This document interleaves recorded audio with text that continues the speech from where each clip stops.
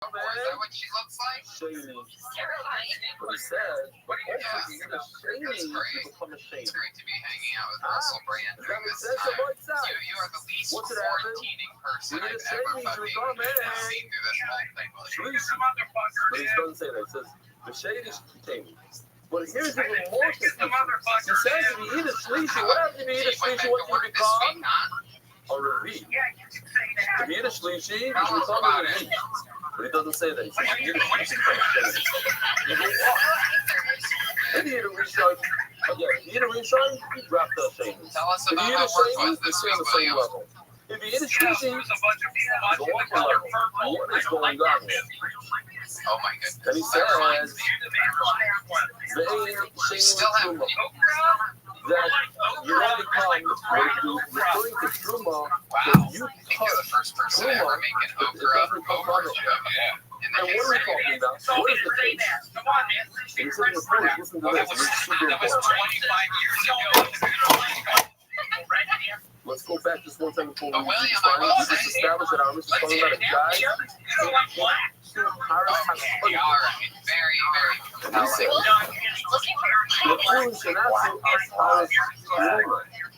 Oh my goodness gracious. William, I love your state defund the police joke. I absolutely love your George Floyd's money is worth more than ever. You have created two amazing George Floyd jokes about this money.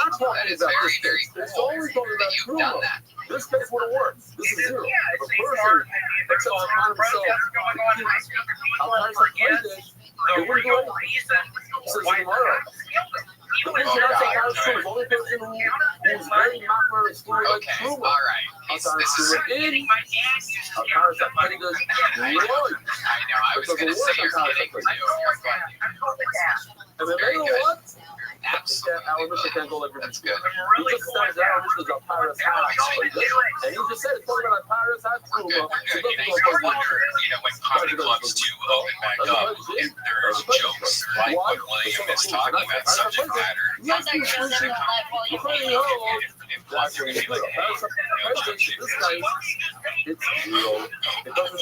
So angry. Your shady hand will not be Talking about people my girlfriend Sarah introduced to the guy I crush on him. How did anybody I does like it? how he looks. Who's going to be so mad? What's happening? I like how that guy looks. What's the unfunny Englishman There's a spraying lot on of you? around him, and they have to be Machmir and Truma, and they're very careful. They don't want to mix up things in their house. Don't touch him, though. What are you saying? There's bad acting school in every country. Oh my goodness. Wow. What you guys thought. That guy's worse than your girlfriend. Yeah, dude. Oh my gosh, funny one. Ask me one simple question. Thank you, Why but you have to say that all this someone is else. not like you're It's incredible how dark it has gotten behind you since we started this phone call a few minutes ago. All right, William Montgomery, with another new submission. Anything else crazy we should know about or talk about? Yeah, what do you like about them? My hands are second. Leonardo, where's your mom? Okay, there you go. William Montgomery, everybody. Thank you, William. According to the show, We love you, William. Whoa, whoa. All right, let's go right into it, ladies and gentlemen. Here's Patrick Fairchild.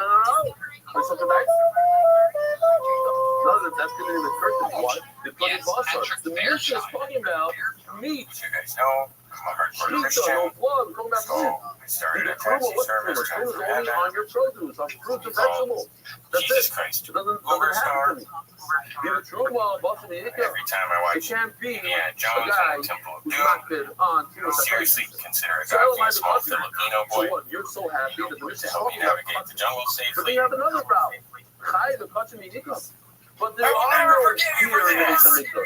So why in the world would a person be mocked on a deer At 9 years old, and say that it's super sensitive, like meat that came up in his bath? But there is no deer in just his a little bath. update. Recently So moved well, to you're right, Tupelo, there's no deer in Mississippi his bath. with But my I Aunt have to be Carol. careful in my house for all meats. Squatting in an abandoned house on Elm Street. She goes and grabs a piece of steak out of the freezer. It's been a Something nightmare. she grabbed the deer steak instead of the buffalo steak. She doesn't see the difference. They look the same. If it's not packaged well, You it guys doesn't think say I should get that's this checked what out? it is. In the freezer, it's not mixed up. In the refrigerator, it's mixed up. So we made a Damn. they're not good on diets. I played this on eating The real William Montgomery. Thank God. and that's why, even Yeah, though it I says that this wanted is to higher, apologize it for all fits the right in. racist stuff I People just will said. not fit. The only meat should be, I'm going to watch them. It's incredible, and yet treat it has them gotten as even something darker that was behind bad. you. Even on meat, the limit of life is red because meat I like this is theory. Yeah. How far do you live from Los Angeles? Would you really like to switch you out? Really fresh prints, no one will notice. Are you really in Mississippi? No, I'm in Lawrenceburg, Georgia. Oh, okay. Instead of All right, that's where you're born and when raised? people that are American, that are Raised, I was to actually treat their fruits, their produce with Canada, food shows, another. they don't confuse that with So are meat. you have You don't dual confuse meat citizenship? and a pickle. I You do. confuse My parents you were doing venison and mission then work. meat. You don't So I was confuse only a there for like pickle 8 years, but I know that. That's Oh, So that's now great. he always on this Great. always You talking should go up there about and have one of those free doctors check out that lesion. No, that's a third different, right? okay, security club. Is that a Yeah, no, it was actually something I did get by a doctor. The spot that I had was just a keloid after getting out of the so it's just how I started. MMA love, your hands are shiny, your hands touch that meat in the refrigerator, the meat becomes sweet. My friends say, Monitor and control systems for broadcast. it can't be really cool, because every single says it's talking about CNN, they knocked it on it like ABC, Truma, ABC, not like everybody, all the equipment they use to send their signals to satellites and stuff we monitor and allow them to I know, I mean, but you should know why. the interface. Wow, give us some of that. I always Yeah. Yeah. Well, we just got bought by a company last year that has a global fiber network. And so a We're lot saying of that it's the established production police has been talking going on about big broadcasting the truth companies is is stories talking basically about Paris. hardware and And software. we said, So oh, he's not so. we did No, the you didn't NFL understand. draft, how they He had all said the fans Steven, from each team from all over the world. They all have one of our boxes in their but house. So it was suddenly pretty a guy cool. cares about it like Incredible. What's your living situation there? Country is much more sensitive than Truma. So I I say own a this, house. Truma guys. So certainly Incredible. How this. far away from civilization are you? How deep in the woods are we talking? He's not excluding. I'm probably He's saying 45 even minutes north of Truma, but Atlanta. certainly Tyson. That's another way to look at it. Yeah? Yeah, so Well, I'm it's too good, short, everybody. Do a little rocking there, actually, for us. Yeah, George, down in Broadway. 45 minutes north of Atlanta. So, like, in your neighborhood, what are the types of different races do you see? This is tomorrow. Human beings. Actually, Well, Can you consider other races human beings? That tomorrow's is. video. It's still tomorrow's video for us. That's it. Of course they do. Unless they're dicks, you know. Just show them hands. But, well, we live in a county that's actually pretty broad. There's a lot of East Indian He people, didn't want to Hispanic speak about people. it. That's the stuff. So a lot of the schools represent. Yeah. Yeah, I know, got it. This hand is still shiny. A lot of the schools represent, like tons and tons of different places, but you get far enough away from the crowds of people, and you get into the country a little bit. How you been surviving this quarantine? You been doing anything special or new hobbies or anything, or just still working in normal life? Well, I just had a baby in the last year, so right now I'm a stay-at-home dad that still works 40 hours a week at my job. Wow, you see that? Someone tell that stay-at-home wife how you do it. Yeah, this guy's working and being a father, and he's a stay-at-home guy. And he's Canadian. Yeah, we don't tell too many people out here that. My kid this is when I said true, everything was true. I said he's a true one. People will turn out sometimes true is But no, I did pick up a couple hobbies that I always wanted to do. I bought an Alaskan chainsaw drill. It's just I cut down a big 8-foot loblolly pine tree in my backyard, and it's a kit that you bolt onto your chainsaw. You can rip your own board, so I can make my own lumber. Oh, badass. You make your own board, Steve? Yeah, I made my own. Excellent. Speaking of chopping down a giant fucking trunk, you can go to BlueChew.com, use the promo code KillTony. How funny is it that he's looking like a lumberjack and he is a What was going on in the They were arguing. Right. I had no intent of doing it. I grew this beard, and all of a sudden I was like, man, I need to chop down some trees and get a diesel truck and start getting Yeah, a lot of people don't know this, but he actually whittled the rocking chair that he's rocking on right now. The whittler. says, the ginger whittler. Wow. What else should we know about you, Patrick? Any other crazy fun facts about Patrick Fairchild? What in the world is Well, going on? I've probably served more jail time than your average white fella. Tell us all about that. You can find in the story we had this a few times in the last 2 days. I went to college at Georgia Southern University, That the and food, the person eating the there's food not a is lot worse to than the do food out itself. there except for The get in tumor of trouble. his body So I was I'm an food. entrepreneur, so I got into the street pharmacy market, mainly horticulture, and I got in trouble with a couple bags of stuff that's totally illegal where you're sitting. Jesus.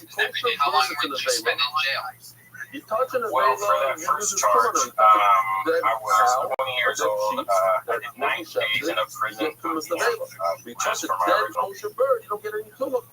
So which was probably like the worst 90 days of my life. But then after that, I got put on 5 years of felony probation and subsequently violated my probation multiple times after that.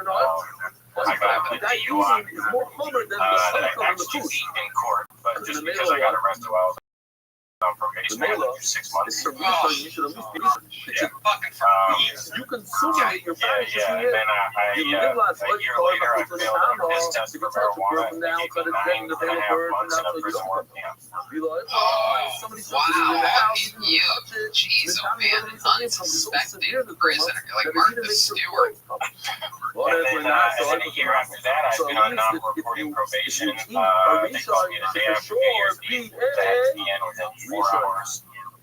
Where they were going to put a warrant for my arrest. I called my brother, who was then an attorney, and said, hey, you're going to need to fire up some paperwork because I'm about to burn the bottom out of this cup. Just a few days ago, didn't even know the cup existed. So I got a better lawyer that time, so I actually got only 7.5 months for that one. But the day I left, my probation ended. I've got to keep my First Amendment rights because I got an attorney every time I violated.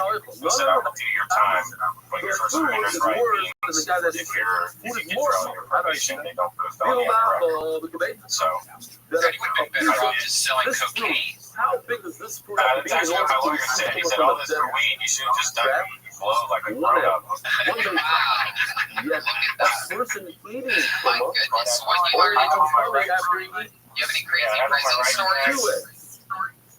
So the Mela one, what do you see? Yeah, I got a lot of them. That the It's hard person to drop the soap and you never is pick it up. less susceptible than food itself. Food itself is one food itself. The person eating it is The funny thing is they had Irish Spring soap in jail, so I always did that, and I thought maybe it'd help me just a little bit. So, but I mean, a lot of fights, man. I was in a work camp, so we were in dorms where there was 60 people in each dorm. I was on the bottom of a triple bunk. So there's a lot of people crammed into one room at one time. So every Friday night, like people that had beef throughout the week, like it was Friday Night Lights. So you got young kids, different gangs, messing with each other, like and then we cook up a bunch of food and sit on the bunks and just bet on people kicking each other's ass. Were you a good fighter? My dad was, he still is a high school wrestling coach, so I never wrestled, but I had plenty of experience getting out of horrible situations. Ridiculous advantage in a street fight. Any wrestling. Yeah, I made fun of my dad a lot when I was younger, but when I got older, I was like, let him know I appreciate it. But, I did a little over 2 years for all of it, and, I got in probably 3 heavy fights. I mean, there were skirmishes, but, it was never really anything that I was doing it was just drop down. sometimes you feel you don't get too connected to people in there, but you feel like there's a situation where you can step in. You gotta. Usually it was a white guy, and I didn't call the white card, but you know, I was 1 out of 4 in a 60-person dorm. So if somebody started getting wailed on, here the kids like, you don't want to help that guy and turn around and look like he's too your ass. So why in the world did you remain a shady? So if people didn't deserve it, I'm trying. Well, it says you can't bring any proof from how many eggs you have to eat in order to I have the right to vote. I own guns. I got my passports. You know, I got a beautiful wife who did. You know, I got a career. So absolutely, you did it. What's the legality of weed now? Etc. But it's not a. It's like, you know, it's down to if you're in the city of Atlanta, you can get like a $25 ticket. But outside of the city where I am, I mean, you know, it's still anything over an ounce. When you said that just drop down the They're talking drop down for the person. Oh my goodness gracious. Well, luckily you're out there in the woods. It doesn't seem like you too many people that are going to bother you out there. So congratulations. What an awesome story of fucking survival. You're one of the most you're the most in-prison Canadian I've ever heard of in my life. Trouble. All of a sudden, me with no facial hair and no hair on my head, I look very much a skinhead, so that was a little difficult to navigate for some. Heck yeah. Well, you got it all now. Now you're a more likable version, the most likable version of William Montgomery. This is like if William got sober, got his life together. Yeah, you need to do like a snare trait with William. Yeah, that's exactly what you need to do. This fruit. The problem is if I hung out with William, we'd probably get into too much trouble to begin with. Redhead kept that fire. That's true. Once they get around each other, it just gets crazy. Please come to a show if you're ever near one of our shows. That'd be great to have you, me and William. For sure. I'm I came out there last year, but it wasn't like I went for work for a couple days out of Fox, but I couldn't get there on a Monday. I had to leave on a Sunday. I saw Jeremiah at the comedy store. I went to the comedy store 2 nights in a row, so I wanted to be there. And it was someone I always wanted to do. So definitely message us and let us know when you're coming next time. We'll set up something fun. Oh yeah, sounds good. I almost put on like a camo jacket and nose jerk, but I didn't want to beat him the whole time. That makes sense. I get it. Sounds like a lot of weight. And that's why I say it's big crocs to fill. All right, there you go, ladies and gentlemen. Patrick Fairchild, great stuff. Yeah, whatever. Yeah, we're flying through. Let's just keep it moving, ladies and gentlemen. It is time for Rob Callaghan. Here's some guy named Rob Callaghan. Now we know that. Let's see this video here for a second. Here's It's Rob. also more artistic than. Well, you understand the Before the pandemic started, I decided I was only going to put the work from now on. I didn't care if it was Friday night. I'm waiting until Monday morning. I'm going to get paid for this shit. That's right, I like to go to work. One day I was using the luxurious handicap stall of the work bathroom, and the only blind guy from my building came in with a seeing eye dog and stood by the stall door. So I hurried up and got out of there as quick as I could, and on my way out I was like, sorry about that. He was like, no problem. So, alright. Took no worse. But it happened again the very next day. He came in, stood by the handicap stall door, and finished up as quick as I could. On my way out, I was like, sorry about that.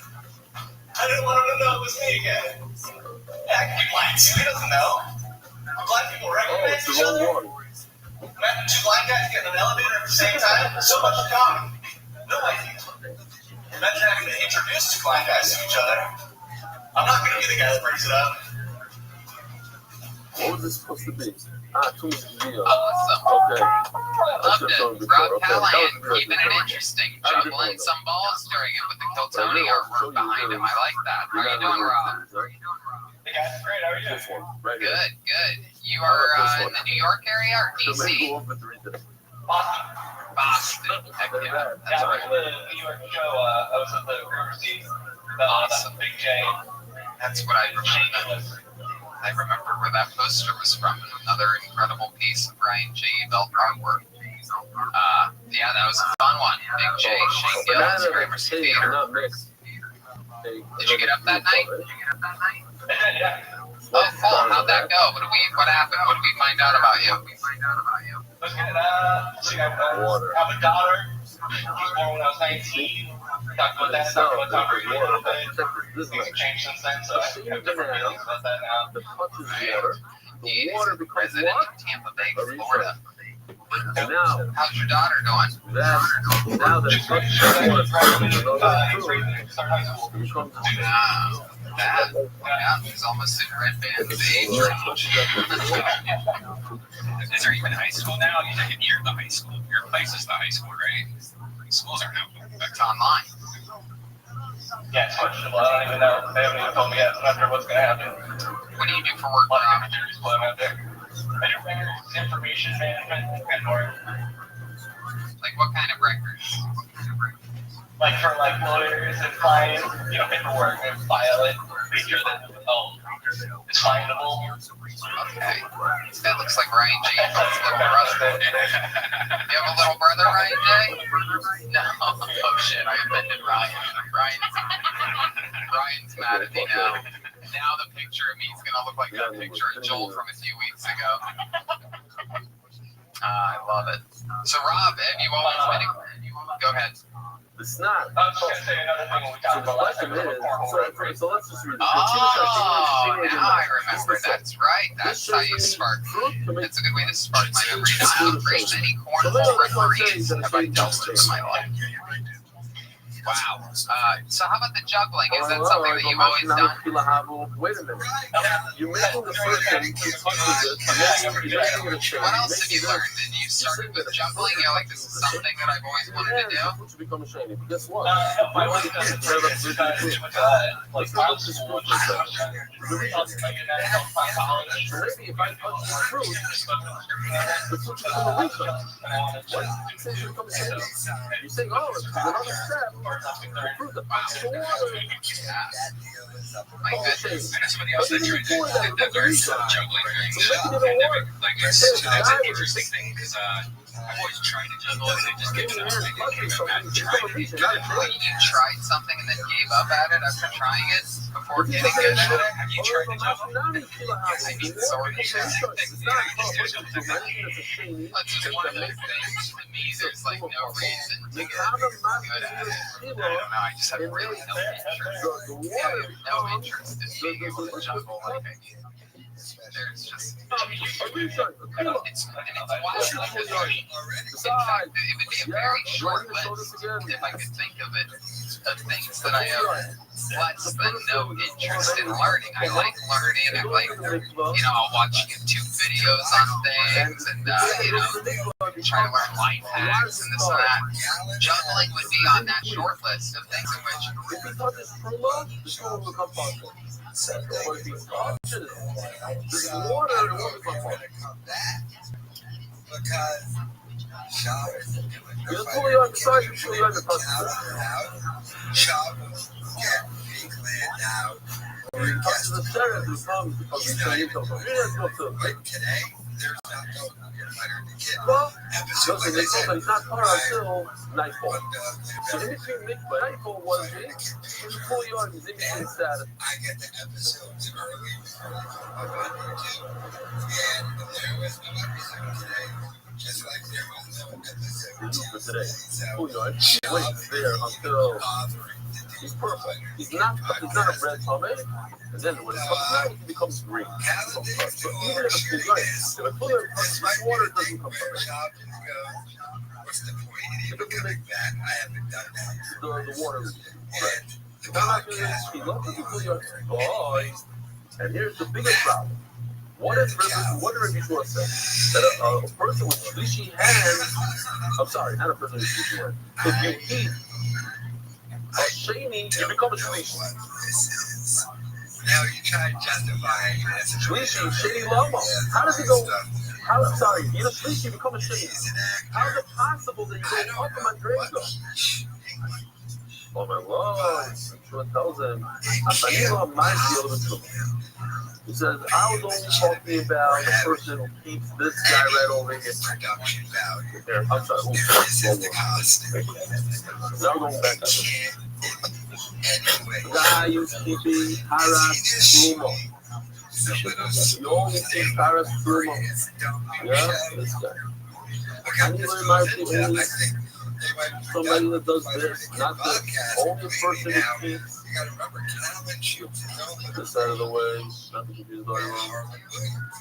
Okay. You have to remember, Callan had to decide. He'd always talk about, That was, when did I and he had to say say that where a speech jumps up to a thing when a person is washing all his food in his house on the highest level of Truma? Not Kodesh. Truma only. Why is that? And I'm going to give you the reason. It's the Harotzo. Truma needs. Takes a lot crazy.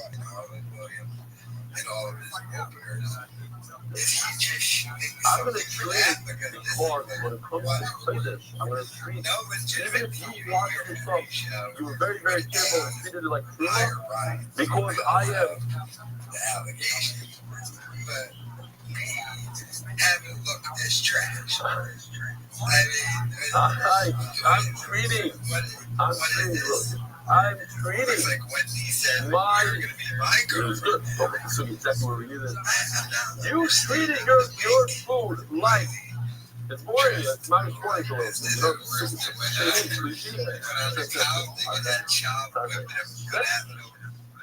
so listen to this.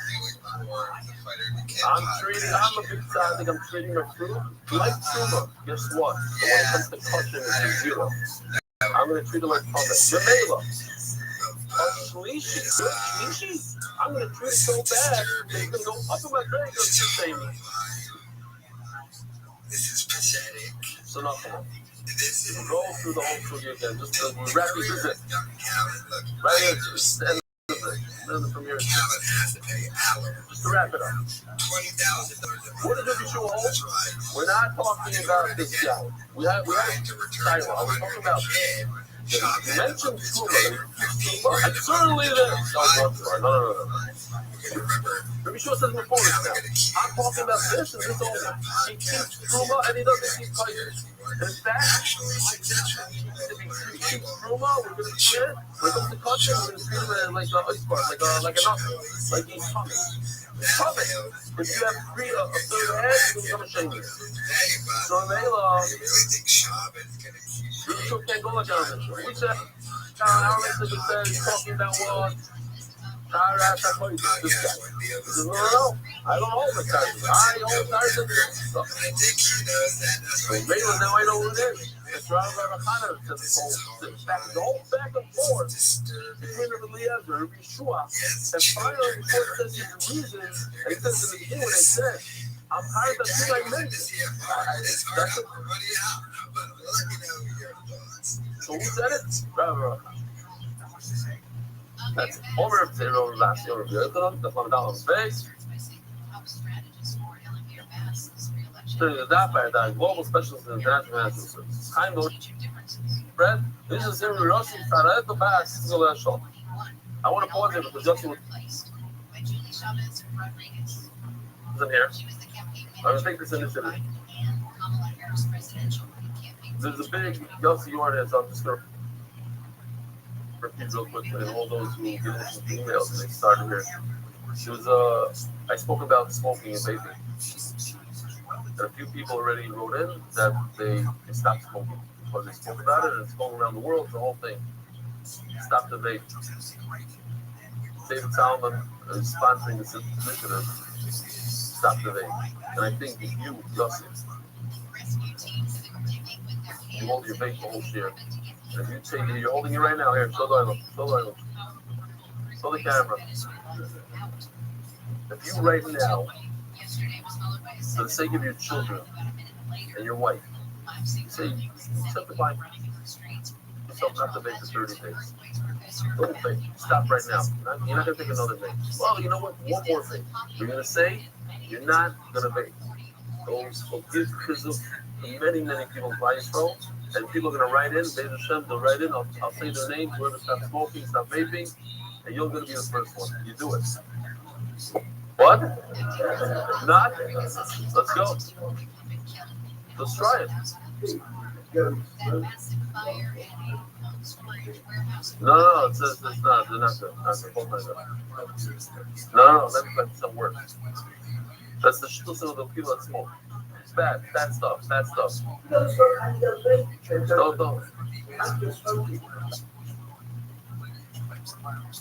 I mean, Come on, I do not get Yeah, do it. literally a flying thump. Yeah.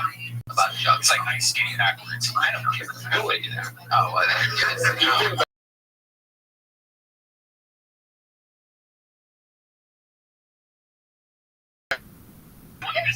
Okay.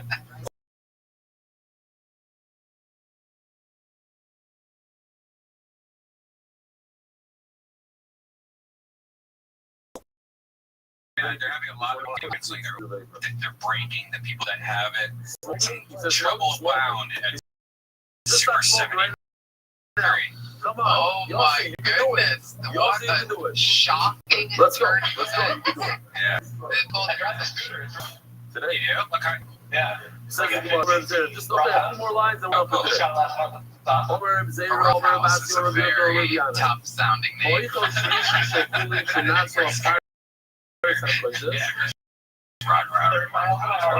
Does it make a noise? Let's see where he fits in. What does it sound like? At least you should pull it. Person beats Really?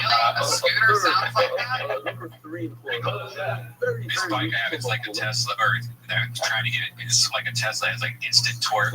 So it's only supposed to go 20 miles an hour because that's legal, like street legal. But there's like a little way to hack it, so it goes really fast. Rob, has anybody ever told you that you look like an angry white woman with a beard? It's like a hairy Karen. A Karen. Have you ever called the police on somebody doing something? That's the question. No, you're thinking of that lady. Shady look quite Oh, you've only seen one video. Wow, look at that. He's a hard worker indeed, raising his kid out there working, doing it all. You do look like you could snap at any minute. What makes you angry? Sorry. Only Right now, Yeah. It's this side. Is there anything My that left. we- You're right. Not Is there anything that we would be it's like surprised this. It's the Truma. that it makes you angry for some Just reason? telling A you, pet peeve of yours? Oh, that's Truma. I wish I thought about this more beforehand, but Slow. I mean, when So I'm on the this is the team, person when that we're had on the training here in Boston, people that wear their backpacks, When I said, I've been able to train for a long time since I got the scooter. It's not a very fun answer, but that does just me out. People that wear backpacks. Yeah, So crowded. people that cross their legs, and people that cross their legs, I just want to go like fucking comfortable. Oh, really? Let me But I back don't. You don't want them to cross their legs. It's even Truma. The two of them. No, It doesn't matter which one. It's even Truma. Okay, if it's Truma's the most welcome to aggressive another one. episode of White Juggler It's less Problems. susceptible to people. Of course, the Rob's guy now like, that the highest level of vision starts to pour why out. can't you just carry the things in your arms? Says the Gemara, or I don't know, maybe that was wrong with I feel like you have like a hobby, like you have something that you collect, like either You comic books or you're into Warcraft or Yes, Star I love that you think that you're on to some amazing I see him doing cosplay in Star Wars. He says before it's only Truma, I not actually like Star Wars. I'm one of the few. So then what he said, one man on said that he said like that, the other man on said he didn't say those words. I'm right, Nino. We can continue for right now. Let's just continue. Promote my YouTube live stream with my birthday videos, but I actually live on the camera on my birthday. Wow. He treated Yeah, me Gage told me before the show that there was going to be someone really nerdy on this. So his I body can't wait to see what it is. Is it live right now? Yeah, Rob Callahan on YouTube. It's not a lot of YouTube, but it doesn't get off Truma anymore. I want to see this. So you just keep this on all the time, and you're just wasting your internet upload speed for a bird feeder. Shiny, he becomes Yeah, a shiny pretty much. shiny Truma.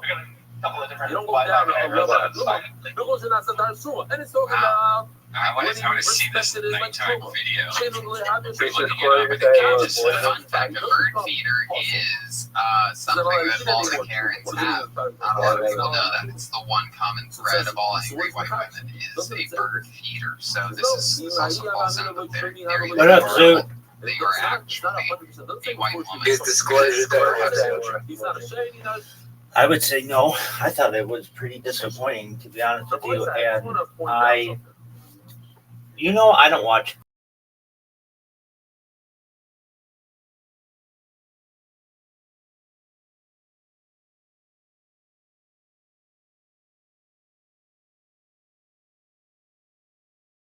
podcast today, and I had the discussion with the woman yesterday, and I think that she may want to discuss it today. And I was on a podcast on Monday, and people were discussing it, and I hadn't had it, and I hadn't seen it. And, I found like talking about UFO disclosure. Well, then the movie Disclosure Day is an important thing to watch. So I started watching it the other day, and then I couldn't really get through it. I was too tired. And then I just rewatched it yesterday. So I've seen it in some ways like a couple times. Not the whole thing a couple times. The whole thing just once.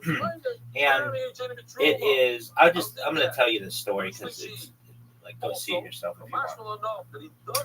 It's this strange start where it starts in like a World Wrestling Federation, a World Wrestling Entertainment ring, where these guys are fighting, and there's this random audience member who just like is there watching the match, and somebody like steals his backpack and pulls a gun on him, and they're like, "Give us what's in the backpack," and he's like, "No," and they're like, "Yes." And then they take it. Then they basically like there's this strange scene where he's interrogated or something, and his like girlfriend's there. You can tell there's like a lame love story. And then there's the Emily Blunt character, who I think she does a really good job. She's smoking hot, and she speaks like her English, or she's a British actress, but you can't tell that she's British. Her English and her American English is flawless. And she basically is this person who is like greeted by like this bird, and she immediately can speak Russian. When this kind of stuff happens, Zoot, I don't like it in the movie because it's not like super realistic to me. Like that an animal will come in and allow you to speak a different language. But anyway, she's there with her boyfriend or husband or something, and she's a meteorologist. So then the story is just like people chasing the guy from the wrestling thing, and it's really like another hour of just bland, boring, nothing really happens. And then there's this like gift that the Emily Blunt character has, where she can like let's say you were to walk up to someone, or she walks up to someone, when they look at her, she can like tell them all kinds of secret stuff about their life that they don't know. Like, I know that you have a daughter, and I know that your wife really likes red velvet cupcakes. Why don't you get some of those on the way home, and with pink sprinkles or purple sprinkles? They'll really like them. And then the cop just, like the person watching her, they just let her go. She like has this weird, but they don't really explain like the movie. I feel is very poorly explained. So then towards the end of the movie, literally this movie's like 2 hours and 20 minutes or something, and they don't talk about aliens aside from one time. Until the last 2 hours, or until the last 20 minutes, I should say. Like, they don't really talk about aliens. You're thinking, like, Disclosure Day, there's going to be a mothership. They're going to be talking, just for a moment, Zoot. I think I just cut out. Zoot, can you hear me? Betsy Freeman, who I finally met in Morocco. Zoot, just for a moment. I skipped some words. Please use this traveling tourist. Zoot, can you hear me? Apologies, I just cut out. Can you hear me? Oh. I can hear you now. Sorry, you just Yeah, I know. connected our mic. No, I did. Okay, so there's basically like this for the movie's 2 hours and 20 minutes, and for the first 2 hours they mention aliens once. And for it to be a movie about disclosure, you would expect it to be like about alien disclosure or more. It was really like about these gifts that these people were given somehow by aliens or something. So the last 20 minutes is about disclosure. So this woman is like she's a meteorologist who's also trying to be like an anchor on the television as well. So she has access to the news desk. And when like people try to stop her from going to the news desk, she can just like speak different languages to them. Like, where did she get this ability? From the bird that gave it to her, or some animal? No one really. It's not really well explained. So then, she basically gets on the camera. And she's like, I'm gonna do this. I'm gonna tell the world about aliens or whatever. And everybody's like, there are some people who come in and are like, no, don't do it. And they're like, shut down like the generator and the backup generator. And somehow this is the thing that doesn't make sense to me. She has some kind of power. There's like all kinds of supernatural stuff that I don't like about it. She has this power that can turn the lights back on and everything. So anyway, she goes and she looks into the camera and she's like, basically like, we're not alone. Aliens are here. Extraterrestrials have been here for a long time. It goes back to some program in the 70s, which is fake. But anyway, it's just for the movie or whatever. And she started talking about it. And then in the last like 5 minutes, there is an alien that lands and comes into like the sound stage or whatever, the movie set. And it's like an alien that's like pushed in like a wheelchair, and it looks like an alien grade, but it's bigger. It's like maybe 7 feet tall or something. And then it whispers something into some guy's ear, and then the guy tells Emily Blunt's character, and Emily Blunt gets in front of the camera and then says the word listen, and then the movie goes black. So it tells me that, oh, this is just part 1 of like maybe a 3-part movie or something, but it was highly disappointing. I would say to Steven Spielberg, dog, you put out Jurassic Park, you put out E.T., you put out Close Encounters of the Third Kind, you put out Catch Me If You Can. You put out a lot of bangers, dog. You just mentioned 2 alien movies that you already made, and he's made War of the Worlds. He didn't make War of the Worlds. He didn't know it. Alien movie, no way. Well, so that's not even an alien movie. Yeah, so he makes bangers, and this movie was just like incredibly disappointing.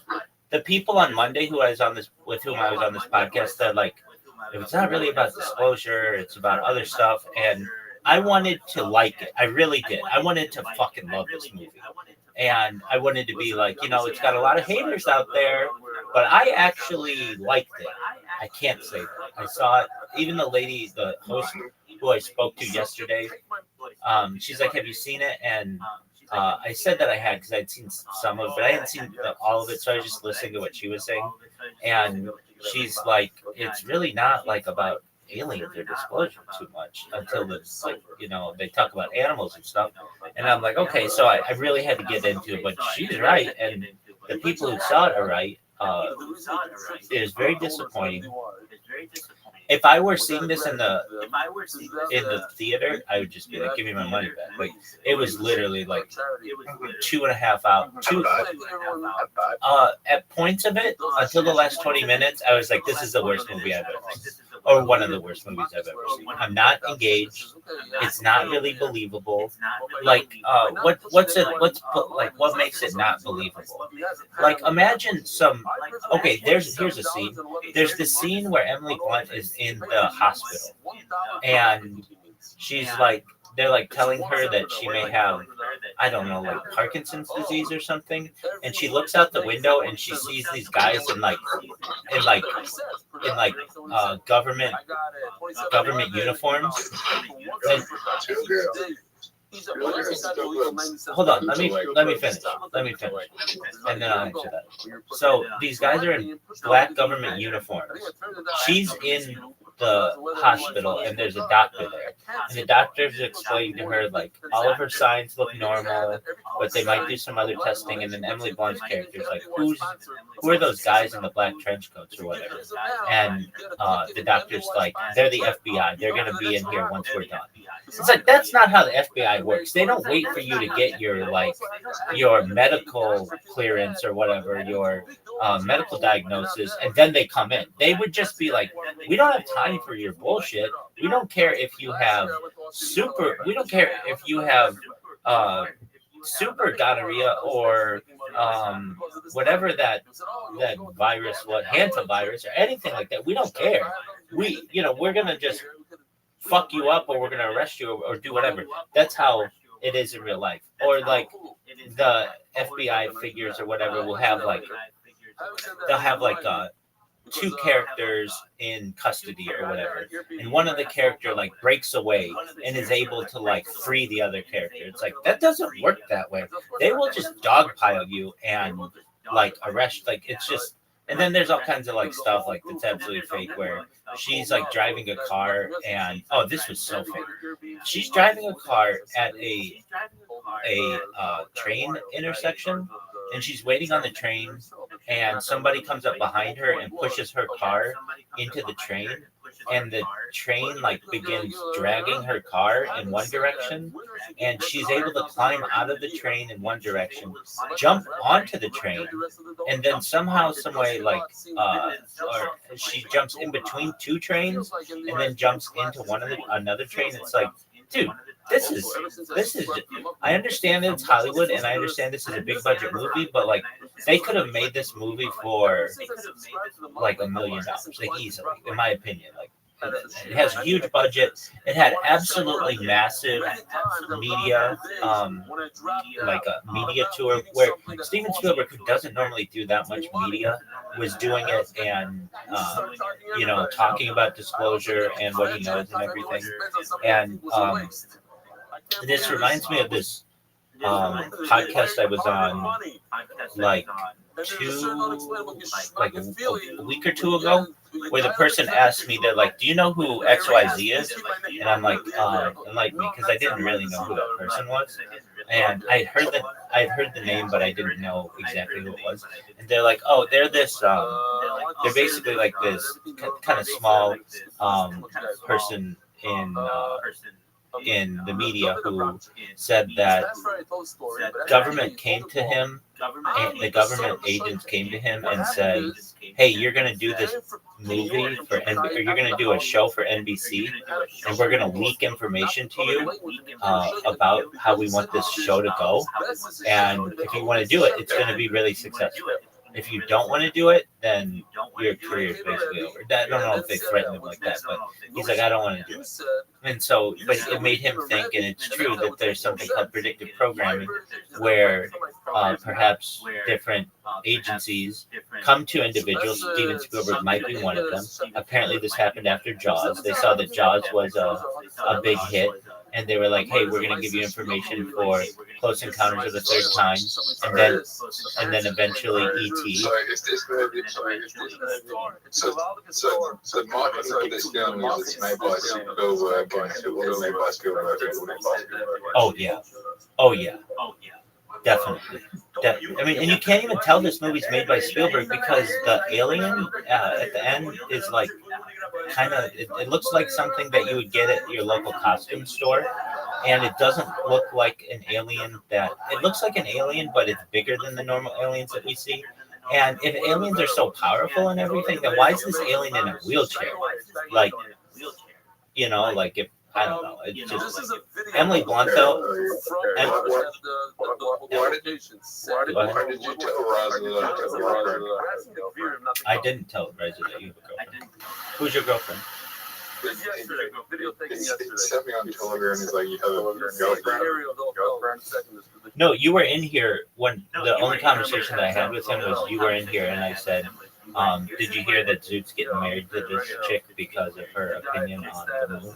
That's all. But you were in here. I did not, in a subsequent discussion with him, say Zoot's really interested in this chick, or he. No. Zoot, I know your life. You go from girl to girl to girl, like once every month, and that's cool. You're like a serial crime. Yeah, you do, dude. You absolutely do. You had the. I can name like 6 girls who Oh yeah, how was that? Better than maybe the oldest movie. I'm sure. What was the name of the movie? 7 Sacrifices. And it was good or no? Yeah, it's about like a screenwriter who's like writing plays about psychopaths. He has these psychopaths in real life, but he's like writing a movie about like these psychopaths in real life. And everyone's a psychopath. Okay. He's here in the morning. He learns the doctor. And then it's funny moments. It's funny moments. Phenomenal job. It's like a thriller comedy. It was made in 2012, so 14 years ago. Did she watch your movie? That's Colin Farrell. She will. She will. Okay, cool. You make a good point.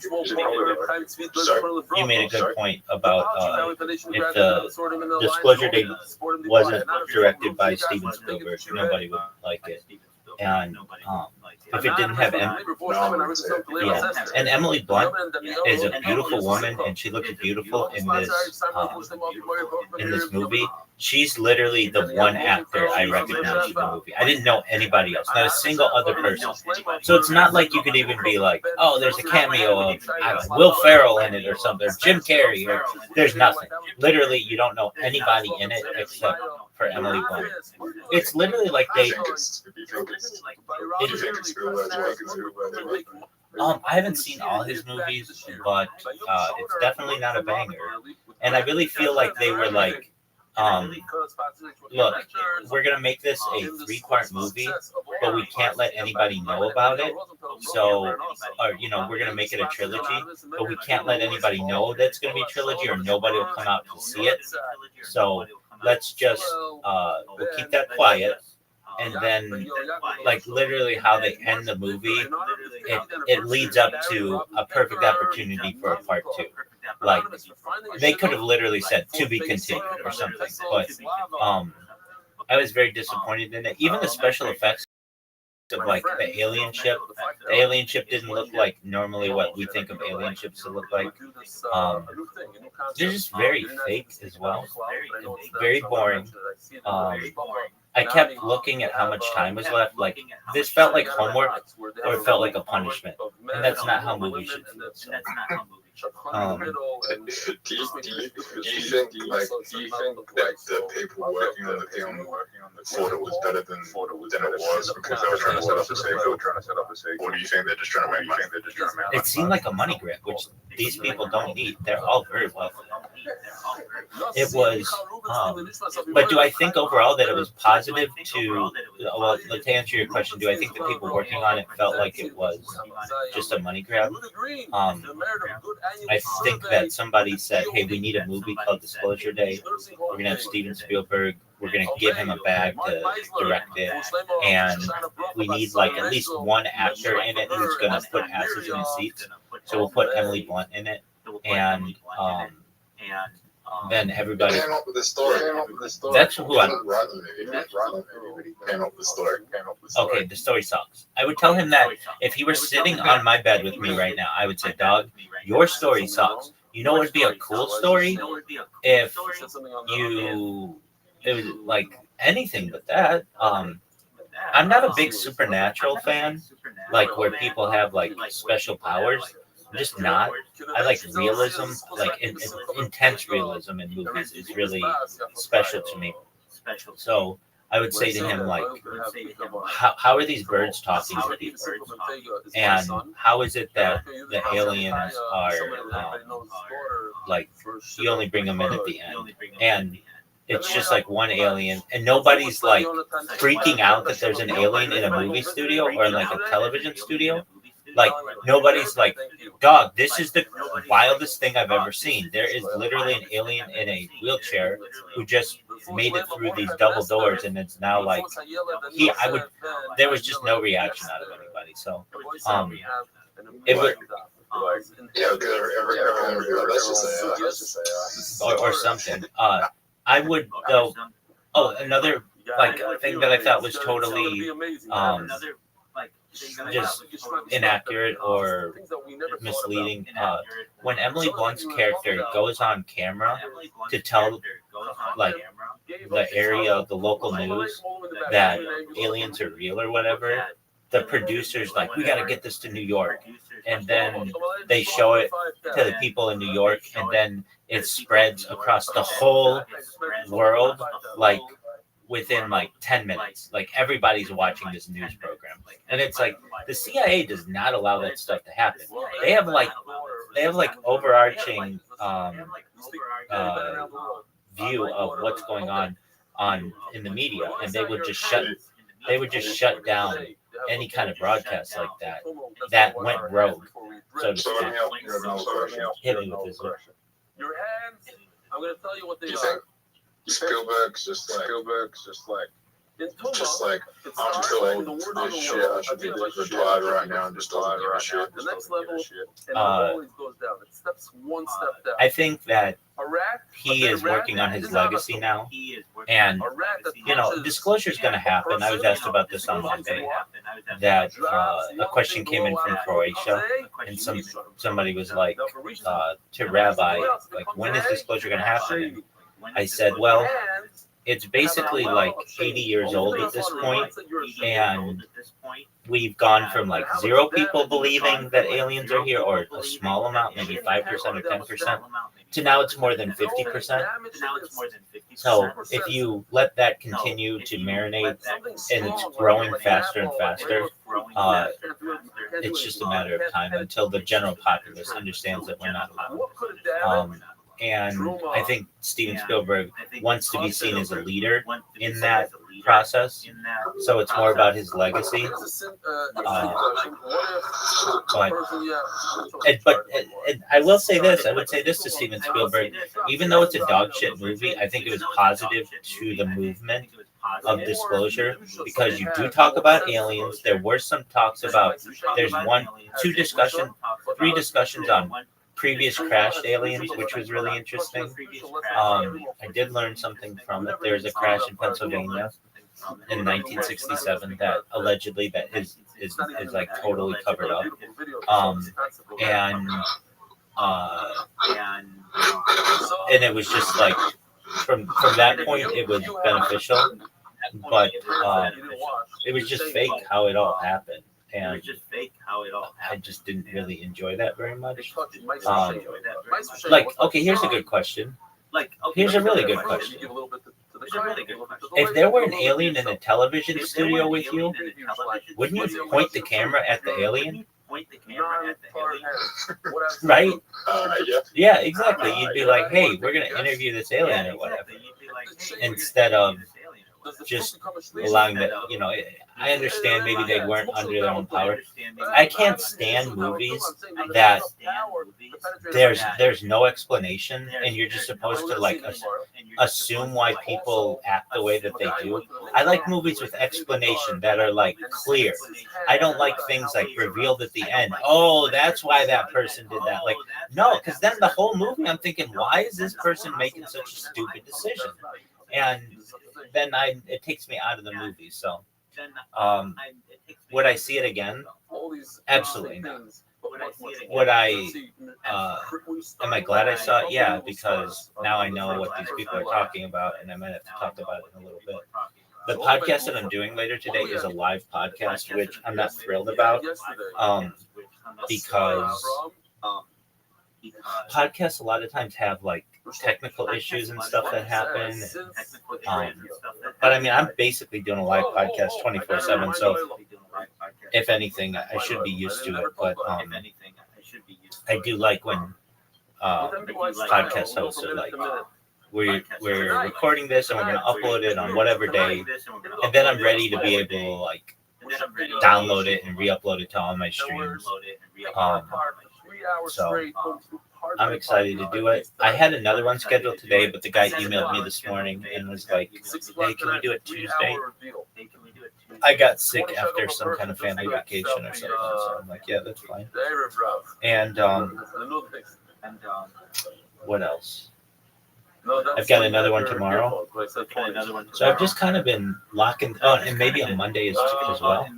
So my schedule is one today, Friday, one Monday, one Tuesday, for right now, and then I got some lined up for July as well. But this is what I do, and I think it's a good strategy. Oh, the one that I have today, though, if the woman let me, I could talk for 20 hours on this stuff. It's like, well, how do you know how much you can talk about? I spent like 10 hours yesterday just putting documents together and talking points about them.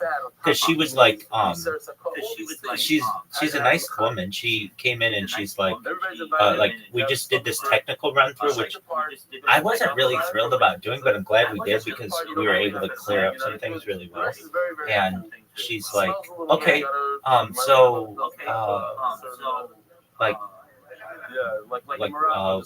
we talk about like the Nephilim? And I'm like, yeah, sure. And then we're like the Anunnaki, and I'm like, yeah, sure. And then she's like, what about SSP? And I hate when people use acronyms that are not everybody uses. And I'm like, and she's like, secret space program. Exactly. I'm like, and she's like, secret space program. I'm like, oh yeah, sure. And then she's like, okay, can we talk about the moon? You know, I can talk about the moon for hours, dog. Yeah. And then she's like, and then you said something, and then she like went through my. So that was like some X, I told you, okay, maybe, but this is just secret space program. And then I'm like, but I'd like to talk about my project too and futurology. She's like, oh yeah, sure. Well, each one of those discussions can be like 30 minutes to an hour at least. And so we've got 2 hours scheduled, but I told her I can go as long as necessary, which is now true. I didn't realize I had another podcast scheduled, but it got delayed. It got rescheduled, so I can go all day today if she needs. And she, like, if I'm on a podcast, the way that I like to be on a podcast, and this is just different than some people, but let me do my introduction and then just let me talk. Let me go. If you want it to be a conversation, that's okay. But then I can't get any momentum going and can't get into the details and the topics. At the end of each section, if you have a question, let's do it. Let's go through it. I'll answer everything that you can, and anything that we can't answer, we're going to look up. We're going to get the right answer to as accurate as possible. But what is difficult is when I'm doing a podcast and I'm talking, and then I keep getting interrupted just for whatever reason. But I've got to say, the podcast hosts who I've done with whom I've done a podcast, I haven't had one of them that I felt like did not let me go to certain stuff. So that's good. All right, did you do stand up on Wednesday? Yeah, how did it go? I was just testing stuff. I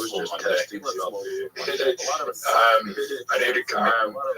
People were like, "Oh, you need to commit to like what you were saying." I was like, "This is going to be too controversial for me to say," and I said that on stage. I was talking about like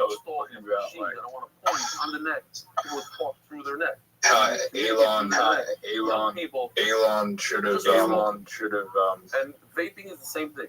He said that he wasn't a Nazi. Okay. because he wasn't funded by that.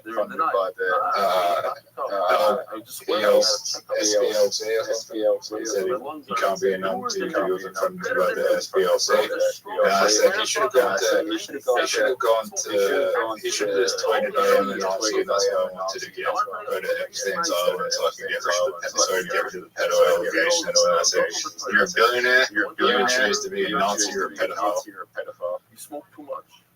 Okay. The lungs are gone. 30 days max. That's all. And I bet nobody laughed at it. No, people laughed at that one. And then I said,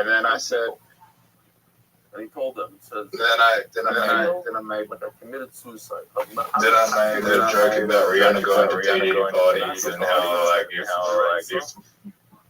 if Chris, if you found out I don't blame Chris Brown if I found out his girlfriend was going to Diddy parties. Oh, man, you're swinging and missing here, dog.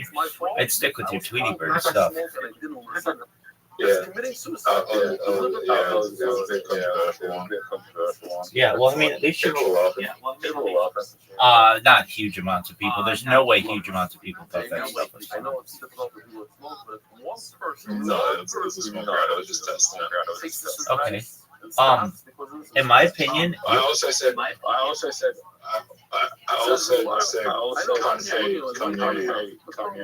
also mentioned Kanye jokes about how the Nazi allegations did hurt his career. dog, do you have? You gotta have some other jokes. You go to the same barrel of the same like 3 topics. Your Tweety Bird joke, dog, you always talk about Kanye. And you always talk about Epstein. The lung is connected to the trachea, to the breathing tube. I'll blame the iron lung, but if somebody Since the Tweety Bird one is, in my opinion, your best joke that I've heard you say, because it's funny. It's a little more innocent than any of your other stuff. All your other stuff is just so. You take such big risks, and I'm not saying it's not good to take risks as a comedian, but like the risks have to have payoff. And I think that if you're able as a comedian, look, if you have 100 people in a room, you want to make 90 of them laugh, as opposed to 10 of them laugh. That's just about being a comedian. Now, I know you, on the other hand, are like, I'd rather make 10 people really think about it and really laugh hard and love me as a comic than 90% of people. That's cool, but that's not how successful comics work. Successful comics recognize if I can make 50% of the crowd laugh with this joke, it's a winner. If not 50% laugh, then it's a loser. I was just at the end of the day, it was that Wednesday night and the small crowd is just progressing. I don't give a shit about TV. Monday nights, I take my seriously. Let me ask you this. I'm going to challenge you. I want you to come up with a joke on these topics. And so maybe if I give you something, like just as a challenge, I want you to come up with a joke, 3 different jokes by the next time you come in here. You can do it. You make jokes really quickly. A joke on Mickey Mouse, but it can't be anything sexual or violent or anything like that. Just something creative on Mickey Mouse. It could be on his name. It could be on his yellow shoes. It could be on the fact that he used to be drawn with a tail, but he's no longer drawn with a tail, and nobody talks about what happened to Mickey Mouse's tail or whatever. So Mickey Mouse is one of them. He used to, but then they removed it, and nobody talks about it. So you could have a joke about that. Why doesn't anybody talk about Mickey Mouse's tail? This is like a big event.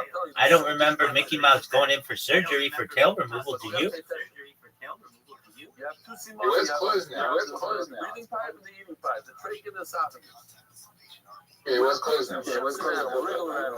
Okay, so then nobody talks about having Mickey Mouse be naked, and at what point did he decide to go from this nudist lifestyle to a clothed lifestyle? Like, that's a funny thing. Another funny thing is Mickey Mouse wears pants with 2 large white circles on them. And he also Like, allows you to eat it. who's Mickey Mouse's stylist? Who thought, Mickey, the red pants are great, but what would really make these look even better is if we put two large vertical ovals on them. 50% of the That's funny. I'm on the way. If a cow was eating the thing, I could eat it. No tuma. But all of a But sudden, in slow motion, you come up with your own stuff. I want one on Mickey Mouse. I want one on just dogs in any way. Just you have a dog, you observe dog behavior, canine behavior all the time, and I want one on the weather. Those three things. Do you think you could do it by the next time you come in here? This animal has a punctured kishka. Yeah. Excellent. And these are jokes that have to be PG-13. So it can't be like because I'm challenging Is this you. a word, right? What'd you say? The first simon. Why do you never see Eskimos on holidays? One and two don't go together. That's the Gemara Shiloh. You hear this? I don't know, Zoot. Why don't you ever see Eskimos on holidays? Nikbu b'nei ma'ayin. The kishka got punctured and the animal was raped. You ever seen an Eskimo and like what are they wear? Do they like have some when they get the summer? That's a great joke, Zoot. That's a great joke. Where do they store it? Do they have a special part of the igloo or hut, yurt, or whatever that is just for filled with Hawaiian shirts and Bahama shorts or whatever, Bermuda shorts? How do they schedule it? Like, is there an indigenous travel agency? And do you think they ever just go to other cold places, or do you think they always go to warm places? Always a fascinating subject. When a cow has a fetus inside. That's a good joke, though. And what do they wear on What does an Eskimo wear on vacation? I spared you the pictures. Or Inuit, or Yupik. Real pictures of them opening. That's a funny joke. Now that's cute, and it's innocent, and it's funny, and it's not really long, and doesn't involve the worst parts of the world. People go to comedy generally to forget about all the bad shit that's going on in the world. And if you can bring an idea into their head, like, where do these people go on vacation? That's really funny. So how long do you want to shut the baby? You can take a bat, hit it over the head, and eat it. Because the shechita of the mother covers the baby. What if there are other things that you can make a whole story out of it. Like, what do they eat on vacation? Do you think they go and look at people who are eating fish and are like, oh, you think that's how you eat fish? Or do you think they really enjoy cotton candy and candy apples or whatever? Like, it's a good question. What if it extends its foot in between the two simanim? Or is a vacation for them going to like southern Canada or like southern Russia? Like anything more than that is extreme heat to them. Now they're different. Before we said it accomplishes two things versus one thing, so maybe they don't combine. Another funny joke would be How many Eskimos are there in the world? enough, like tens of thousands. Another one would be, I have a proposal for a television show. It's called Eskimo Wife Swap. Can you imagine somebody living in a suburban house has to go live in an igloo, and someone who's living in an igloo has to go live in a suburban house, and then they could just, when the person comes back, they'd be like, do you know there's a thing called eat? Like, I'm just pissed off at them. And I know anybody's watching this, not like they're Yupik and Inuit people, and I know that not everybody lives in an igloo, and I know that not everybody, you have like electricity to some extent, but it's just kind of a funny premise. Even though it stuck his hand out afterward. That's a really funny premise, dude. It would be called, you know how they have like extreme makeover? Well, why don't they have extreme wife swap? Where you take someone from a tribal village in Africa and someone in an Eskimo igloo and switch them. Like this wouldn't be like, oh, we're gonna switch like you who lives in this suburb with you who lives in this suburb. Anybody can do that. This is extreme. It's funny. We take an Aboriginal family and swap them with this family who lives in a teepee. One question: Can this animal have? That's a really funny premise. It's got a good name: Extreme Wife Swap. This animal is 100% off the team. Why is it off the team, Rabbi Rothschild?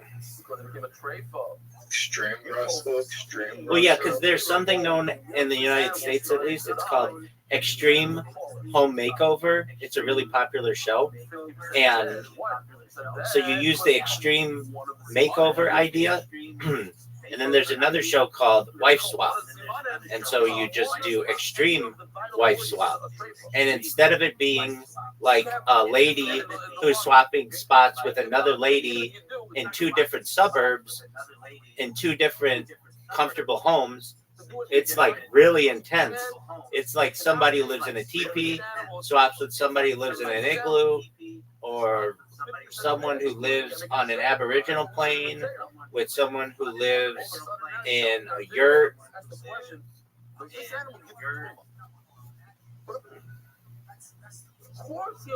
It's a really funny premise. I'm not saying it's the funniest joke in the world, but it's funny. There's a lot you can do with that premise. And if they really did make that a show, I think it'd be super popular. People would love that.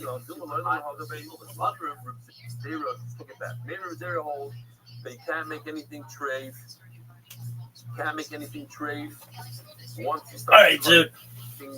I've got to prepare for this podcast. So you come up with a joke on Mickey Mouse, the weather, and dogs. Can you do that? It's got to be PG-13. They don't have to be PG. They don't have to be G. They can be a little naughty, but nothing too wild. Okay, you think you can do that? Yeah. Okay, and you come back tonight and you let me know what you came up with, and we'll hear it. But I want to pause for a second.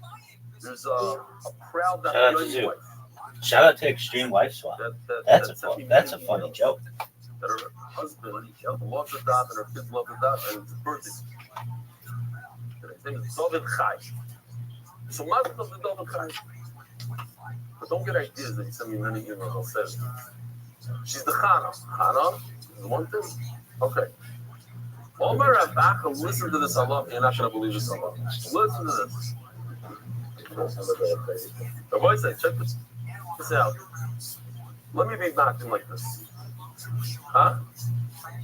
That's what the last thing is? Guess what? No. It's not gold. No. No, guy from America. Double Chai, yeah. Double Chai. Seriously. It's another. It's not Double Chai gold. No. Yeah. I said his kid. He's all out. I mean, how old is Double Chai's kid? 4, yeah. No. Check this out. If a person surgically goes into an animal and detaches its kidney while it's alive, can you eat this kidney? Right now, do you eat the kidney? No, what is that called? Every place is let's say you left the kidney in the body, in the cow, and then you shut the cow.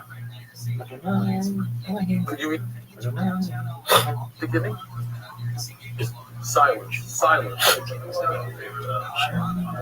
But it's detached. Huh? Shechita doesn't help her. Once something is Abram and a Chai, it's Abram and a Chai forever. So you detach a kidney inside a living animal, and then you shecht it. I got you guys. You see? I'm telling you, it's the gishmak stuff today. So I have a question for you. Now let's take the same exact thing. Talk about the kishka. Mamish kishka. People used to make kishka from the real kishka. Now in every it's usher. If anybody wants, I found out a guy in Bay, 2 people, they sell it in black market. I'm not joking. Wherever they sell it. If anybody's interested, I don't know the number, but we can find out. They said they made it illegal. It's dangerous. It's whatever. I don't know. Something. It's too much something. I know that it's dirty. It's just not healthy or something. Fine. Rashi and Shabbos. That's what I asked the Belzer. Yeah, Rashi's that Kufman Beis and Shabbos. I didn't check it out. You guys check it out. He says it's muktzah. I was on the phone with Noam yesterday. We asked him what's the source, because Noam said that the sound of the. So Noam was all frustrated because I said it's the voice, and he remembers as a thing. We called it Renachman in the senses. He told us in seconds. Shabbos that's Pezayim, Krisos the Vav, and no, but it's a Rashi. The reason why we couldn't find it is because Rashi in Shabbos and that Pezayim doesn't stop. Over there, Rashi says that the sound is good. Increases this. No, I'm almost fell off his chair. I have it every day. What? I'm in office. And we saw those, we knew the 2 because we looked that up before, so we knew 2 dapim, but we didn't see the he knew something from somewhere. It was a Rashi, not a Gemara. Rashi and Shabbos. So in seconds.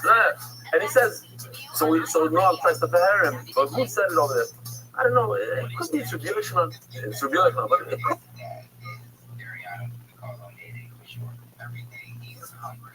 But he doesn't need the anyway. So he tells me that Rashi in Shabbos Daf Kufman Beis says that it's muktzah.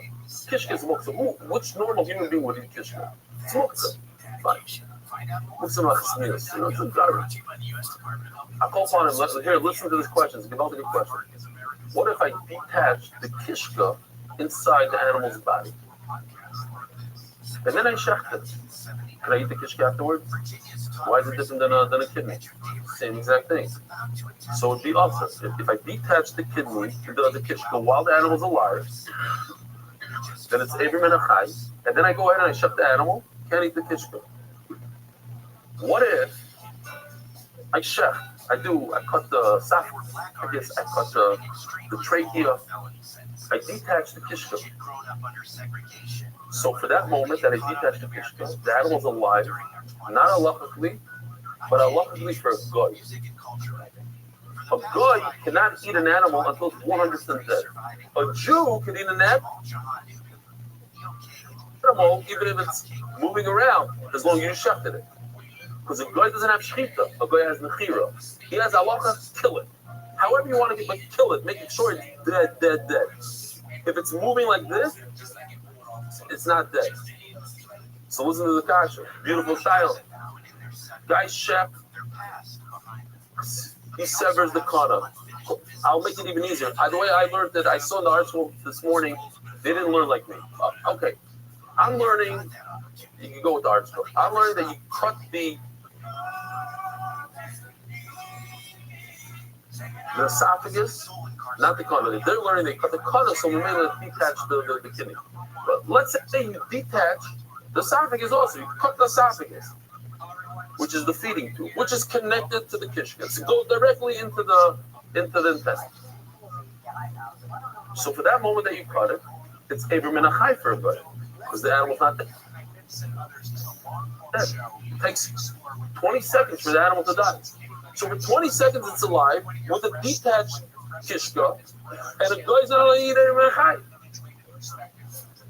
Then it died. It's too late. You have a kishka that was Abram in a high for 1 minute. It's Abram in a high for the rest of its existence. So it comes out that a guy cannot eat kishka ever if you shut it.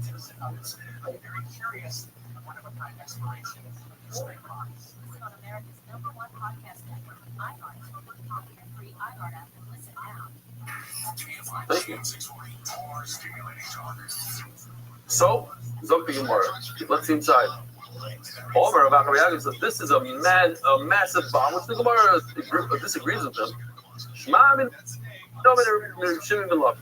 From this halacha that you cut the trachea, you put it into a basket, it's as if it's outside of the body.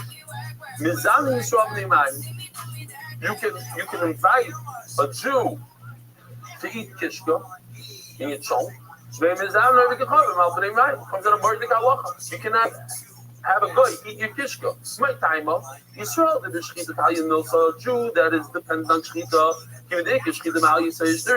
Once he did a great shechita, even if the animal is still alive the next 10 minutes, it's mutter right now.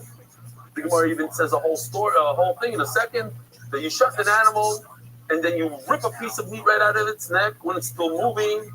And you eat it, it's as if you ate Ever Menachai, but it's not Ever Menachai. It's alive, but it's not alive. Allah is with. But a guy that only works with killing it, it doesn't depend on shechita, but it depends on the death of the animal. So how do you Ever Menachai? This kishka is Ever Menachai. Check it out. We have a little bit of a video here. It's a little bit on the edge. It's one of these videos that I would have advised them not to do the ending, but it just gives an opportunity for people to vent and to send emails. Here we go. 20 years, I have eaten the world's top restaurants. Nothing excites me more until about a certain child cooking all night somewhere in Israel. His name Salman. I took the first flight from but he seemed to calmly stand back one bite and the whole world opened. The hour of my dream Kaiser. 5 stars without a second threat.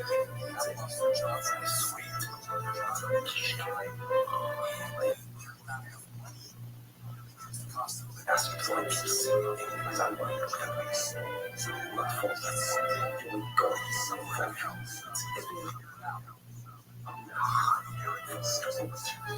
No one dares to fix it.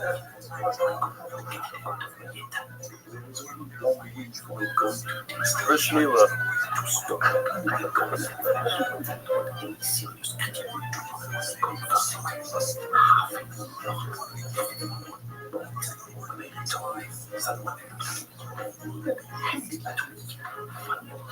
Don't just have any emotions.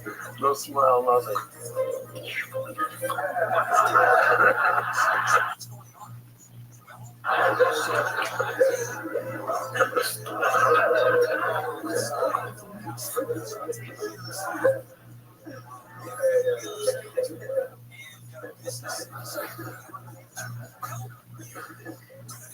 I'm the edge over there. Okay. Two things. The bris. There's a lot of nuances. Everybody knows the guy here in the show with the toothpick. He does you a favor that he sells you the chomp. No, nothing.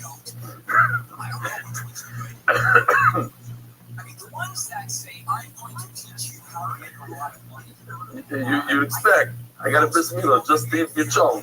Something. Give me a smile though.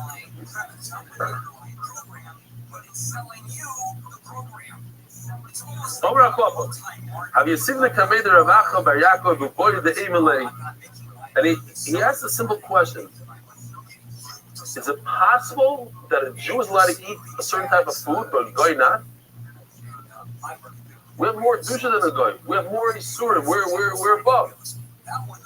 How is it possible? Uboy the Emelei, I wanted to say, make immediately Yisrael Shar the way to Gehal Mashal. Where is this such a thing? But and I didn't say anything to him. Why? He knows Taibakomar. He used logic. How am I going to fight logic with a question? However, at the end of the day, this kishka thing doesn't work.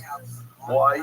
It says the person desires to taste the taste of meat, of a live animal. Why would he want to do it? Because the doctors told him it's really healthy. So what should he do? As he's shechting, Now the neck is wide open. Grab a piece real quick. The animal's still alive. It's still running around. Rinse it off. Salt it real quickly. And eat it. Oh, and now that you eat it, you tasted the taste of Abraham and Achai. Is that mutter for a guy or not? Rabbi, is that mutter for a guy? According to Rav Acha, it's not okay. Why? Because the animal's still alive. So it's Abraham and Achai. But for a Jew, it's okay. So why? Because it's a shechita. And what does it say over here that it's okay for a guy? So since it says it's okay for a guy, so we have a contradiction to Rav Acha. All right, so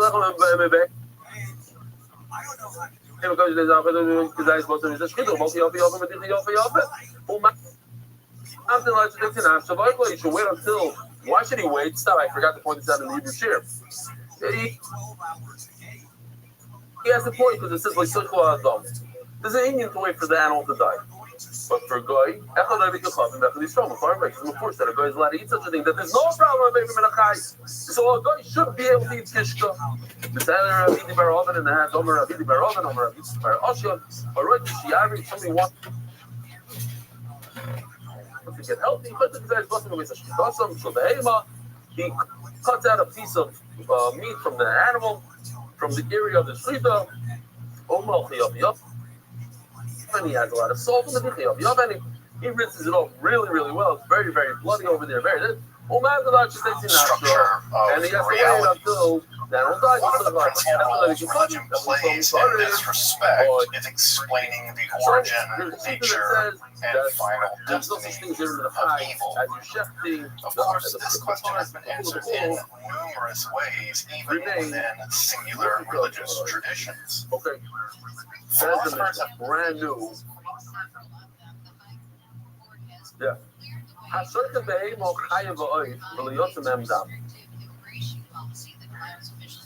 Okay, we're going back to the famous halacha. Let me just make sure. Oh. The halacha. No one really knows for sure. When a person wants or enables his fruit or food to become something, how does he do so? By pouring water on it, one of the 7 liquids. Any one of the 7 liquids. One of the 7 liquids is blood. Son of Enosh was born 3366 395 Mahalos. Kenan was born 3301 463. Son of Mahalo was born 3139 year was born 3074 687. Methuselah Hanok was born 2887 874 Son of Methuselah was born 2831 30 27 Noah. So it comes out of the animal, punches the animals, and that makes us. What if it doesn't bleed? What if the animal doesn't bleed? So I looked it up on ChatGPT. It's impossible for an animal not to bleed. So first of all, I would assume it doesn't talk about. I would assume you're not checking the breathing, the jugular. You're able to go around the jugular. But he says yes. If an animal, I couldn't believe it. I was sure you're going to say no. He says, yeah, if an animal had a heart attack right by the shita, the heart stopped working, so it's pumping the blood out. Another thing is, what if the animal had a tremendous amount of blood loss right before the shita? Had a hole in its leg, which doesn't make it a treifa, and it lost a ton of blood. Barely has any blood though. So again, it would be very, very low pressure. In such a thing, it's not a treifa. It's not a treifa. Bloodletting is not a treifa. You just bloodletting.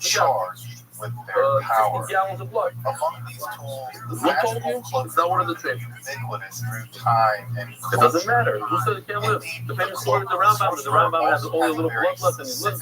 Kind of magical okay, so it says the Gemara. Listen to the Mishnah. Share blood did not come out. So the caution. Your head, the Chacham said, are coming. Touch the snake because it's not susceptible to tumors. Why? Because it didn't have blood. There's no blood that made it motion double tumors. We have a video. Here we go. Rabbi, check this out. Put it on large. You don't need it. Hermetic philosophy or mysticism, make sure to subscribe and check out my other content on topics and esotericism. Also, if you want to support my work of providing accessible, scholarly, and free content on topics and esotericism here on YouTube, I hope you consider supporting my work on Patreon or with a one-time donation. You can find those links below, and I really That's why I didn't show it. appreciate I was about to show it, and he's like, don't show it. You're going to show it to him channel first. making this The presentation voice. I finally had your voice. Would be my Now, let's explore the magical garment. Whoever was on, it's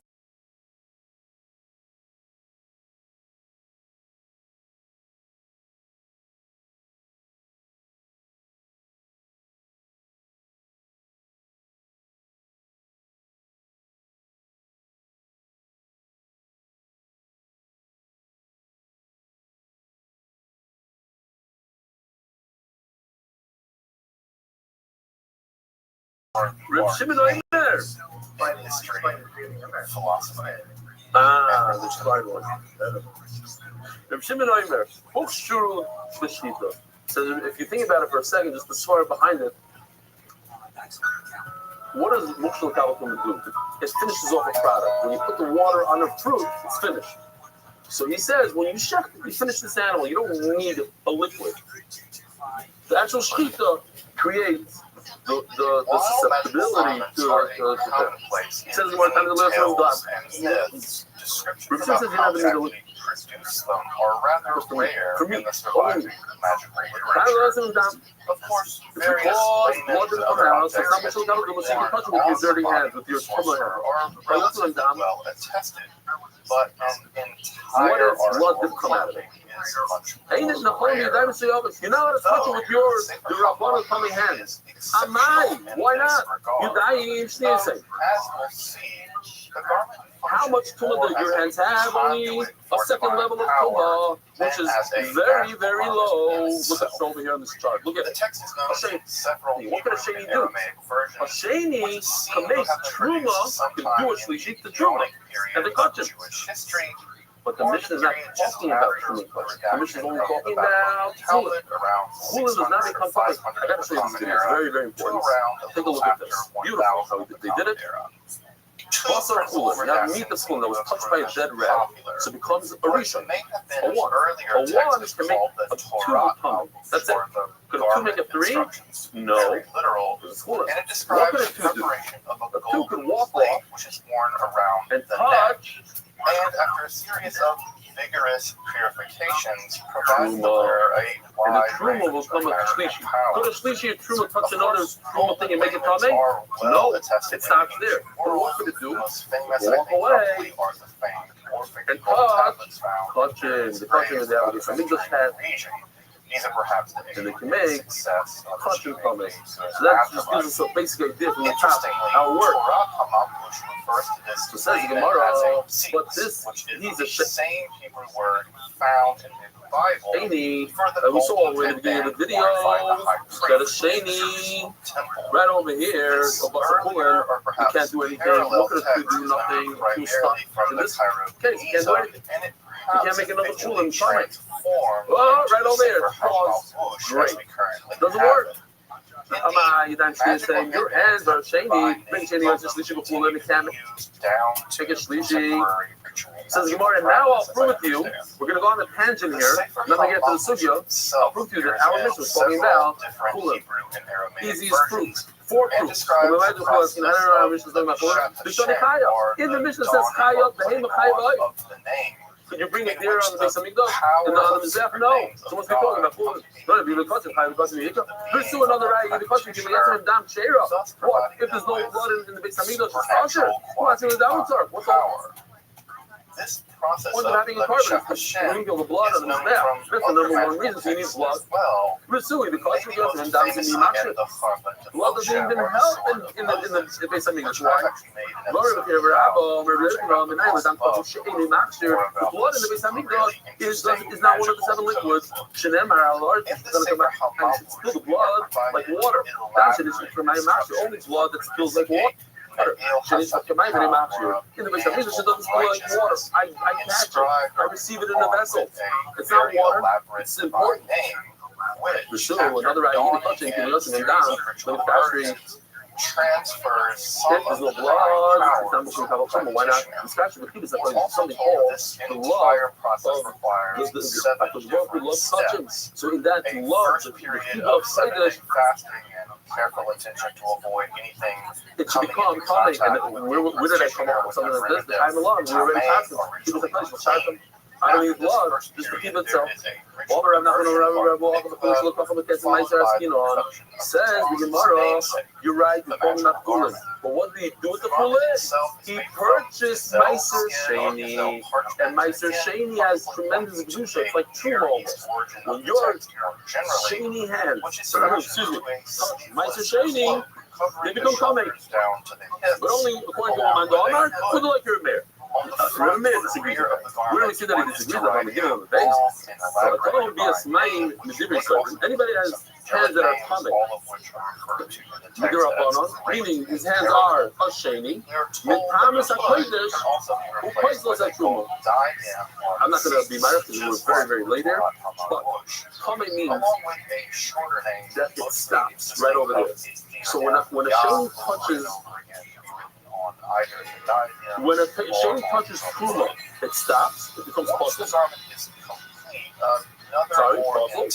And when a Sheni touches Kodesh, it's Mitama. Mitama means that it can go on. It can continue making other things from it. So Mitama is a Kodesh. Your second hand make a Kodesh. That means, what does that mean?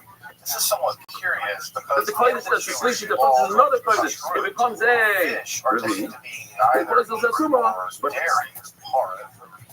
it touches Truma, it stops right there, it becomes common. But it says in Forest, it points to the mayor. Almost a Kula Meiser. Meiser fast, which lasts from dawn until darkness. And at the end of this 7-day period, hands don't affect at all the very mayor. We are going for the Chacham. Always remind sir. Don't say. So he answered that I was just talking about Kulim. And he took the Kulim money and bought. If a green glowing form appears, what happened? He had a bunch of Meiser at home. He couldn't transfer it to his son's credit. He transferred the Gusha of the fruit into money. Now the money becomes. He went to his Amigdash, bought the Jewish life, bought Meiser Sheni. One has to give he took the money, bought any food with it. So the food now becomes Kaddish, becomes Meiser Sheni. Now if I touch it, it becomes common. We're doing terrible on time, but it's one of these sugis that we have to go slower. Turning to that, a global specialist in international financial services. Chaim Milrad, the initial senior Rossi, Praleto Bass, this is the shop. I don't know. You guys enter the water up to the stomach. Look at it, what you mean? I'm not here, even though I've said this the second time. I'm just trying to show you. Masculine, you were actually Mimai, who told me? Do not tell me Rabbi there Mayor Lemakilas Meiser.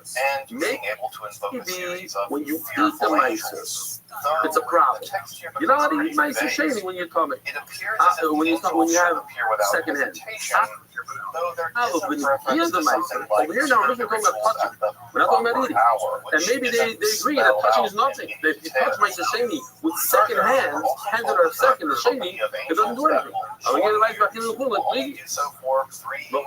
And by us, the gear, it's talking about. How do I know it's talking about? When you're going to Harlem, the Yadayim service, they're eating. It doesn't say you should eat it. It doesn't say Eichel the Yadayim service. It's at Harlem. Meaning that even if your friend took it and put it into your mouth, because something they have ready.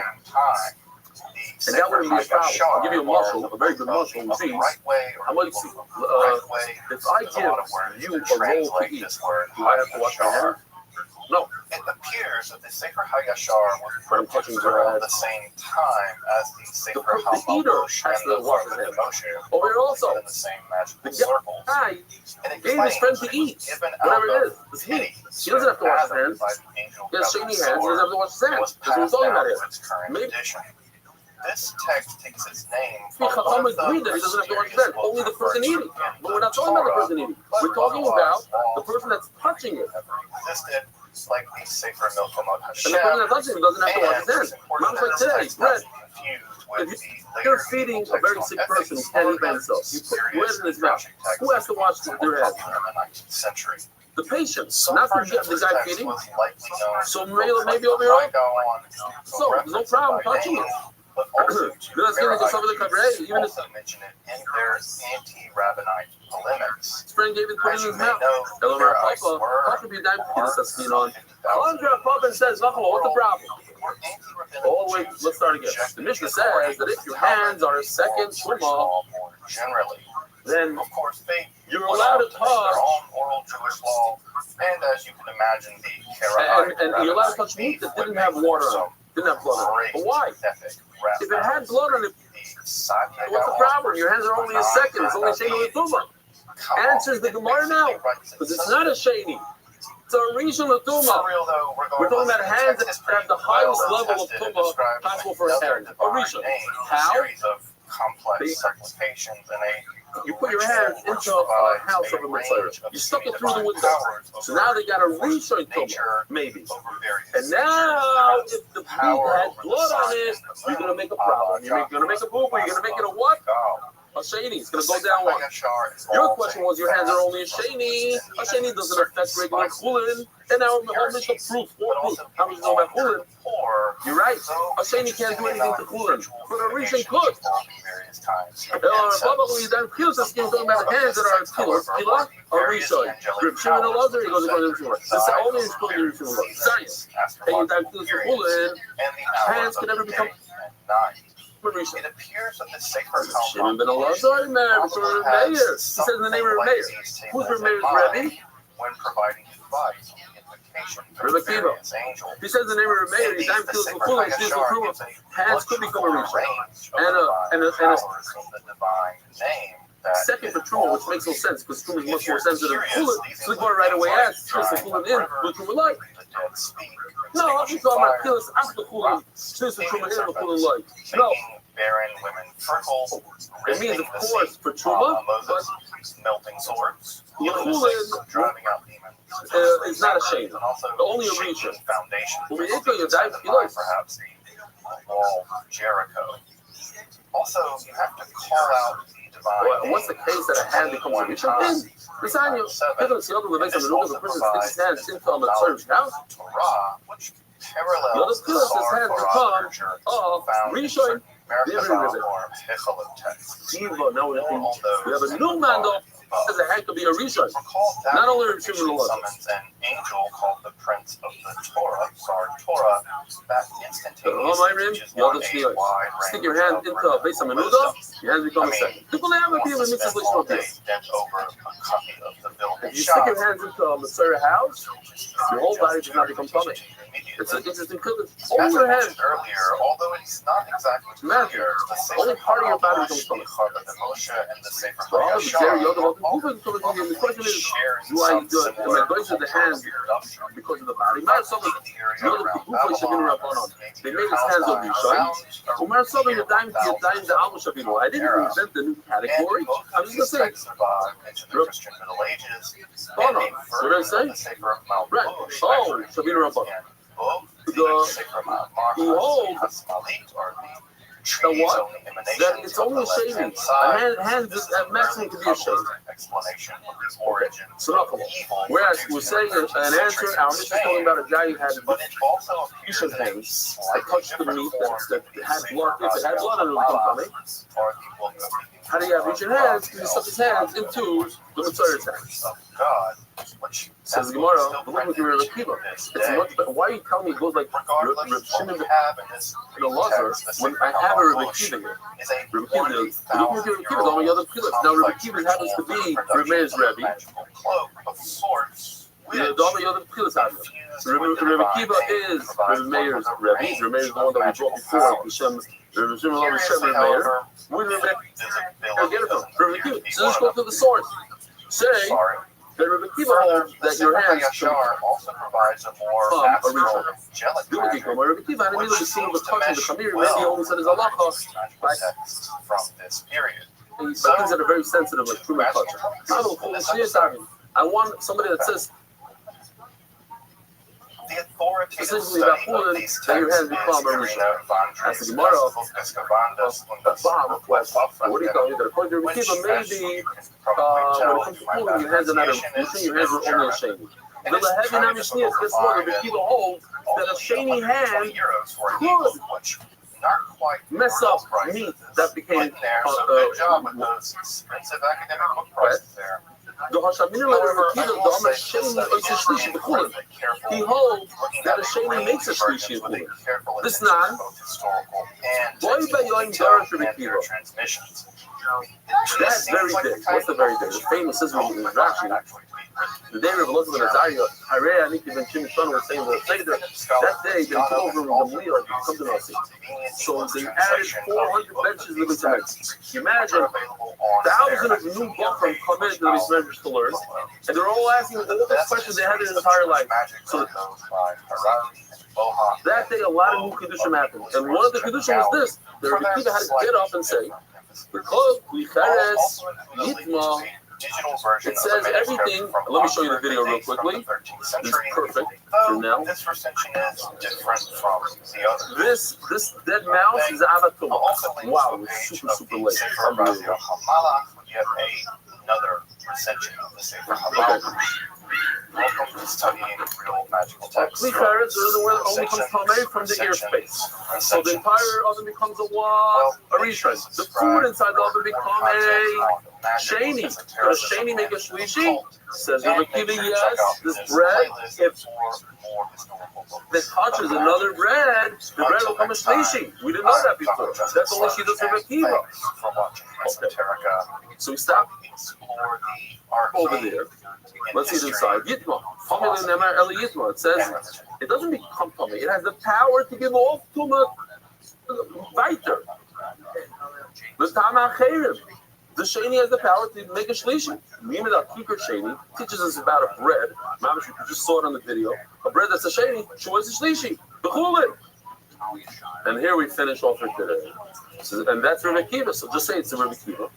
One of the core concepts of Abrahamic theology, especially in Christian and Islamic worlds, is that the war waged between the forces of goodness represented by God and the great angelic army, and those of evil represented, of course, by Satan, our Iblis, and the great demonic horde. Over the centuries, theologians, mystics, and occultists have drawn up incredibly complex hierarchies of such beings, with the names, seals, and tasks, and even their final destiny detailed in a range of texts, from canonical biblical scriptures, books allegedly revealed by such entities, to texts whose origins remain to this day rather mysterious. The world of angels and demons continues to fascinate, terrify, and inspire billions of believers all over the world. But what do we know about the origin of these entities in the Abrahamic tradition? If we were to rewind the clock back to the ancient Israelites, the progenitors of Jewish, Christian, and Islamic mythologies, among others, what do we know about the earliest stratum of Israelite demonology? In this episode, we're going to do just that. That's a beautiful picture taken by a nurse. Ecology of the ancient Israelite worldview. If you're interested in magic, the academic analysis of the occult and hermetic philosophy, make sure to subscribe and check out my other content on topics in esotericism.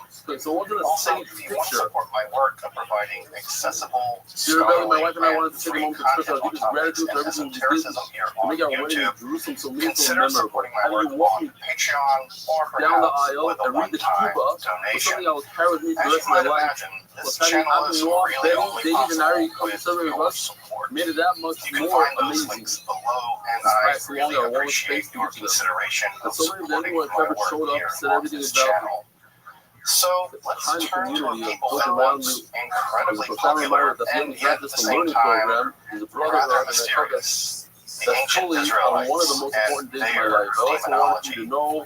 And I I'm don't say Dr. this Justin lightly, that Sledge, the daily and practice welcome of to learning has Esoterica, had a real where and we lasting explore the impact. arcane Discipline in of showing history, up every single day, philosophy, the rhythm it and creates, religion. the way it anchors the day for me, has genuinely made me a better person and a steadier one. Well, here's a few compliments with deep appreciation and warm regard to Glenn and Rivka Hannah Esterson. Both geared said that. Wilmington, North Carolina. The Israelites And were she's from among the Brazil. groups of people of the ancient Levant that we typically call the Canaanites. Oh, no. They come into history with a mention in the Menaptasta Sunday dating to the early Dear Belly, my name 13th is century Sunday Grove, BCE, Sandy Island, UK. and go on to great fame I would like to as the express my sincere progenitors gratitude of for the everything good and Abrahamic I've done for me. religions, including The impact this Judaism, has had on my life Christianity, has and been tremendous. Islam, Before becoming a among part of the others. UI, I barely Their learned writings prayer are regularly. preserved in Listen to this, barely inscriptions, learned. letters, and perhaps But most today, famously in I try to the learn between Mahdi 4 and collection 5 of texts hours that every we day. now call the Hebrew Bible or the Attending Old various Testament. hearings on the phone, To get a online, and of grasp of course, the demonological landscape of the Israelites, we need this to turn to verse is that in the wife, the literature, beginning of Sanhedrin. though with an There's some eye pretty to things. nearby Well, look, cultures and the writings. DAF brings other Of course, stuff. the ancient Israelites didn't exist in a vacuum, and their culture was influenced by You and just the told me reaction before to too, their so I'm ready to get neighbors, things covered like through. any culture. So, what do we mean by Heavy Bala demon? Cross Well, is a thing the of term past. itself has a complicated And you history, said and what we're doing in this episode is a bit anachronistic, just to be honest. And I say That said, it's for the because of the purposes DAF. of this episode, Well, we're almost going comes to in, mean by there's the DAF. demon Yeah, something he like has malevolent supernatural it's more being. consistent with his At least exercise malevolent and his to Ozempic. us human beings, Everything. but malevolent. As we'll see, this gets really complicated, but as a provisional definition, it's about the best that we're going to do. What's perhaps most conspicuous about such entities in ancient Israelite religious culture and relationship to their neighbors, and here I'm thinking about the Egyptian and Mesopotamian religious cultures, is just the dearth of such beings. We just don't see much in the way of angels or demons or other kinds of supernatural non-God Last beings. Thursday, I see Ancient a couple Israel of just London. didn't Listen have to much in the way of demons or angels for Last that Thursday, I matter see the until the couple of rise London. of apocalyptic Judaism in the As I Persian could host a period. real Shishin barbecue. Hundreds of Live demons are known the from light ancient of Egypt, showing many for with this. really Then they learn, high-profile but we also roles see in them by their one of the religious dedicated learners mythology. on the Sefer For Sonata, so instance, we learn a few Ahmed about is them. perhaps the And one of the most staff looked at famous. the why. This learned demon that he has was the lower by body night of a Another hippopotamus, she the was defended by forebody of a lion, and she the doesn't seek us head a of player. a I crocodile. love the name. And it eats What the made it especially souls meaningful of for me those found unjust in the trials of was the that I had talked to him afterlife. enough, and then married Their the host name beautiful in scene Egyptian when I don't know literally means the one that It felt devours like, the especially dead. with Hashem, So, one for a moment of a time yeah, to thank you again. they eat All your that you do, soul. your work is making And the a Egyptians real were difference, and I'm rightly deeply grateful to terrified be of part them. of it. With Over appreciation. in Send it girls. Mesopotamia, similar beings are also And known, the though island not UK. quite to the degree of proliferation that we find in Let's ancient remember Egypt. though. So, Typically, these beings are the denizens of Mor, Dear or Rebbe, Setu, and the Semitic quick note, I Akkadian started language. out with you at the beginning And these would of include the the physics. I like where torturous he's from. Gala demons, Also, very, along very with out the of town. most This famous is of great such beings, humor. I suppose to be Pazuzu, a person king someday. of the demons of the wind, Baltimore. brother of the monster Humbaba of Epic of Gilgamesh fame, the son of the god You guys know Hanbi, nothing and over possessor of the little girl Reagan from Then the exactly. Of similar fame is the demoness Lamashtu, killer of infants and children, who would eventually develop into the demoness Lilith many centuries later. Though, as I mentioned a moment ago, if one were to survey Israelite literature and mythology, This is doing, Italian the first thing that you would notice is there just aren't many such beings around at all. And when they are mentioned, it's almost always in The official passing, edition and there's English virtually the no Masechta mythological filling out of the backstory Their name for is these on it. beings. The From the this, Gemara. we can conclude that the people that Ever see the composed photo and for my redacted trailer last Israelite night? literature or the Doesn't happen very Bible often. or Testament Because I'm using were the simply Gemara, and I love either it. suppressing such a mythological aspect of their culture, or were simply disinterested in such beings, or that such beings just didn't play that much of a role in their mythology. And sure enough, if you look at other earlier Canaanite texts, such as those recovered from Garrett, we see that such beings, being somewhat like angels and demons, don't really play that much of a role in their mythology either. Indeed, the ancient Near East generally operates on a different religious paradigm than in later mythologies. Whereas the apocalyptic religious revolution shifted the religious paradigm to a battle of good versus evil, which remains basically the dominant paradigm today, the more ancient and archaic paradigm was a chaos versus order paradigm. This more archaic mythology shows that Baal, Marduk, and Yahweh defeating the forces of chaos, often in the form of terrible sea monsters like Tiamat, Yam, and Leviathan. Indeed, this chaos myth, as it's known to scholars, survives throughout the Hebrew Bible, and is perhaps most apparent in the book of Job, especially toward the end, and in Psalm 74. So one of the major reasons that angels and demons just don't play much of a role in this very early stratum of Israelite mythology is the central paradigm here isn't good versus evil, it's order versus chaos, with chaos having been conquered in the primeval past. Now, that's not to say that benevolent supernatural beings aren't present. They just aren't mythologically central like they become later, after the religious revolution of apocalypticism starting in the Persian period. Indeed, in that paradigm, the major drama or religious conflict is moved from the primary past to the future. So what do we know about such demon-like entities in this very early period, say from roughly 1200 or 1000 BCE, to roughly around 586 BCE. Typically, we can divide such beings into three groups. There are personifications of malevolent forces, there are hostile members of the divine council, and there's a kind of grab bag of otherwise obscure beings that seem to inhabit the wilderness and wastelands of ancient Israel. Note what's missing here. There really isn't much in the way of chthonic or beings that emerge from the underworld. The reason why has to do with how the ancient Israelites conceived of their underworld or afterlife called Sheol. This realm isn't a place of punishment, but a kind of gloomy, dark place of inaction. While the dead do dwell there, there's no conception of heaven or hell at this period in Israelite history, and thus no demons to live or emerge from there. I've actually done a whole episode on the Israelite conception of the afterlife or Sheol. You can click the card above if you want to learn more about it. So let's take each category in turn. First with malevolent personifications. Perhaps the most ancient of these is death itself. Death or Mot was a god quasi-conquered by Baal in Canaanite mythology, and there are some echoes of this personification of death in the Hebrew Bible. Though generally such motifs are muted by Israelite writers, probably in the interest of divorcing their mythology from their neighbors.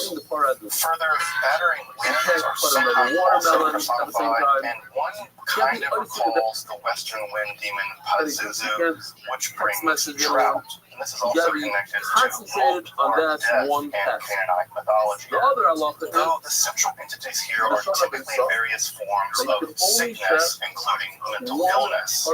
We find personifications of fever disease or epidemics generally, typically associated with Reshef or Dever, a survival of a general disease god from Canaanite and eventually New Kingdom Egyptian mythology more generally.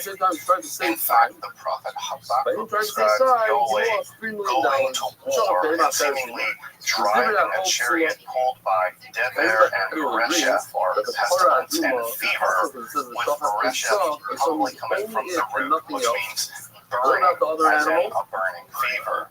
Of course, plague demons are widely attested in the ancient world, and a great deal of ancient medicine, especially ancient Mesopotamian medicine, had to do as much with exorcism as it did with what we would now recognize as medicine as such as the use of various kinds of pharmacological drugs. What's worth pointing out here, however, is that such personifications of disease in the Hebrew Bible are almost always under the direct command of Yahweh, and not independent beings beings as had such. no intent. You Mental didn't illness want or to shut another insanity animal. is Is it a also good speaker about a good attested, speaker? specifically in the case of the first Israelite I was listening king, yesterday. Saul. According to Rabbi Rothschild, Here we it's a good find speaker. a Ruach Ra'ah Yahweh, or an evil spirit from Yahweh, being sent to afflict the king with some kind of mental illness that causes him to fly into rages and fall into despondency, black and white only cow. temporarily It's a good soothed speaker, the by black and white the cow. music So of what the happens to the young Torah David. That this Also, being or you know, evil except spirit at the is same sent by time. the Israelite But God according is to very that comment, the important. black and white And this cow is leads not a us good to our speaker, so second you didn't know category, about it.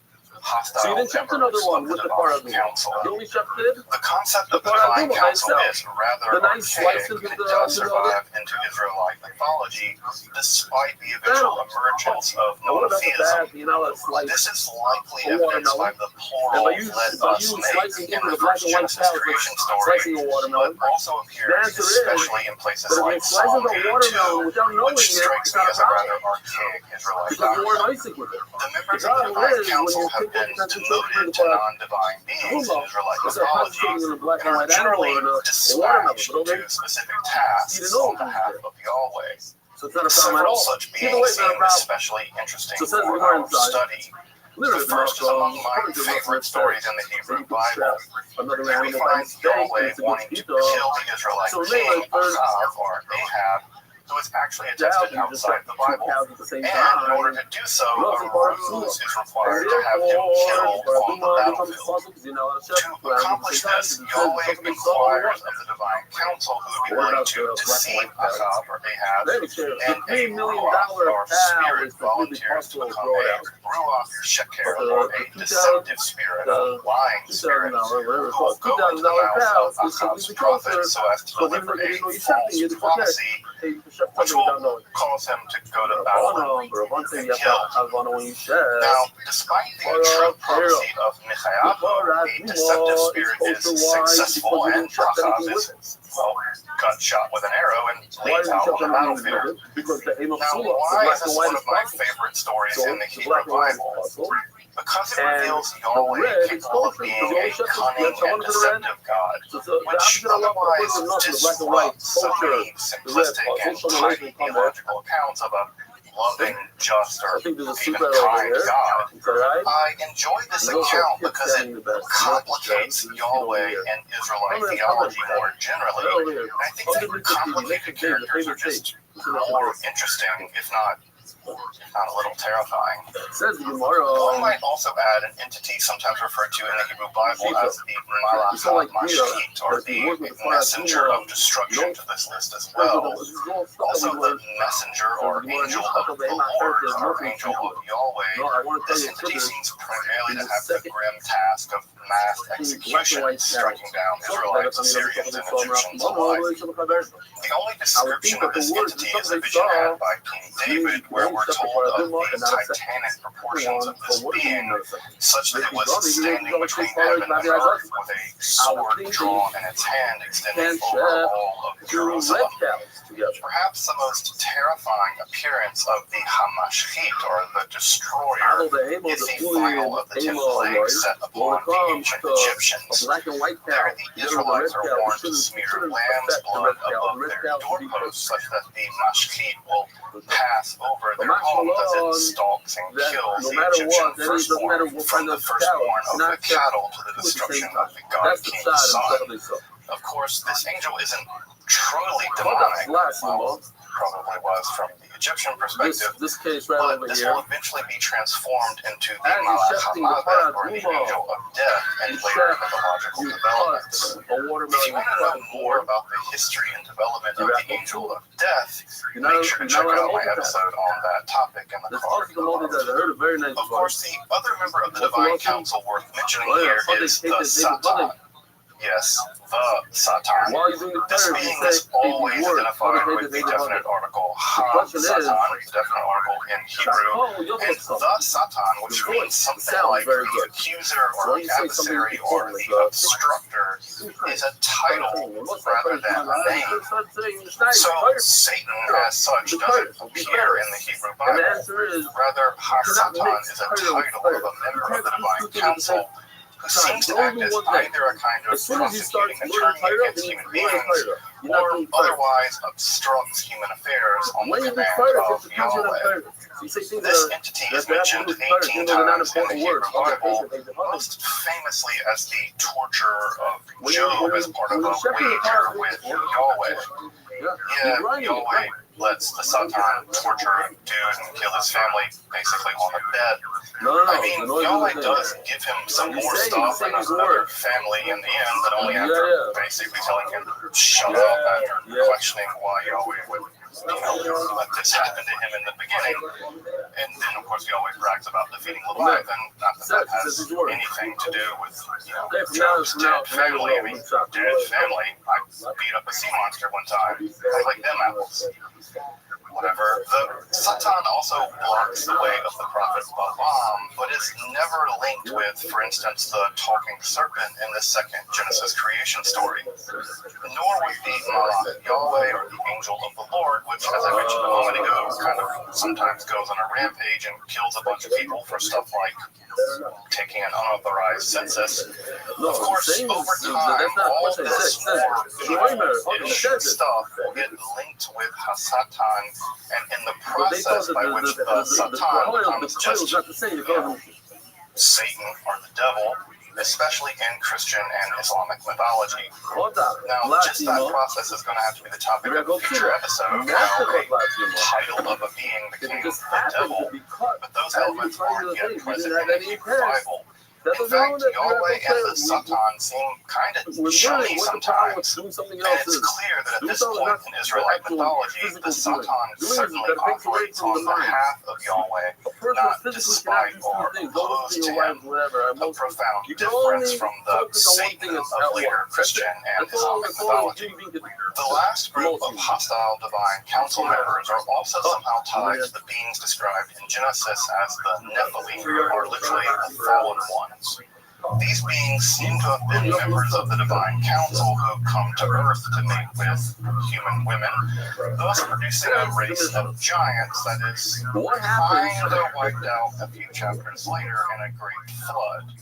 I say kind of wiped out because there are other biblical texts that make genealogical connections between these giants and characters like Og of Bashan, the Philistine Goliath, who the Bible can't quite decide who killed him, King David propaganda, and the giants are the Anakim seen by the spies sent by Joshua.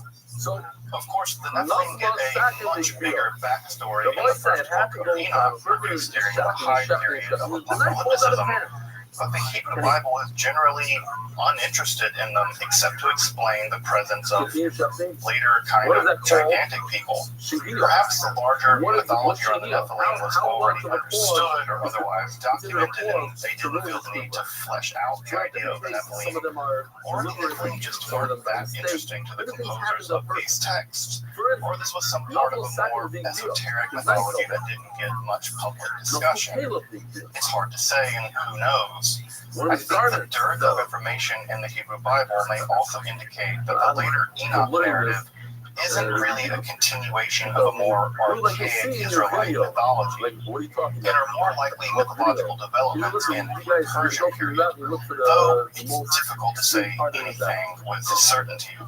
I'm sure I'll circle back to the Nephilim and their leader, Yaza, at some point in the future, but what's important here is that their origin in the Divine Council and their only later robustly converted into more demonic entities. Our last category is a kind of demonic grab bag of beings that seem to be supernatural in nature and are typically associated with the wilderness or wastelands more generally. Most of these beings are mentioned only in passing, sometimes only once, and they remain very mysterious. For instance, the Shedim seem to have been associated with human sacrifice, but virtually nothing else is known about them in the Hebrew Bible. It appears that the term was imported from Akkadian, where a shedu is a lesser-used term for a male version of a lamasu, or a protective deity, typically taking the form of a winged bull or lion.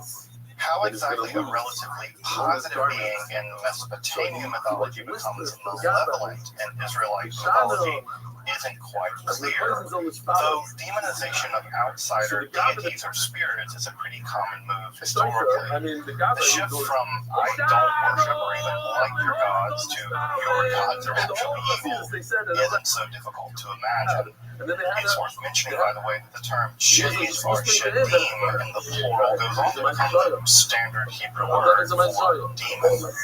We also have the se'irim, literally the hairy ones. This seems to come from the word for goat, which seem to have inhabited ruins and been the object of sacrifices. They're also associated once in the Hebrew Bible with lilit. This is grammatically a feminine form and may have been possibly a night demoness, though the mention here is only in passing. Lilith, as the rebellious first wife of Adam responsible for crypt death, is a much later development made famous in the alphabet of Ben Sirach, a text composed in the period after the Babylonian Talmud. Although I will say that Lamashtu and Lilith are clearly connected, and there's a development through time of that entity, we just don't see her specifically in the Hebrew Bible.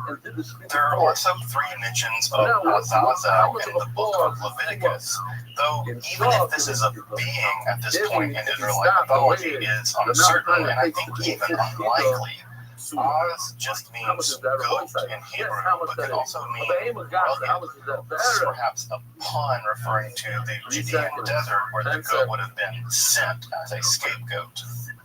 This term might also just mean something like the goat that is sent away, which is how the term is actually translated in the Septuagint. Though the la, the tu, is also curious, contrasted with la Yahweh in the same text. Though by the apocalyptic period, Azazel becomes fully demonized and goes on to great fame in Jewish, Christian, and especially in Islamic mythology. It's unlikely, however, that the writer of Leviticus had such a notion in mind, with the demonization process happening many centuries later. Finally, it's possible that a being called the Alukah, which also appears only once in the Hebrew Bible in Mishlei or Proverbs, may be a reference to a vampire-like entity. The word is a feminine noun meaning the one that sucks and can be rendered as leech, though in later Arabic mythology a very similar term is used for a female vampire-like character like in the Babylonian Arabian Nights. Though it's unclear if that association obtained at this period of Israelite mythology, and the term only mentioned once in the entire Hebrew Bible, it's pretty tough to draw any kind of firm conclusion about whether this is an early Israelite vampire. Generally speaking, that's the range of Israelite demonology as is preserved in the Hebrew Bible. Of course, eventually non-Israelite gods such as Baal, Moloch, Dagon, Chemosh, etc., they all get kind of demonized, but note that there's no systematic demonology in the Israelite literature. There's no origin theory for these beings. There's no sense of how they fit into the divine ecology more generally, and they're really not connected with the origin of evil or a negative afterlife. There's no demonic leader or a clear organization of these beings, and only in a couple of cases are associated with anything like our modern conception of demonic possession. Also, if you're interested in the history of possession and exorcism in this period of Israelite religious thought, check out my episode on that topic, which goes from ancient Israel all the way into developments in the Kabbalah. As I mentioned earlier, it appears that such malevolent entities played only a very minor role in Israelite mythology, like Canaanite mythology more generally. Of course, that would dramatically change with the rise of apocalyptic Judaism in the Persian period, probably because of intense contact with both Hellenic and Persian cultures. Though I will say that this more archaic Israelite position did persist into the Second Temple period despite the rise of apocalyptic Judaism, with a group typically referred to as the Sadducees. rejected the existence of angels and demons generally, along with the resurrection of the body and the idea of punishment and reward in the afterlife, maintaining a much more traditional Israelite concept of Sheol. In some sense, the Sadducees actually maintain a much more traditional, if one might use that word, traditional worldview of the ancient Israelites. Though with the destruction of the Jerusalem temple, this position seems to have basically gone extinct along with the Sadducees as a group more generally. Angels and demons were here to stay, and I'm sure I'll be exploring those developments in future episodes. If you're interested in the history of angels and demons, magic, or the academic study of topics in occultism, make sure to subscribe and check out my other content. Until next time, I'm Dr. Justin Sledge, and thanks for watching Esoterica, where we explore the arcane in history, and also the philosophy, also points out that and religion. Depends on the size of the knife, right? There's a small knife. Look at this knife. This knife is, where is it? This blade is tiny compared to the gasa. I mean, it's a third of the size, so if you do a bleak on this, this is a third of the time. Okay, now just show you this video. Here we go. Rabbi side. This is the whole Mishnah tied into one.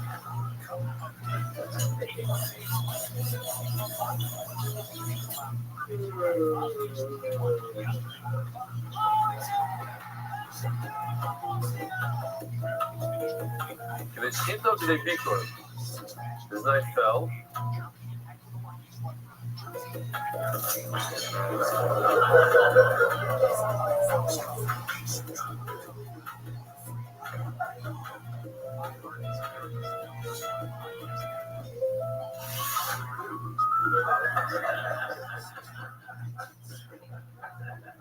So, if a guy could step in there as he's taking a nap and says, "Oh, this was a second," he got tired as he was sharpening the blade, but often he got tired.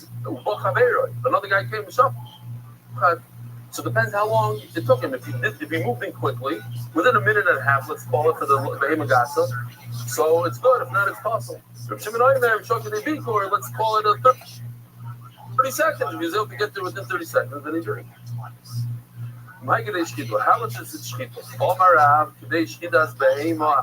In order to shech another animal from beginning to end. So we'll call it 1.5 minutes. All of their Kahana and Ravasi to Ravasi. So Rav Kahana and Ravasi told Rav, while you're shechting animals, I understand it's 1.5 minutes that you get to pause and take a nap. But when you do birds, but if it only takes 6 seconds per bird, so maybe you only get 6 seconds. Maybe when you're doing birds, you still get 1.5 minutes. Because there's a shear. There's a shear. There's a castle. It's a shear. It's a local of the you get a shihia is 1.5 minutes. How do you know how much it is?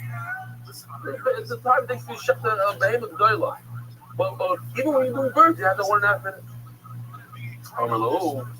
So Rav says it's unbelievable. I wasn't in a good mood with my uncle. We weren't in good terms. My uncle, me, Rav, and my uncle Rabbi. Okay, the uncle wasn't. One of us wasn't in the proper. We weren't in good terms then. He wasn't. In other words, I couldn't ask him the question because of one of our moves.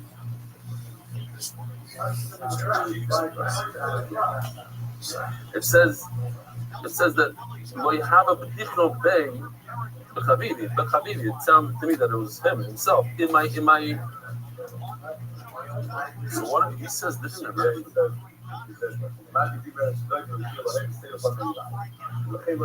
well, later on, okay. I thought just to remind Dailo, because it's fascinating. Rukia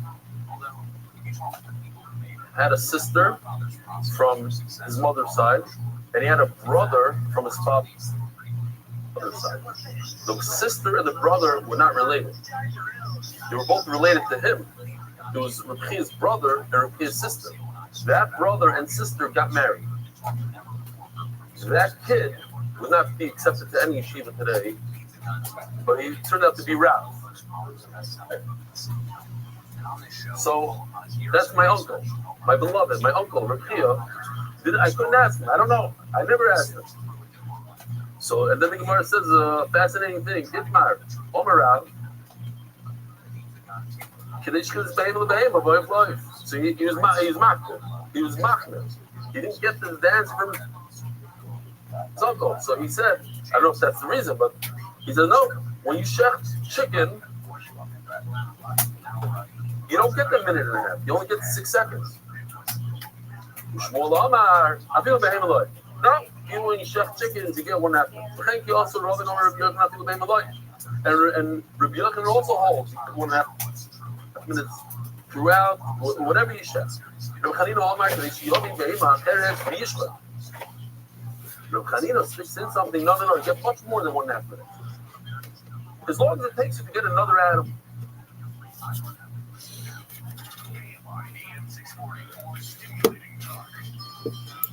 Coming up on the next Gary and Shannon show. Everybody likes that little nibble when they're traveling on the airplane. Terror in the sky is coming up on the next Gary and Shannon show.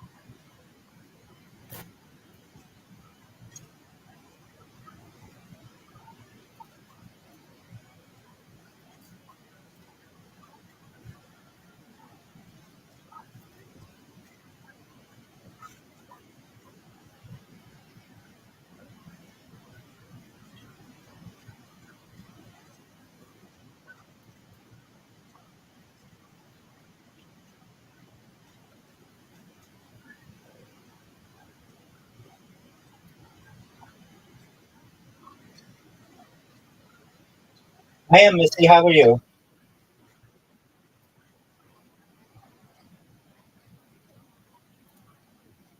Absolutely.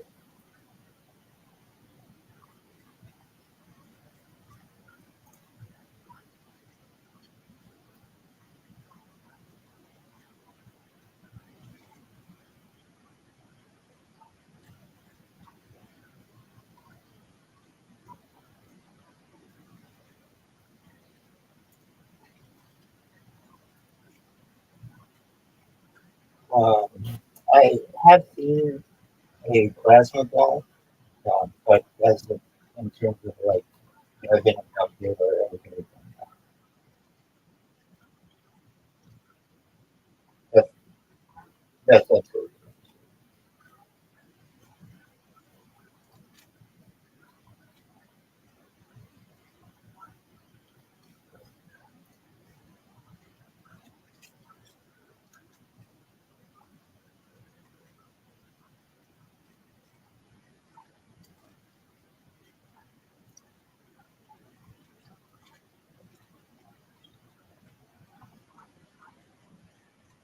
That's great, and I have a lot to review, so that should be good.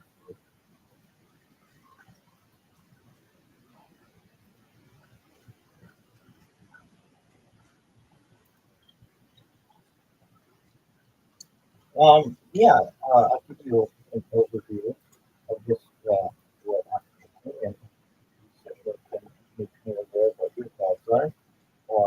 Just one moment, I'm looking at my camera is um, perhaps needs to be booked.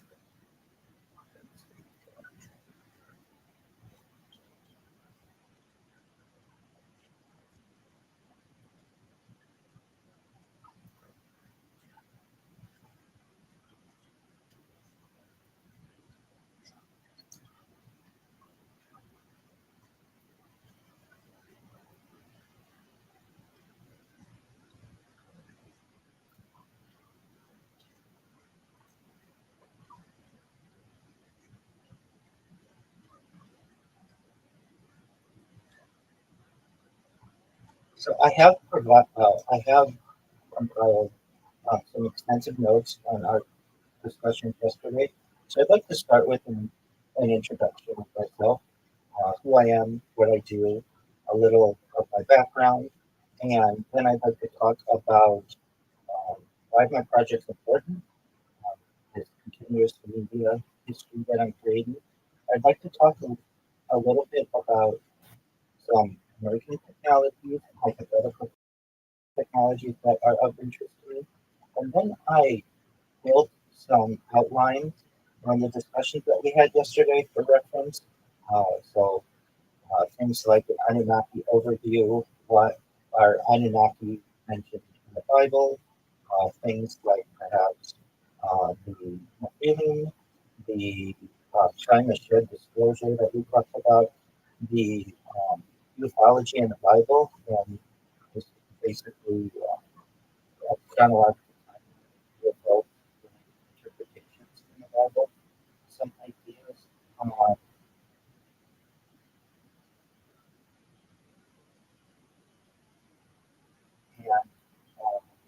certainly why haven't we had enough full disclosure, some other aspects perhaps.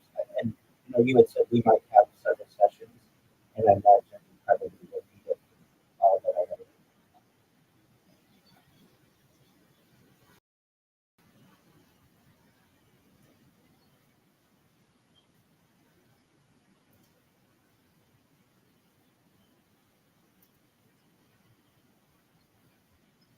That's okay.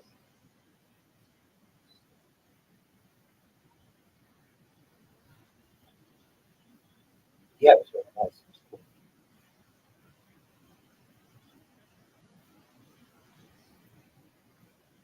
Yeah, I think YouTube, you might look up the name, and it's bad as moderator. And then you would also have interest in the secret space program. So, um,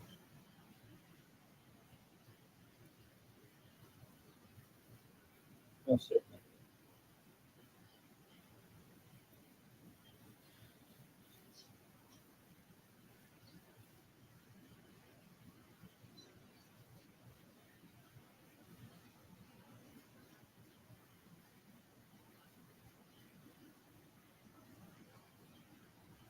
Absolutely.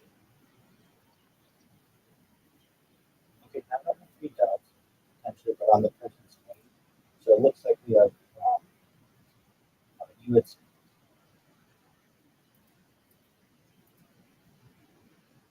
okay, and you're on the tablet.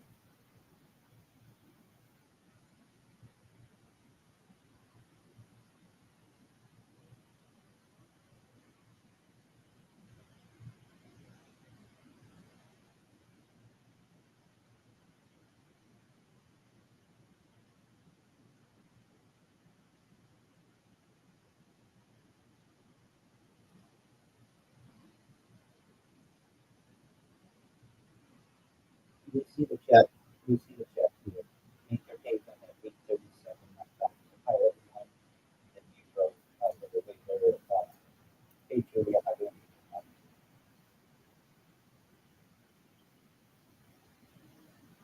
Ah, okay.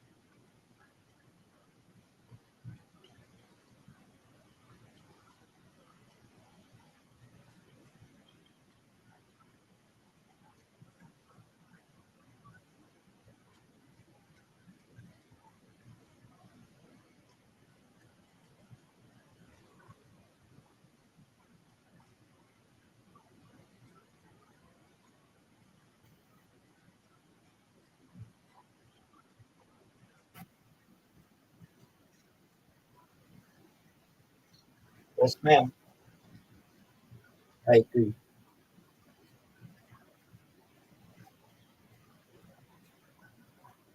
So I'm sure we're not going to be able to get to everything, so we may obviously plan another session after every time, but I'm going to just go through as much as possible. And then if any,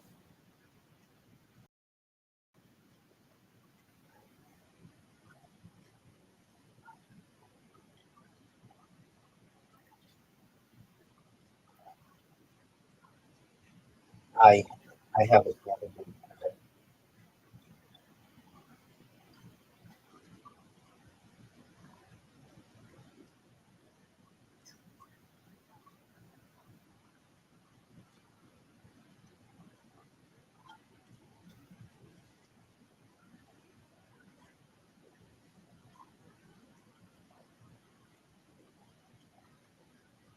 Okay,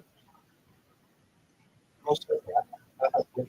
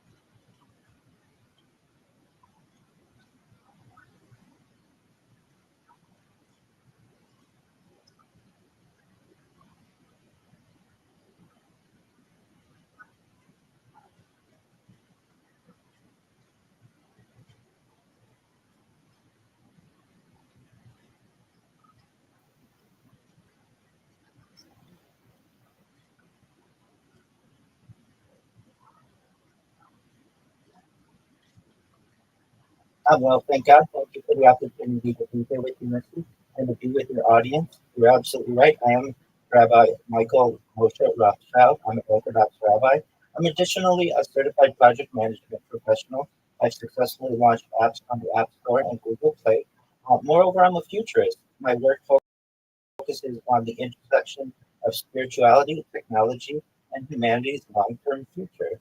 I've been an active participant in both modern Orthodox and Hasidic Jewish communities, including Chabad, for many years, while exploring how the principles of postmodern Orthodox Judaism may help bridge traditional Jewish thought with contemporary technological, social, and global challenges. I became an Orthodox Jewish rabbi in 2021, a process traditionally known as mikvah, or laying on of hands, following years of immense and immersive religious study and practice, including daily synagogue attendance, extensive learning with multiple rabbis, Chumash or Torah study, Daf Yomi or daily Talmud study, Gemara classes, additional Talmud study, and an ongoing study of Hebrew, Yiddish, Aramaic, Ladino, along with traditional Chavrusa, which is paired study learning. Rather than pursuing a traditional congregational or academic rabbinical career, to develop an alternative of pastoral outreach and public engagement through digital media. For nearly 5 years, I've maintained a 24/7, 365 multi-stream YouTube project that is dedicated to promoting world peace, transparency, and human connection. This initiative has been described analogous to a real-life tradition or real-life program. It documents my daily life in an effort to encourage dialogue, understanding, and growth. Through this project, I've created an openly accessible digital timeline and time capsule of human life dating back to the pandemic era. I maintain, in addition, a continuously operating radio broadcast at the background of my live stream to preserve and document the global news cycle in real time. In a previous era, the form of documentation, or this form of documentation, may have been taken in the form of a diary, diary keeping, or journalism, but in the modern age, I use continuous video archiving to preserve both my personal experiences and historical events so that future generations may study them from a historical, biological, sociological, and technological perspective. My work explores how concepts associated with postmodern Orthodox Judaism can surrounding technology, digital identity, ethics, artificial intelligence, and humanity's collective future. I frequently discuss futurism, world peace initiatives, emerging technologies, and sustainable solutions to global challenges. I also examine the long-term trajectory of human civilization, including ethical, social, and philosophical implications of humanity's potential transition toward a transhumanist future.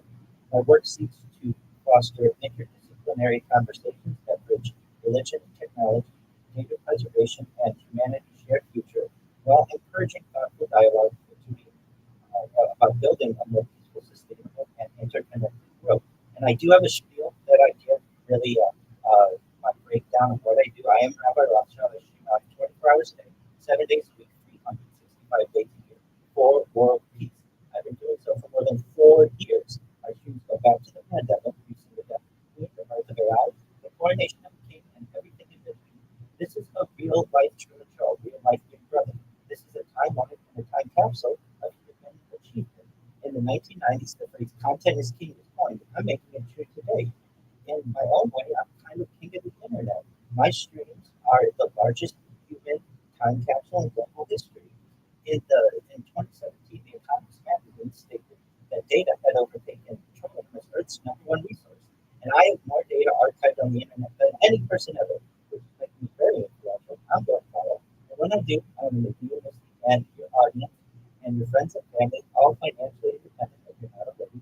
I want to ensure that you have generational wealth if you're not already, and I want you to be able to start charities and philanthropic organizations of your own. I want to help end world hunger through the use of technology, such as agricultural drones, floating greenhouses, saltwater greenhouses, hydroponics, vertical farming plots. I want to help end world thirst. I'm sponsored by some cryptocurrencies. One of the things that we do is we build wells and water towers in developing nations such as Nigeria for the benefit of the less fortunate. Additionally, I'm an advocate for the LifeStar program and most importantly, desalination technology where we pump seawater onto land that we can drink.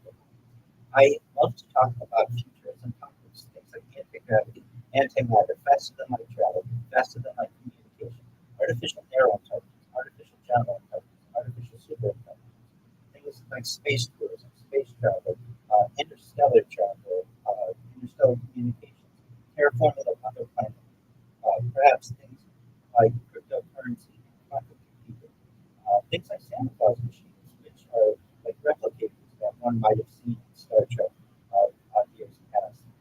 Things like the extinction. Many people don't know this, but the first successful de-extinction has already taken place. It happened in the year 2003 with the Pyrenean ibex, which was a boat located in northern Spain, southern France. Fast forward to the year 2021, a company out of Dallas, Texas, has found and announced colossal bioscience. They've made it their goal that within the next 2 years, by the year 2028, to reintroduce multi-mammal into the Arctic Circle, utilizing Asian elephant surgeons. I think this is a mind-blowing, and I'm excited to be able to archive. They recently made headlines with their direwolf project. Moreover, they want to reintroduce the Tasmanian tiger, as well as the dodo bird, which I just think is, at one time in my life, I would have thought was science fiction, but it's becoming science fact. Moreover, I like to talk about things that improve people individually. So for anyone out there, I want to preface this by saying that if you don't want this type of technology, I don't think it should be forced on you. I think that if it's your body, your choice, you make the decision you want.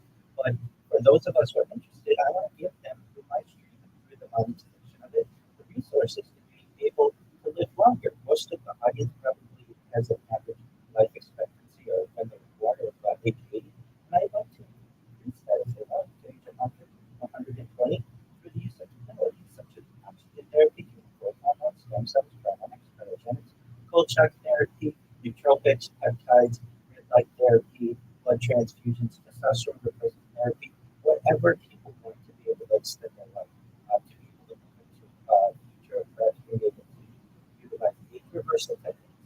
And eventually, if they want, perhaps at age 120 or older, they may say, Rabbi, my life has been really amazing, and everything that we talked about with Lucy in 2026 seemed like science fiction, but it's become science fact, but my body's starting to break down. What are the next plans? And this is, again, with your consent, with people's consent. If they want, they may be able to utilize a type of technology known as mind-ability technology, where, with, again, like a PET scan or an MRI. Remember, every atom is in their central nervous system and their peripheral nervous system. Related to that, another person picture it on the power side, or just other than being themselves, a robot, an ethereal being, whatever they want to be. But essentially, what I'm saying to you is that there may be a future in a generation of some type of immortality or digital immortality. And I find that to be extremely exciting. We're really transitioning from your typical Homo sapien that had a limited lifespan into at least a being that is able to extend its lifespan and may be able to prevent death indefinitely or delay death indefinitely. Over other types of technologies may be utilized like revivification technology, where we can actually bring back people who have lost time, which certainly would be an adaptation that wasn't really previously utilized by Homo sapiens. And really, I think that the sky is the limit in terms of where we're moving into the future as humanity. So that's a little introduction about me. Um,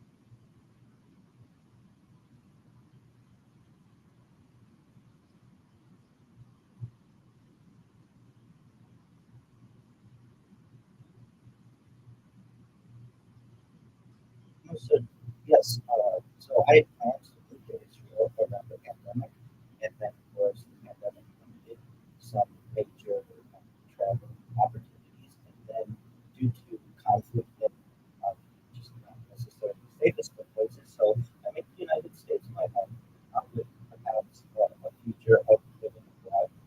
In terms of how I got started with this, I was your traditional black hat Orthodox Jew attending synagogue every single day, multiple times a day, for years on end prior to the pandemic.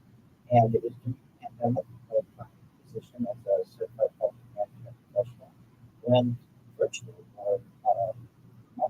and I had to shift a little bit from going into work every day within Southern California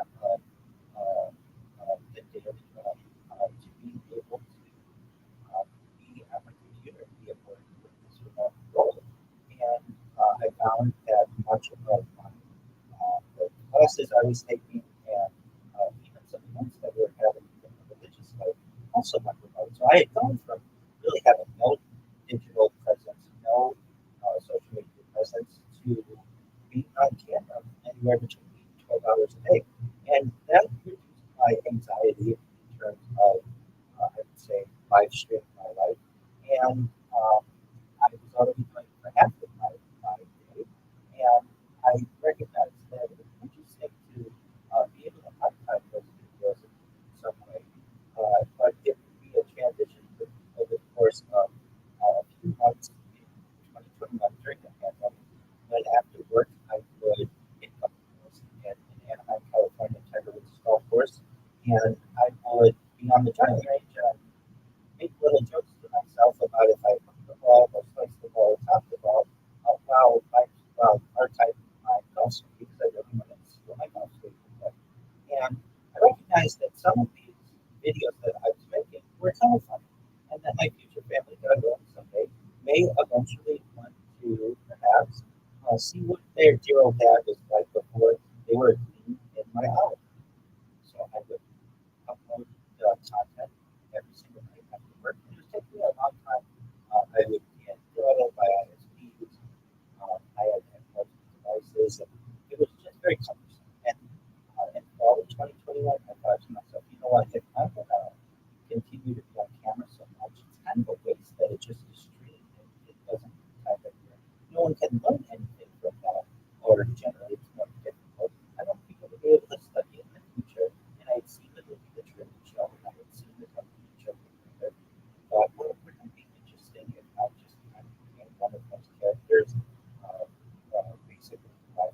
Rabbi, and then fall of 2021, I created my first YouTube account, my first Twitch account, and LinkedIn.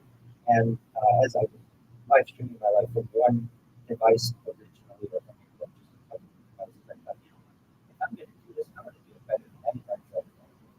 So I bought 33 different devices and laptops, the iPhones, Android devices, certainly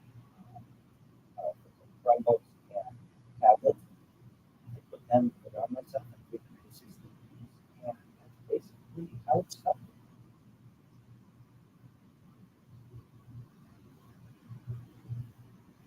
So that are viral. I don't know if I'm necessarily any one channel that's viral. I do have some channels that have tens of thousands of followers on Twitch. My channel viral right now is tens of thousands, but for some reasons, like I archive my channel for posterity, and I archive many of my channels.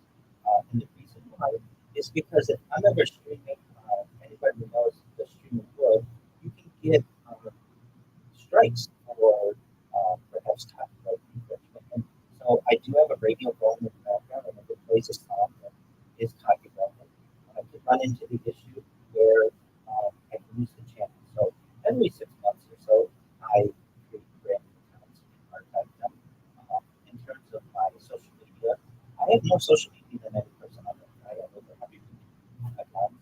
I have over 200 Instagram accounts. I have over 500 Twitch accounts. I have over 1,000 TikTok accounts. I want to be uncancelable. I want redundant shit. So every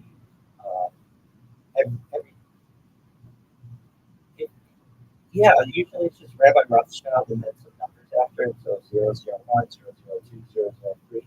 So there is some rhyme to reasoning, but really the easiest way to find it is just to type Bible Rabbi or hashtag Bible Rabbi in any search engine. All of my content. That's okay. I use that as well. The reason I use Bible Rabbi is sometimes Rabbi Rothschild 50 characters, and some platforms limit the amount of characters that you can have.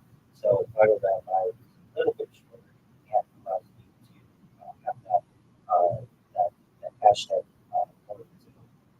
Moreover, I have over 5,000 just accounts for 10,000 accounts. So this is really a huge compilation of human data. In terms of the question, where are my biggest channels that I have? I have like nearly 50,000 on Rabbi on Twitch. I have something like 10,000 on Instagram. I have some other smaller platforms that have tens of thousands of TV. But really, the biggest channels that I have are thousands on TikTok. But what makes me different than other streamers is I have multiple accounts. So I might have 50 TikTok accounts that have over 1,000 people on, which gives me the ability to be able to archive much update on my different platforms. But then I just do my best to be uncancelable. It's very easy to cancel someone if they only have one account. So it would take a very proven, very determined individual to be able to wipe my presence from the internet, which is what I want. I want this to be something that is redundant, that has backups of my backups, so that all of the data, when I go viral, is eventually able to be discovered.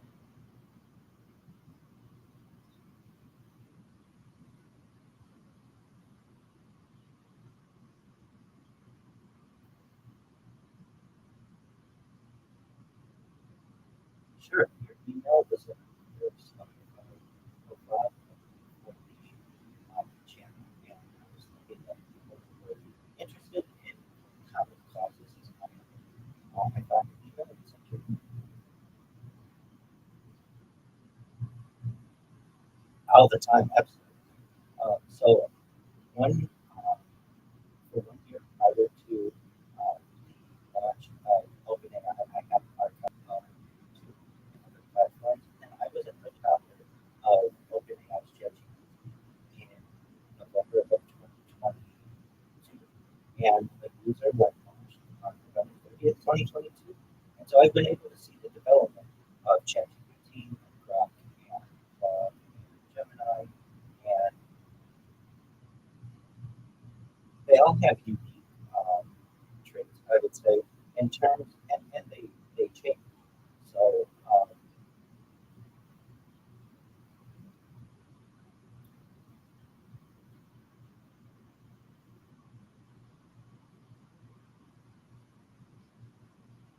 that's unfortunate. Most certainly.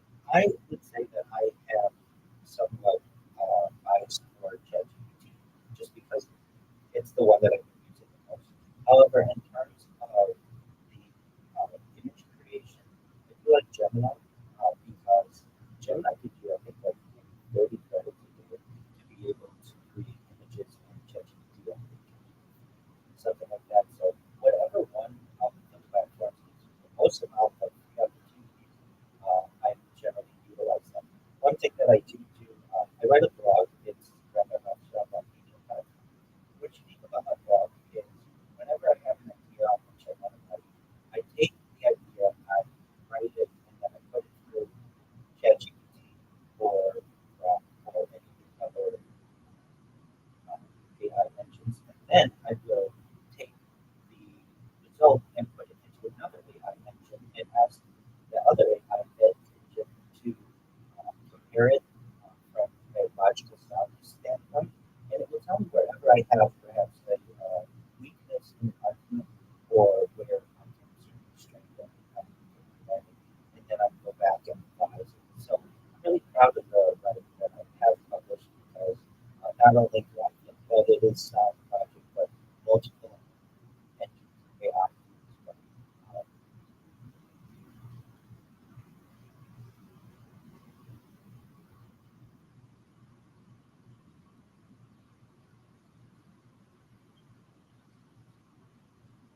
Yeah, certainly. So how can one person manage opportunities? It's an excellent question. I keep I keep a large spreadsheet that has much of the information of what channel is managing what device is managing what. So that's probably the easiest way that I am able to manage individual channels. Additionally, I multi-stream on my devices, which I think makes it a little easier because then generally I don't have to log into my main account and then the streams are multi-streamed to different platforms. So just to give the audience an idea, on something like there's a platform that allows for free multi-stream, which I think is great. And I advise if you're influencer, you should multi-stream. Why waste your time on or just Twitch or just Kick or just Rumble when you could be utilizing all of those audiences at the same time and basically compounding your influence? And so I use Rumble Studio to live stream simultaneously from YouTube and Facebook and Kick and Twitch and certainly Rumble itself. So each one of my devices is compounding the amount of data that I'm creating. But I generally only have to log in one time and remember the credentials for that one account. But it does get complicated, and I do have some channels that I've just completely forgotten how to log in. And I didn't know. Basically, one day I hope to be in different grades of a company like Google or Twitch or TikTok or whatever it may be able to get in some of them. But if not, then they're just part-time for to be able to study in the future. In terms of monetization, I do not recommend the process that I have done for monetization. That's really good. Get that one account per platform and to read the terms and conditions before you. That's really important as well to know that different platforms and to know what the expectations are to be monetized on each. So perhaps like on YouTube, you need a certain amount of subscribers. You may need perhaps a certain number of watch hours. You may have established in something like Kick. There's the Kick Creator Program that can give you a certain amount per hour for you to be able to shoot. You have to shoot a certain amount every 30 days or so. In terms of Twitch, it's a similar program they have. I personally think Rumble has a great program where you start earning the minute that you start streaming, which I think is really cool. The idea is that if you create a brand new Rumble account, start streaming, you make a few cents. I'm not saying that it's enough to cover, but it's nice to see that your account is, you don't look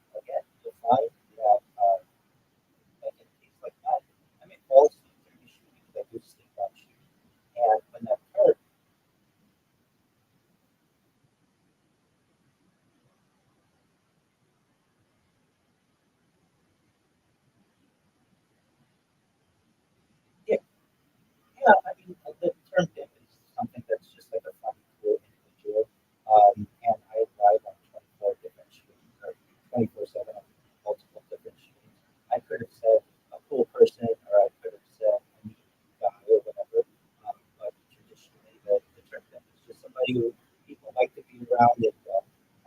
I give kind of a fictitious one at the beginning.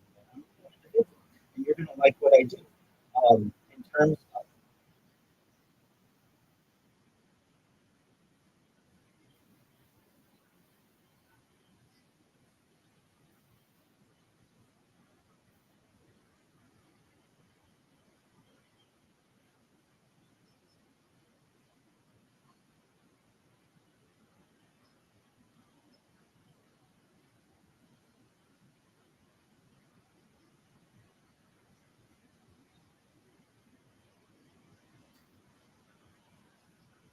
most certainly, and as we discussed offline, I'm going to do it any way that I can.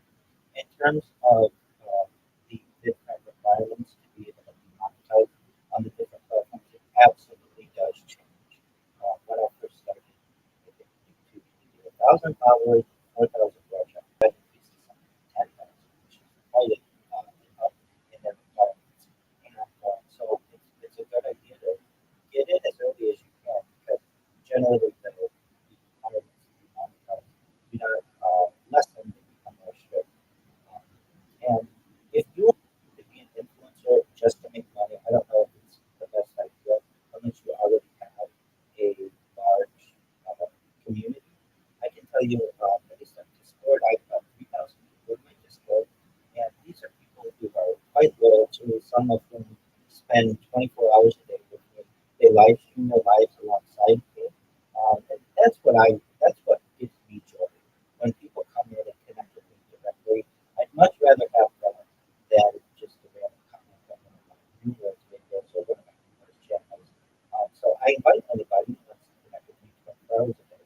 Join my Discord, discord.me/Rabbi. You'll be part of a community of thousands of people, real people.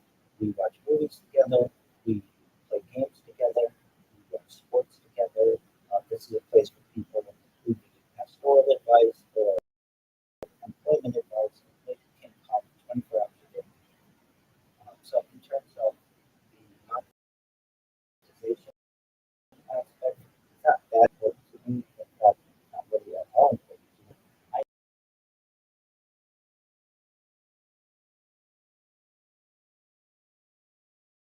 know that the monetization of my channels will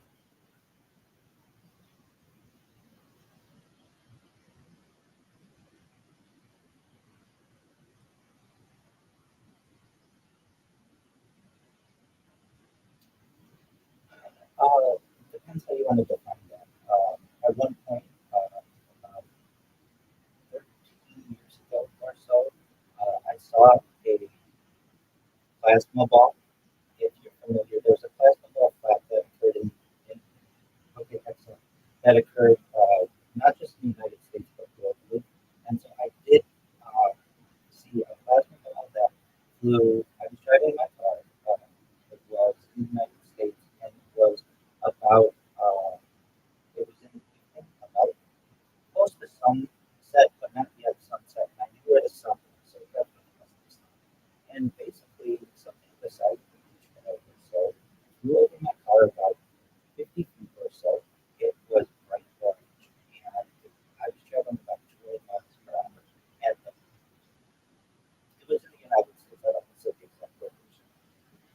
And it flew over my car, and I felt this intense intelligence from it. That there was like it felt not artificial. Well, I should say it didn't feel man-made. It felt intelligent, like you could almost communicate with it. Like it flew. It was traveling about 20 miles per hour, and I was traveling about 20 miles per hour, and it went into a suburban area. And I remember thinking, my whole life I wanted to see something, UFO or craft or anything of some sort. And I never had that opportunity. But I did see this, and so it resonated with me, and I ended up looking up information on this and found that this was a huge phenomenon that was happening across the world at that time, and it still happens. And I've seen these plasma balls create crop circles, and I've seen them being chased by black helicopters. So I really thought that was really interesting. In terms of an abduction, to my knowledge, I've never been abducted.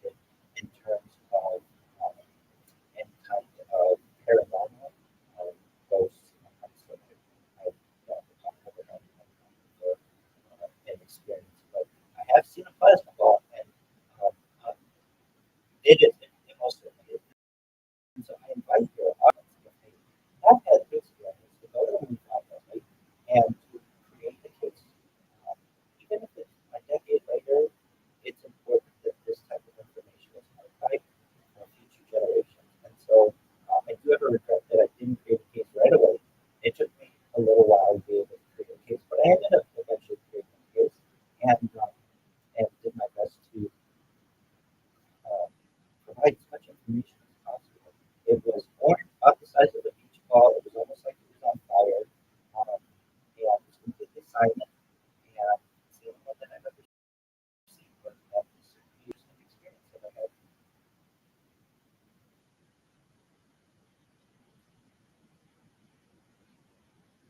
Yes, I did. Would you like to have that discussion now?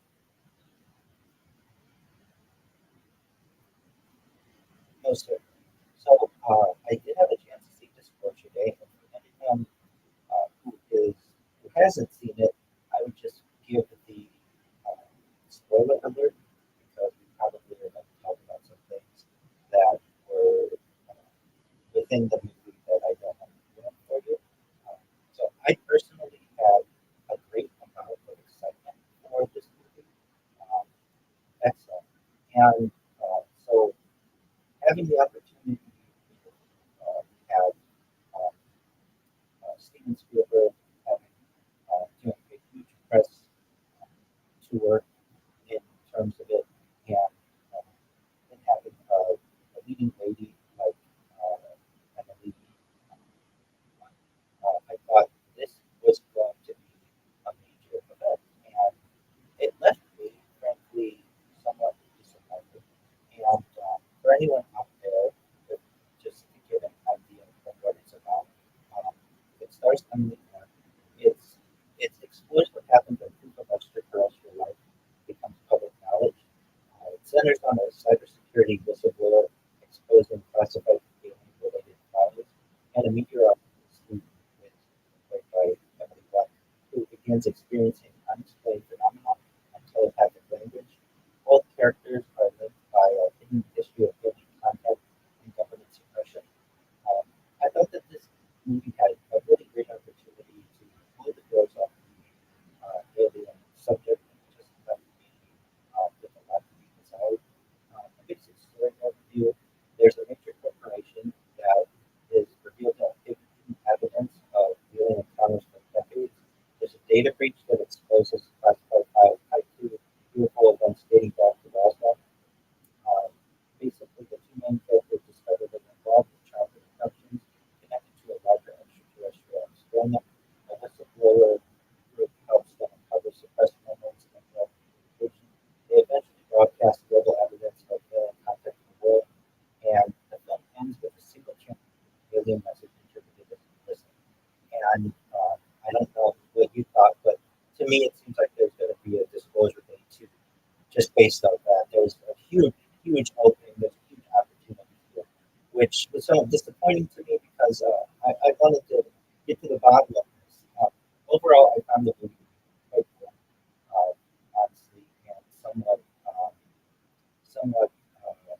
unrealistic in many ways. But I understand it is Hollywood. I found as well that there were some interesting aspects of the discussion of Lyndon Johnson at Homestead, another Homestead based in Florida with Jackie Gleason to be an interesting topic, and the video that they recorded of having in Roswell, alien crash bodies in the case in Pennsylvania to be quite interesting. And to me, overall, Disclosure Day does help the disclosure movement because it does make the topic more mainstream. And I just thought they could have done so much more with it.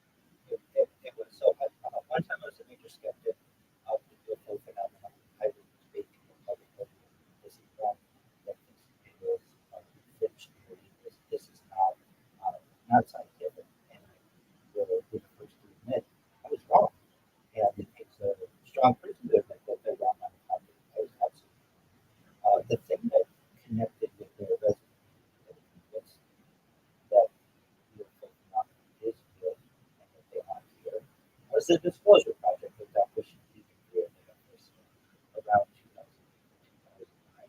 And for those not familiar, the disclosure project was an event at the National Test Board on May 9, 2001, where Dr. Stephen Greer, who was an emergency room physician, brought in a dozen or so whistleblowers from all aspects of military intelligence, international experts, people who work with NASA, and they had real faith that for the first time in my life that was able to convince me that this was more of a phenomenon than I had even that I had once perceived. It was the first time that it was one whistleblower after another after another after another, as opposed to most UFO documentaries that I had seen, which were just someone who was in a shadowy background, couldn't really distorted their voices and things like that. It was not this at all. This was people who had been credentialed by the highest levels of the government, the FAA, NASA, certainly with the military intelligence, and they had real data. FAA briefings, they had whistleblowers who talked about NASA photoshopping or airbrushing these crafts in publicly available photos. And that was a groundbreaking event in my life that caused me to then really dig into how bizarre Area 51 has for Element 115 and Muslim, whatever you call it. The, I've been close. I have not been to the little Airbnb.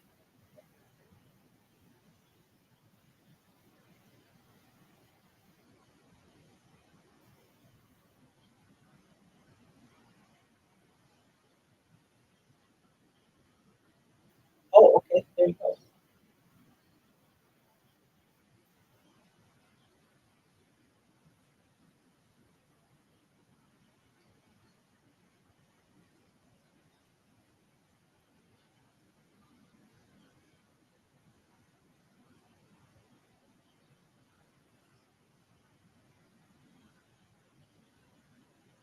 People ask me this. I don't really watch my streams that much. I just check them from the quality assurance perspective to make sure they're archiving.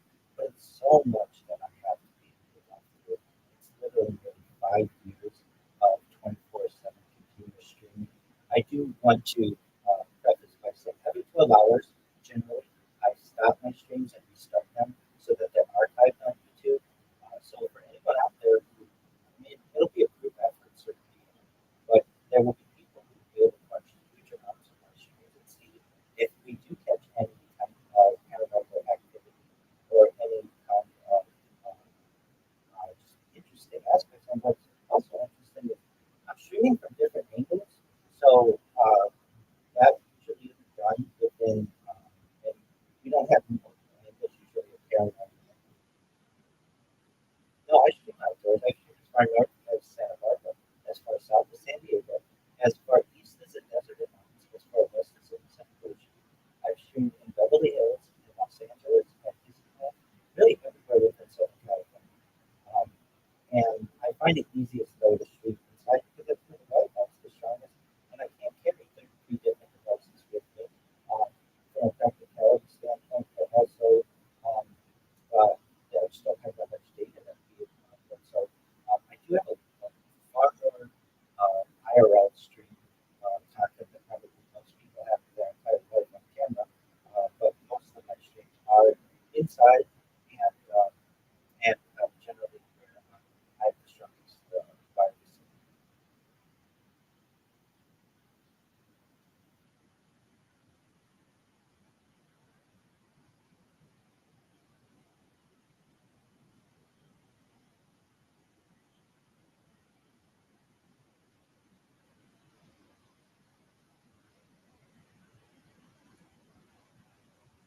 Listen, so let's talk about.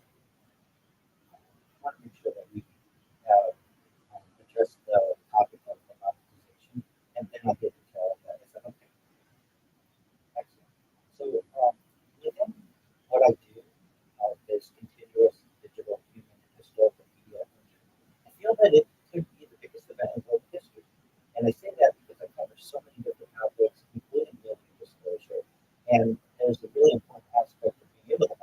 this as a live broadcast layer, the real-time detection capture. There's a massive archival layer. There's the viral distribution layer, a monetization layer that adds sponsorships, subscriptions. So the potential AI training layer and the cultural timeline layer. So for anyone out there who may doubt that this has the opportunity to make that but the audience extremely well because I don't know. I did want to make sure that there are a lot of ways that we're going to be able to make money on this when it goes viral. In terms of the discussion that you had with DOMs and feeling infections and such, at least my understanding of with the human infection phenomenon, really we have some major cases that I started to study over the course of a decade or so after I became a believer in and every single night. Yeah, yeah, 100%. I called into Coast multiple times to share just predictions and things like that. Yeah, so anybody who is a Coast to Coast fan, every single night for 7 hours a night, I listen to Coast to Coast. There's on KFI AM 640 Los Angeles. There is a 4-hour show that they replay the show for another 3 hours. So you don't have to necessarily, if you don't want, subscribe to the Coast subscription, you can listen to every show on my streams. I'm a huge Coast to Coast fan. I used to be afraid of Coast to Coast AM just when I was a little kid because it seemed really scary and they would talk about things that maybe weren't so focused on children. But as I got older, I would listen to Article and some of his archive, and then of course George Murray.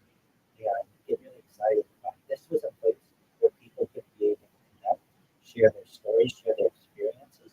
And I found this to be very scientific for anyone out there. I mean, we're talking about advanced propulsion and advanced particle physics, anti-gravity, anti-gravity, really things that many people do consider to be scientific, but just because it's not always the most mainstream in the discussion, people have some doubts about it. But in terms of the Coast to Coast realm, I'm a Coast team. I love it. Listen to it every night. In terms of the alien abduction phenomenon, I find these cases to be of extreme interest because this is where we are able to derive a lot of our understanding of firsthand encounters with aliens. And so to just go through a few of the ones that I found interesting, there's of course the Antonio Diaz case from October 15th, 1957, near Sao Francisco de Sales in Brazil. And the background is Boas was a 23-year-old farmer. He was working late at night on fields in his family's farm. And because it was summer heat, he was working late into the sunset. He noticed what appeared to be a bright red star. The object seemed unusually bright and appeared to move toward him. As it approached, he realized it was not a star. The object descended toward the field. He described the craft as egg-shaped, metallic in appearance, resting on two legs, rotated, had a rotating red light on top, emitted a bright glow. The capture was, he tried to leave on his tractor. 4 humanoid beings emerged. They chased him through the field. They physically grabbed him and carried him aboard. His description of the beings, they were roughly 5 feet tall, they had great coveralls, helmet-like headgear, blue eyes, no understandable speech. They communicated through marking summons, which is different than some of the other cases that we have, which I always find interesting. I always find the inside of the crafts to be just extremely exciting. This craft had metallic corridors, strange red symbols on the walls, a strong chemical odor, bright lighting without visible light fixtures, and a medical examination was conducted, which is pretty common for these. His clothing was removed, blood was drawn from his chin, his entire body was inspected, there were strange instruments used, and then this has always been mind-blowing to me. A female humanoid approached him. There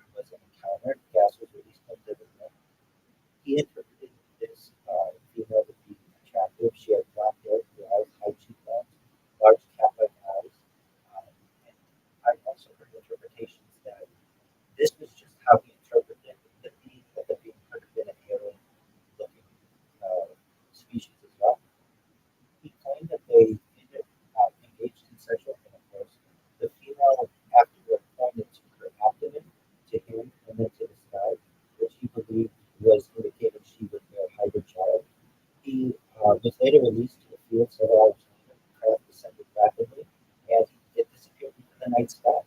Of historical importance, this is often considered the first modern alien abduction case. It introduced the reproductive themes later in other abductions. Of course, there's the Betty and Barney Hill case, September 20th, 1961, in White Mountains, New Hampshire. The background is that Betty and Barney Hill were a married couple returning from vacation to Canada. Something that's unique about them in this case is that they were an interracial couple. When interracial couples were not considered extreme normal, they were driving the rural New Hampshire night. The initial sighting was that Betty noticed a bright light. It appeared to move independently of the stars. The object followed their vehicle for many miles. They had a close encounter. Barney stopped the car. He viewed the object through the binoculars and he claimed he saw a large disc-shaped craft, rows of windows, humanoid figures looking directly at him. One figure appeared to be the leader. There was missing time. They returned home much later than expected. Approximately 2 hours were accounted for. The watches stopped working. Betty's dress was damaged. Barney's shoes were unusually stuck. They had hypnotic recall. Years later, they both underwent hypnosis. They described the beings as having large wraparound eyes, gray skin, hairless heads, thin noses, small mouths, and uniform-like clothing. Aboard the craft, in Betty's account, she was escorted through corridors. She met leader figures. She was placed on an examination table. Her hair sample was taken, skin sample was taken, and needle was inserted into her abdomen. Barney's account was that he was separated from Betty, subjected to medical examination, body measurements recorded, cuff-like device was placed on his body, and then there was a star map. Betty claimed that she was shown a three-dimensional star chart. She later drew the map from memory. Some UFO researchers associated it with the Zeta system. We'll talk about this later a little bit if we have the opportunity. There was historical importance. This created the modern great alien archetype, and it became contended for most later abduction reports. Other things that I always found interesting about this case were that the aliens hit Betty's dress allegedly, that they weren't able to figure out something as simple as a zipper, that Barney's shoes were stuck on the tops of the shoes, which meant that he was probably drugged, and that they were very scared thereafter. They never made a huge amount of money for this. And most of the abductees or people who had some type of anomalous encounter do not make a lot of money on this. There isn't a lot of reason to want to be someone who considers yourself to be connected to these types of phenomena because there's a lot of ridicule for what this is. And I should have prefaced all of this discussion by saying, I don't know if any of this is true. All of this is alleged, but this is the history of the alien abductions. Yes, I do. And I have some years.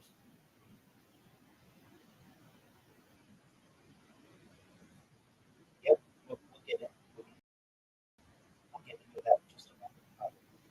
As for David Phillips, I think he's doing a really good job of trying to get to the bottom of what's going on in national parks. I don't know, frankly, but there are some basic things that we have some disappearances. And if you know, so if you know if some people have been affected in heavily forested areas, and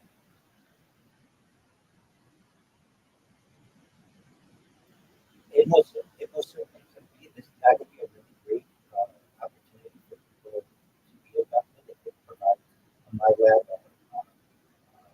provides our national forest group.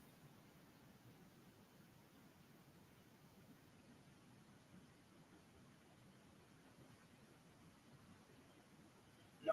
I agree. No, consent is very important. I don't that somebody should take an ever against it. No, what I'm saying is that a military abduction in combat would it's much easier to do on a considered rural environment than in an urban environment. Exactly.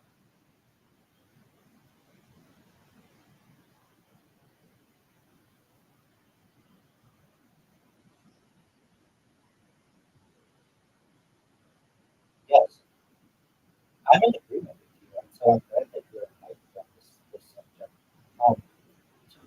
If we really think about how vast the universe could be, any kind of alien that you can imagine probably exists in one form or another. And so, of course, every being could exist. We have heard in on the Bigfoot subject that there may be some type of connection between UFOs and Bigfoot. What one person made a Bigfoot like a great ape could be extra-dimensional, could be interdimensional, I should say, or extraterrestrial.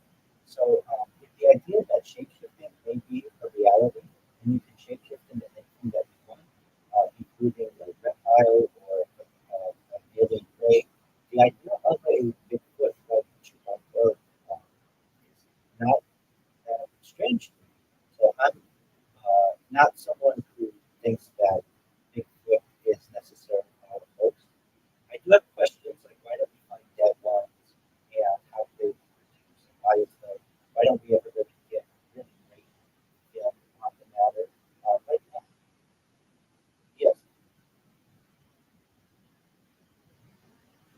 that's that's right.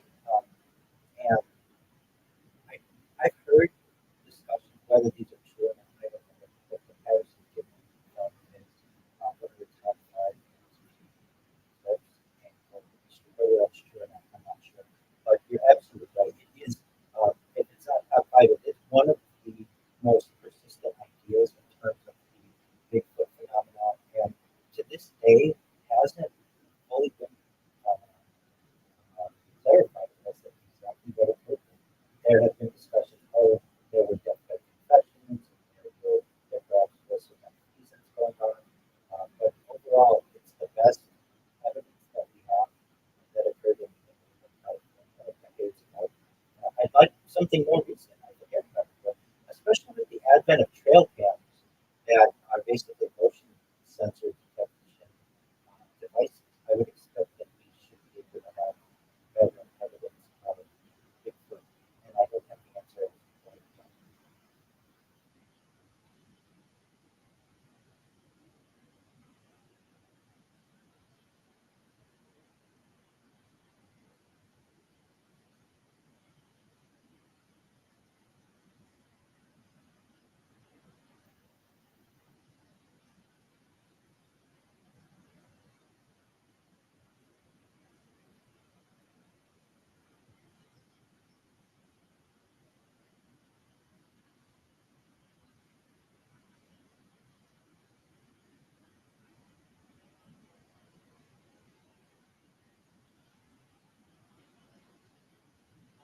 I don't know if I'm the best person to say which one is broken down the best because I haven't seen them all. I have more of an advocate of documentaries in terms of the alien phenomenon because a lot of how people can take make some connections that aren't always there. However, for anyone who hasn't seen Close Encounters of the Third Kind, that's one of the classics, and really most certainly. And E.T. E.T. to me brought the idea of the phrase extraterrestrial into the mainstream within the mid 1980s, and there's a certain nostalgia that I have for that. I think Independence Day really put aliens as a blockbuster event that it was just such a huge budget and huge summer release that it was one of those movies that forced everybody to see it. That I don't know if Disclosure Day has had. The movie industry has changed since in the last 30 years or so in terms of what gets people excited. But those are some probably more conventional, more mainstream movies that I think bring the idea of disclosure in multiple ways.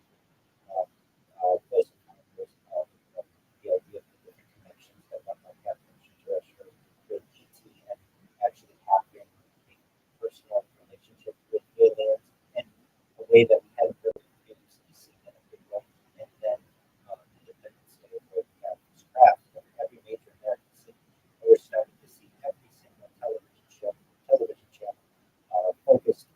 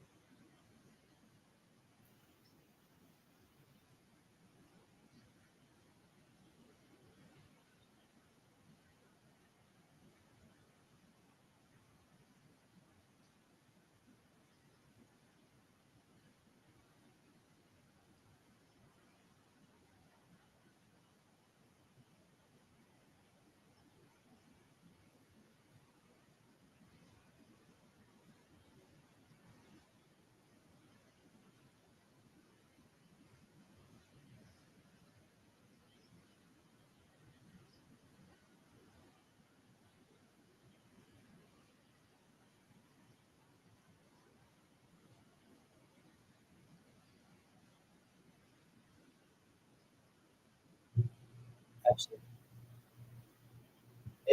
Good question.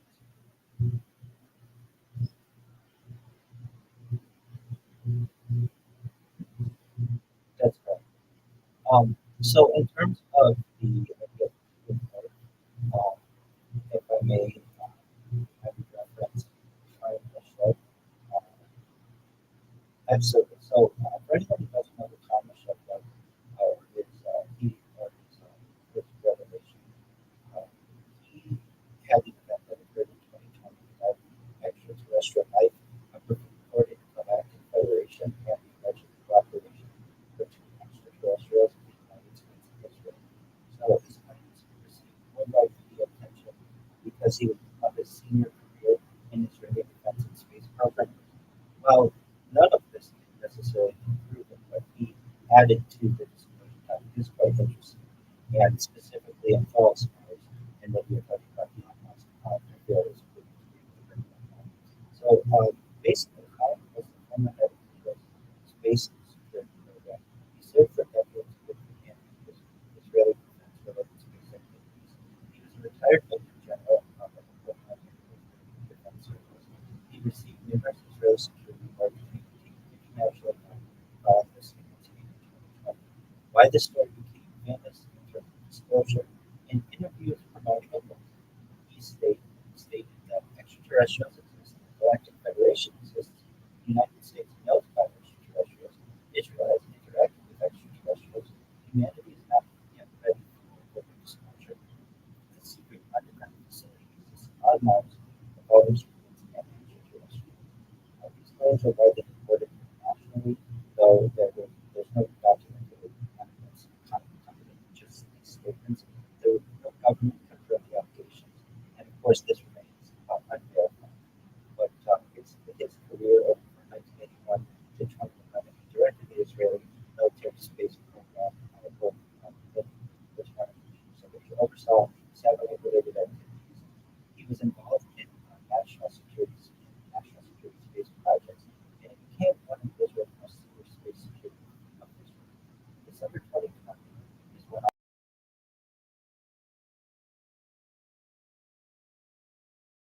all the international attention whether the search for UFOs and disclosure communities.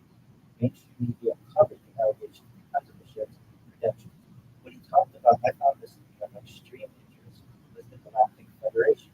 He claimed that there was a Galactic Federation that exists, that multiple extraterrestrial civilizations belong to it. Humanity is being observed. Contact is limited because humanity is not ready. The alleged purpose is to prevent premature disclosure. They are part of this narrative to monitor humanity and study civilization. Now, in terms of the United States connection, he states that there was communication that the U.S. government knows extraterrestrials exist, that certain information remains classified, and his contact is occurred for many years. He stated that President Trump was then president at that time, and then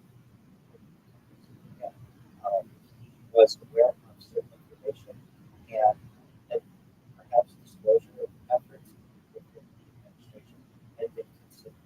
His Mars claim was that there was an underground Mars base. This was one of his most discussed statements. He claimed that there's a joint underground facility that exists on Mars. Humans and extraterrestrials allegedly cooperate there, and scientific activities occur at that facility. He stated that humanity was not ready, that extraterrestrials do not want open disclosure yet. Humanity must develop further, and conflict will eventually become public. The connection to the UFO disclosure movement is that basically his claims gave more government transparency and perhaps led people to investigate the issue more regarding UFOs or UAPs. In terms of the reaction from the UFO community, some researchers argued that his career gave his statements unusual significance. Senior officials rarely make such claims publicly, and that the story deserved investigation. Of course, there were skeptics. Critics asked, where is the documentation? Where are the photographs? Where are the corroborated witnesses? Why has no government confirmed the claims? These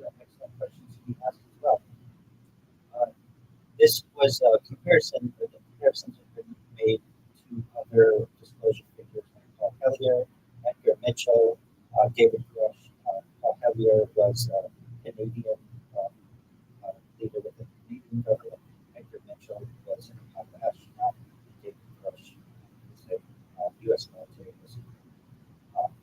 So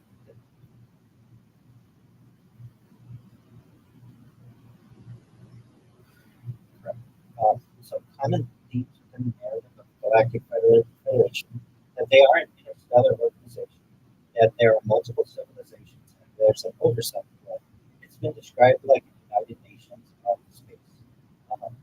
There is controlled disclosure perhaps of that humanity is not ready, that this information will be released gradually and secrecy if needed. That this is basically known as soft disclosure. He described advanced technology from highly advanced civilizations who have been involved in interim observation of Earth. His Mars operations, their secret facilities, human extraterrestrial cooperation. Really, this was just something that he wrote. There wasn't necessarily much evidence, really any evidence of it, but he certainly claimed that aliens exist. He claimed that the Galactic Federation exists.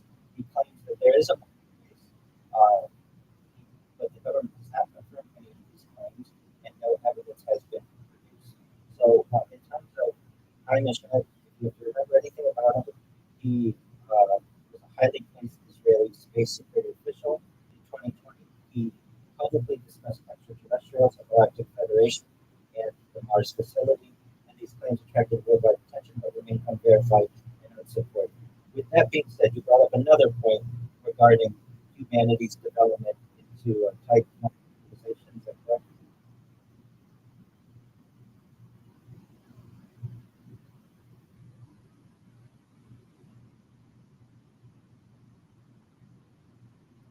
I'm certainly not a I'm certainly not an expert on all aspects of these disclosures, but I do think that uh, he, he helped to promote the disclosure effort, and the Three-Eyed Atlas, um, as I understand, it's the third interstellar object discovered passing out of the solar system. He theorized that it had unusual anomalies, including its huge size, trajectory, and uh, basically there was a huge amount of abundance of high deuterium and to hydrogen ratios. Um, and as I understand now, in current time, the Three-Eyed Atlas is well beyond Jupiter. It's speeding away from the sun and back into interstellar space.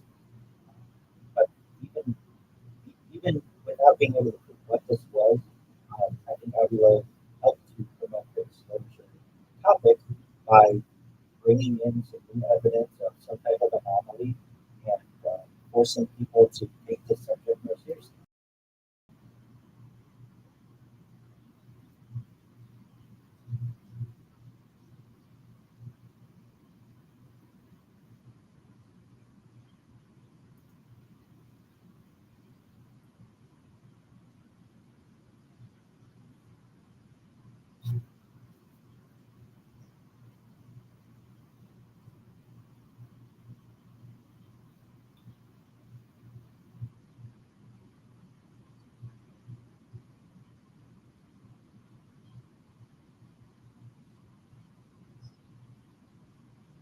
Oh, sir.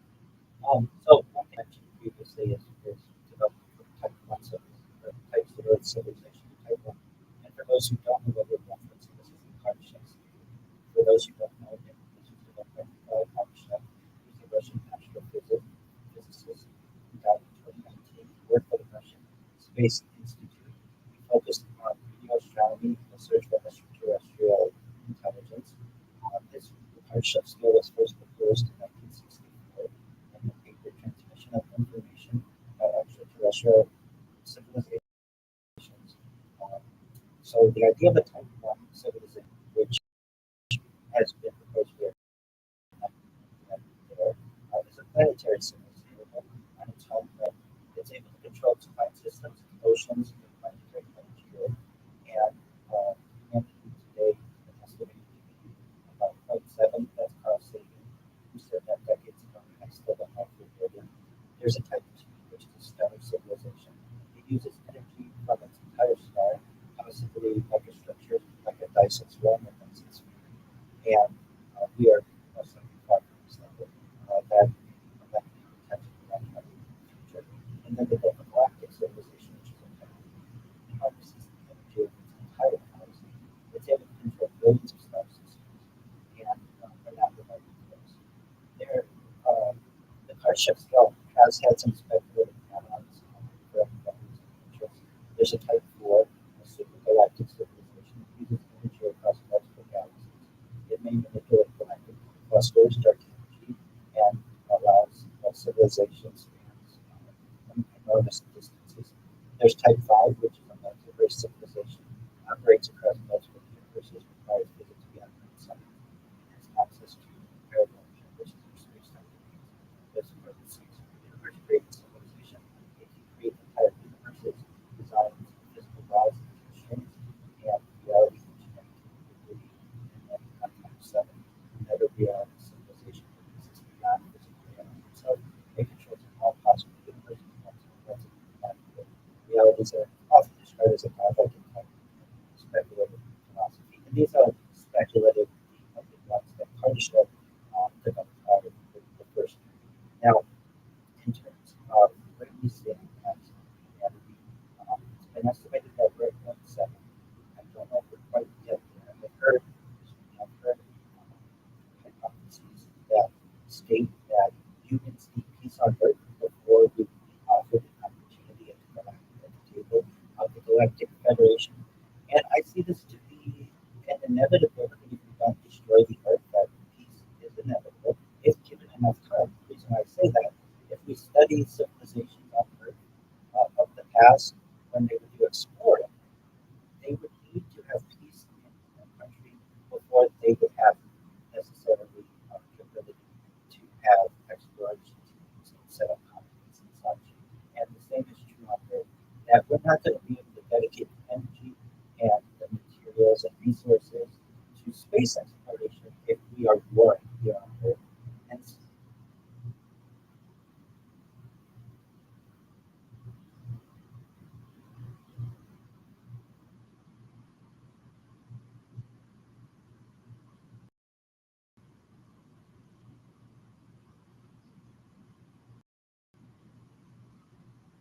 well, so certainly can there are important discussions to have about in terms of space exploration, such as macro movements.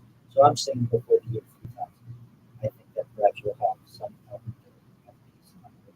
If we study every element of these extremely, then generally their abducted goals.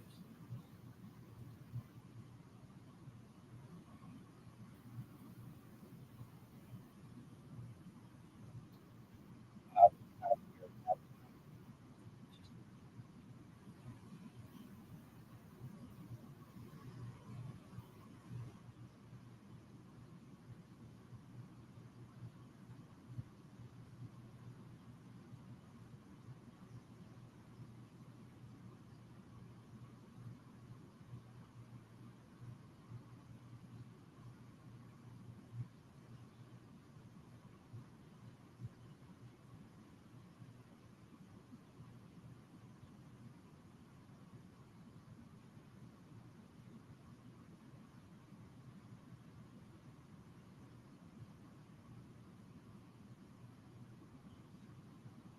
So there's also the idea that we may have had some type of DNA alterations is consistent with what Balthazar was refound as philosopher. And in his disclosure, his whistleblower in the late 1980s, he stated that aliens treat Earth like a zoo or like a large experiment, and that human DNA has been altered at least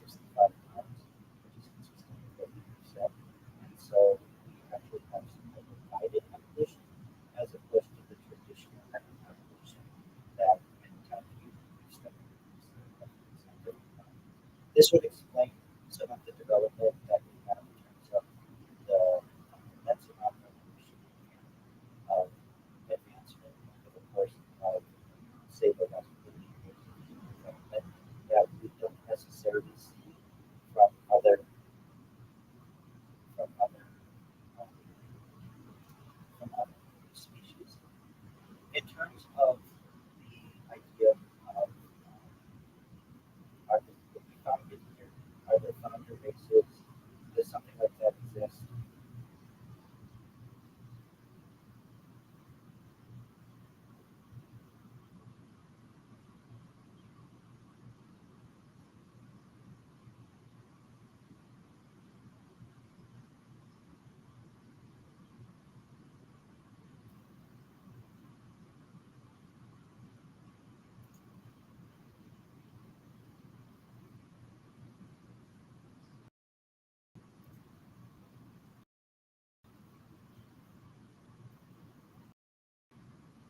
Okay, so firstly, are the Anunnaki vegetarian? Not in a direct way. For those who don't know, Anunnaki is an Akkadian word that means those of royal blood, or those who came down from heaven to earth. It's a specific to Mesopotamia of Sumerian Akkadian, and the Bible does not mention that as a that certainly is different. We can certainly get to that. Um, so I do have the opportunity, if you like, to review all of these different terms that we reviewed. But as we have studied Anakim are the basic giants and the descendants of Ana, and they inhabited the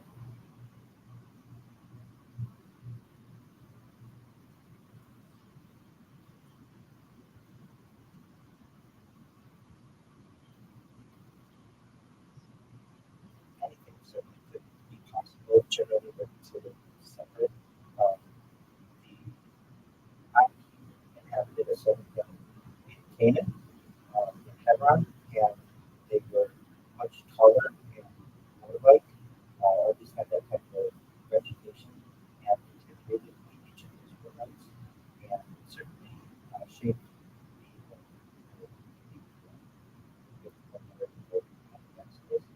in terms of Anunnaki. Um, this is they're not mentioned directly in the Bible. Anunnaki. No Hebrew word corresponds directly to Anunnaki.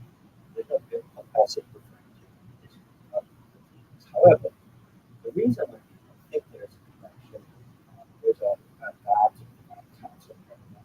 The Bible does not describe does the Bible does describe a heavenly concept of God beings and reference this earlier.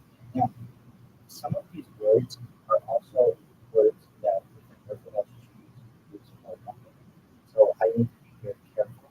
And so I want to preface this by saying this is all for educational purposes, and I may distort the names slightly to be able to for religious purposes. So the first term that we use, and I can break up the words, Elo and then He, which I will call Elohim.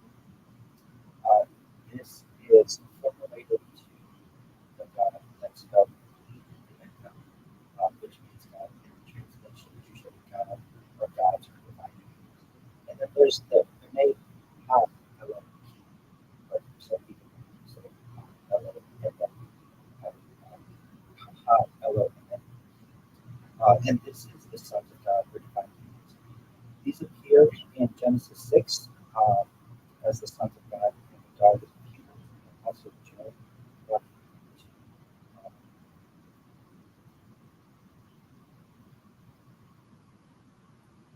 That's generally this is what it is. And so there's a parallel. Much of at least Jewish study is from ancient developments. And while some people may use the term as plural, other people may consider them singular, and eventually the monotheistic basis of 2 years would take its form, but it was not immediate the text that many different names of God were developed, and also some terms may be like in a plural sense as the gods or divine beings, but that might not always have been in reference to God. So the idea of the Anunnaki as being divine counsel of God is certainly prevalent. And in biblical text, there's an Elohim council, a divine word under one supreme God. But these are generally considered separate religious systems, now shared entities. Now, within the Genesis flood parable, there are some similarities that exist between Mesopotamian tradition and the Epic of Gilgamesh. For those who don't know, this is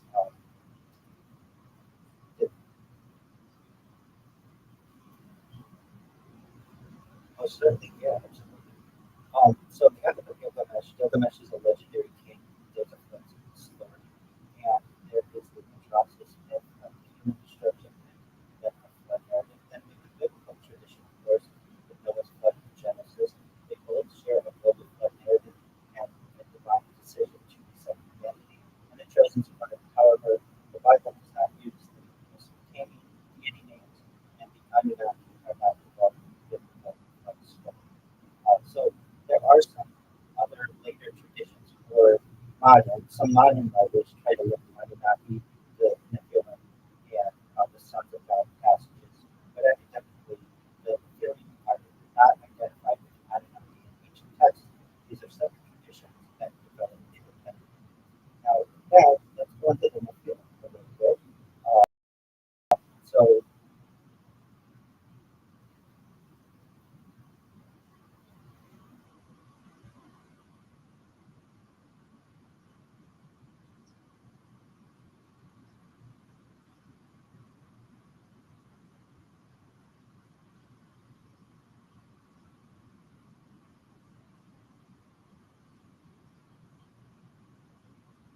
So those are similar things of what we consider to be a sharp thing.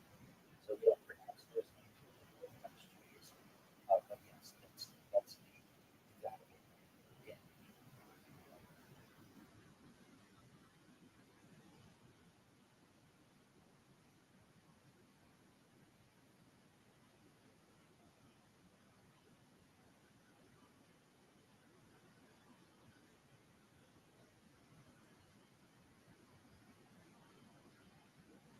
sure. If you want to call it plasma ball, different than what I saw, but some type of transcendent physical being, if somebody wanted to consider it that, we people are allowed to interpret things in any way possible. Lightning would be something that would be, I think, an apt description, especially with the tablets. But generally, within mainstream orthodoxy, we think of God as being incorporeal, meaning not having a body, and thus would be described as having any kind of human form. People wanted to consider that being an energy form. That is more how we would understand it.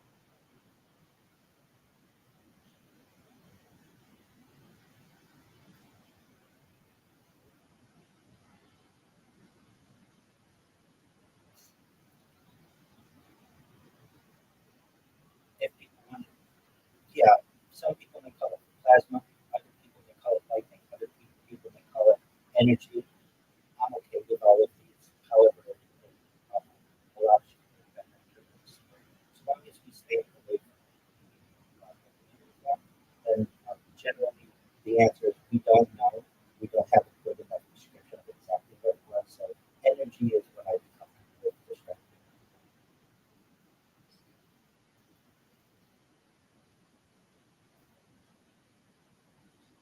Absolutely. Absolutely. So then are the fallen ones generally comes from the um, the feeling comes from the Hebrew term fall, which means to fall. The relations of fallen ones, those who fall, those who cause others to fall, violent ones, then later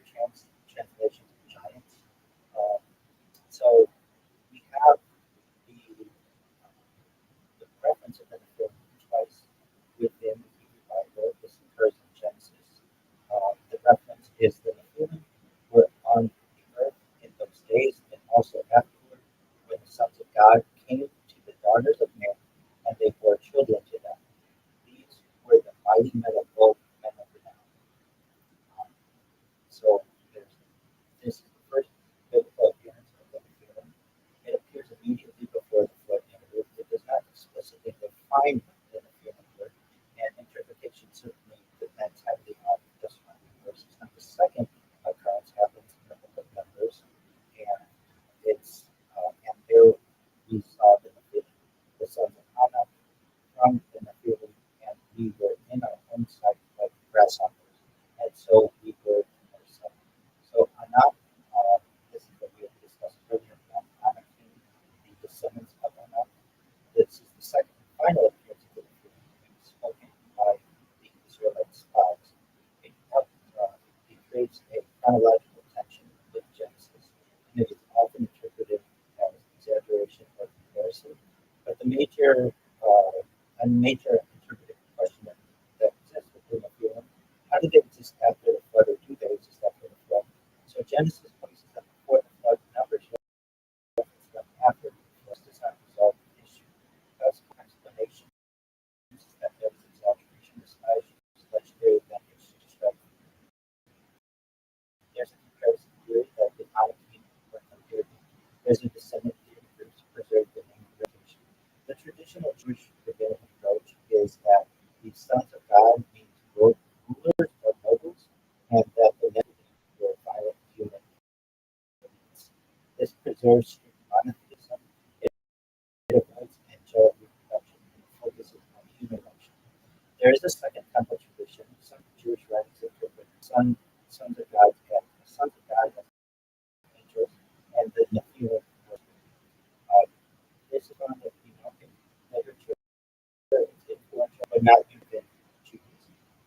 Then we move into the book of Enoch. So this expands on Genesis.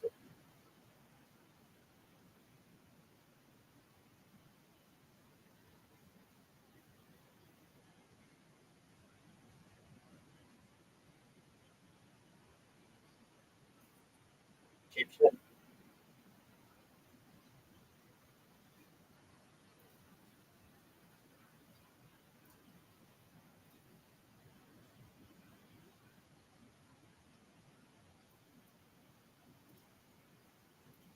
Some what we can do is just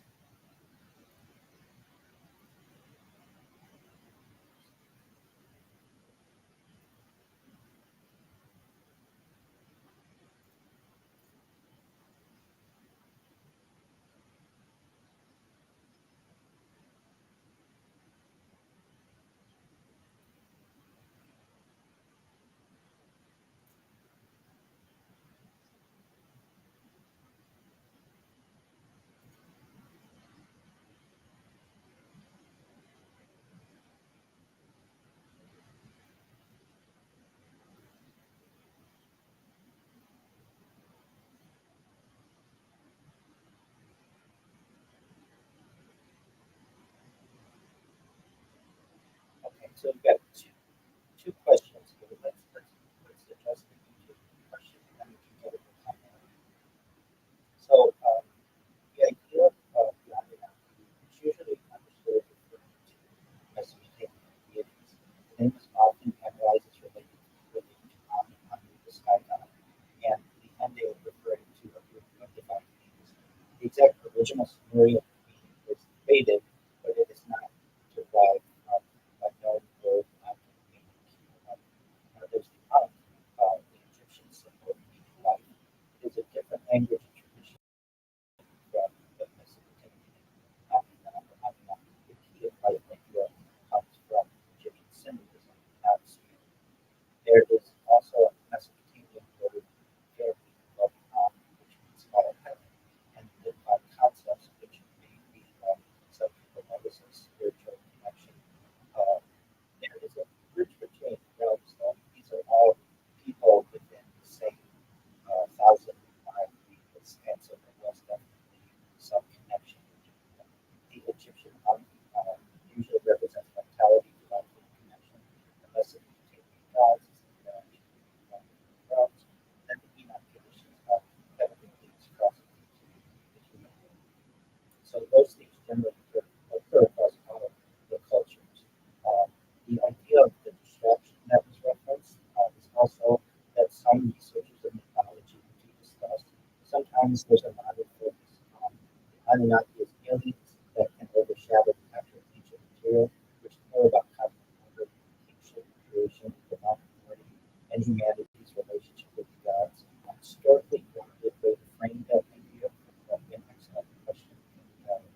comments is that the Anunnaki may be less important as ancient cavemen, but more important as symbols of the ancient being attempt to describe the connection between the divine, the cosmos, and human existence. And then, as to the question of chimera, generally, in mythology, I understand the fire being a monster with the mind's head and body in a certain scale. And there are also things that describe biology as an animal that contains two different sets of DNA. And that's certainly in genetics. A person who observed the triple results in two distinct DNA profiles. So the idea of chimera can certainly have a biology sense or the biological sense. Um, so you were asking what specifically about the chimera?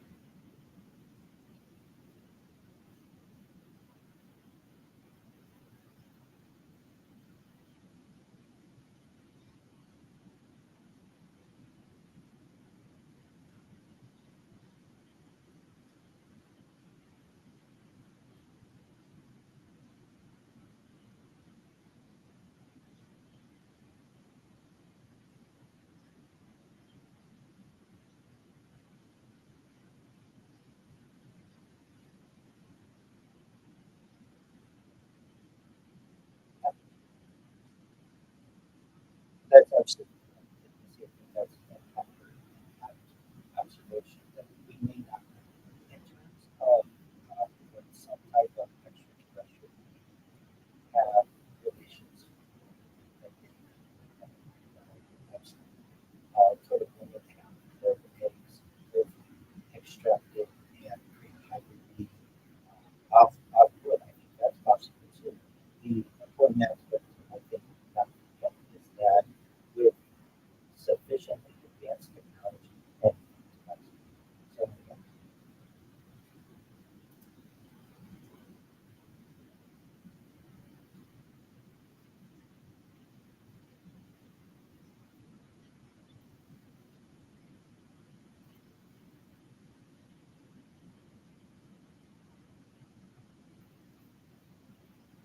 most certainly we can certainly get into discussion. So usually this is the real vision that is approximately around 600 before the time of pardon me. Well, this is the fifth book of Ezekiel. We're talking about the third of it. Absolutely. So this occurred around straight around 500 before the time of and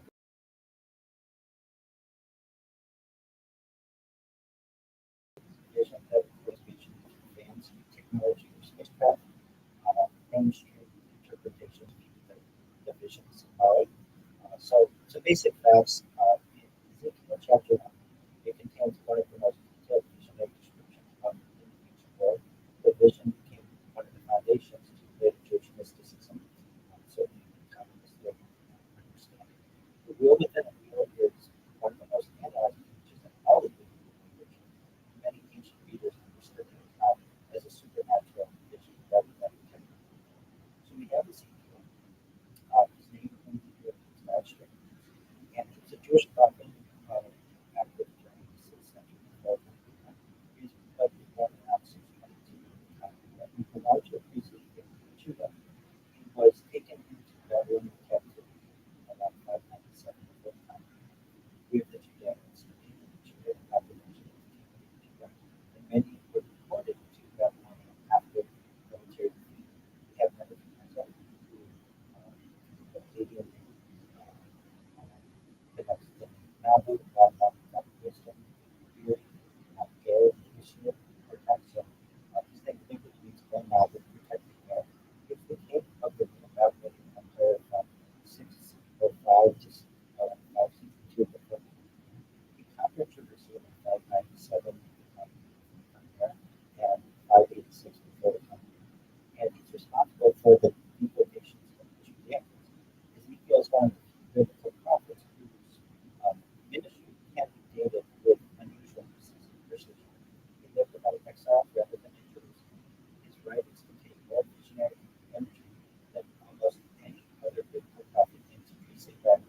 makes back a strong emphasis on divine glory and sin. So now let's get to this field. What is it? He describes giant wheels beside heavenly beings. Each wheel appears to contain another wheel intersecting it. The wheels can move in any direction without turning. He also describes living creatures, four supernatural beings and unbelievable beings, each possessing four faces and four wings. There is a divine throne, who is positioned above the creatures and animals and superior superior, radiant divine figure. There's the idea that the glory of God was a visible manifestation of the divine presence. The wheels were covered with eyes. The wheels moved in perfect coordination with the living creatures, and the entire structure functions as a heavenly throne chariot. Similar throne imagery appears in other ancient Near Eastern cultures as well. But this is one of the major connections that people make to the flows of the Bible. There are some others if certainly just those. And but our is the term UFO actually mentioned in the Bible or something along those lines. Generally, it is not. Some people do have some interpretations as to what occurred. So, within the Bible, we're talking about Tanakh. This is Torah and the entity of our Hebrew Bible canon. There is divine throne, which we just discussed something about, angelic messengers, hybrid or ambiguous beings, fiery ascension events, structured celestial hosts, complex visionary systems, especially on further platforms. So Genesis, the earliest ambiguous divine throne. There's a key passage, certainly the sons of God saw the daughters of man, that they were fair, and they were giants on earth in those days. The sons of God, these divine beings, which we discussed.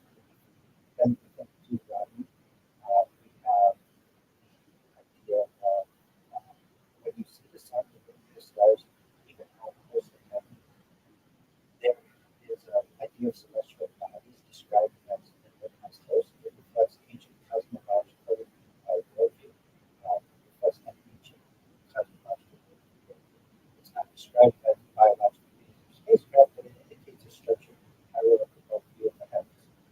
Now, in the second book of Kings, there's the fire of ascension event. This occurs there at the computer and shared with the Father and verses of fire, and Elijah went up by a whirlwind before them in heaven and disappeared.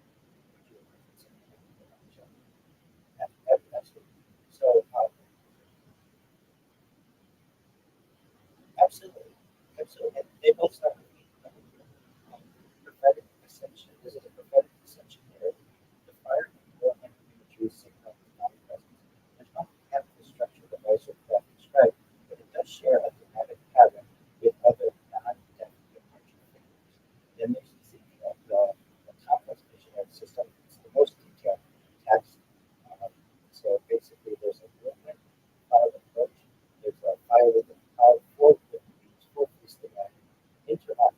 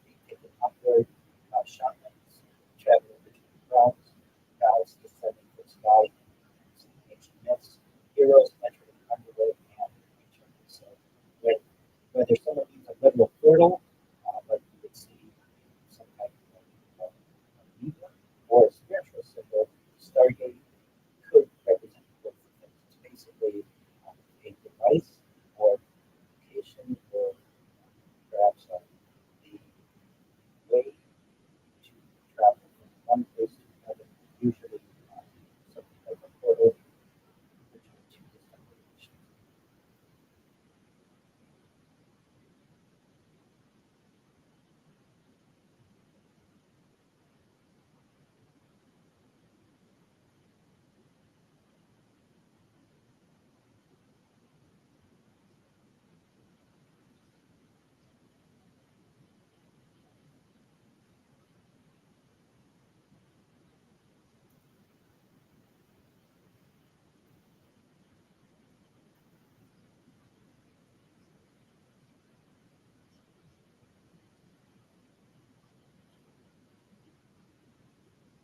Yes, this is also great geometry, and the ancient Egyptians were always trying to transcend some type of art that are obsessed with and be obsessed with power, energy, and one interpretation is that they use this type of symbology to be able to describe that which they desire. And all of the examples that we give we use them to this day. So we're not much different, even at corporate levels and such, depending on what these ancient symbols are and how we utilize them in our age.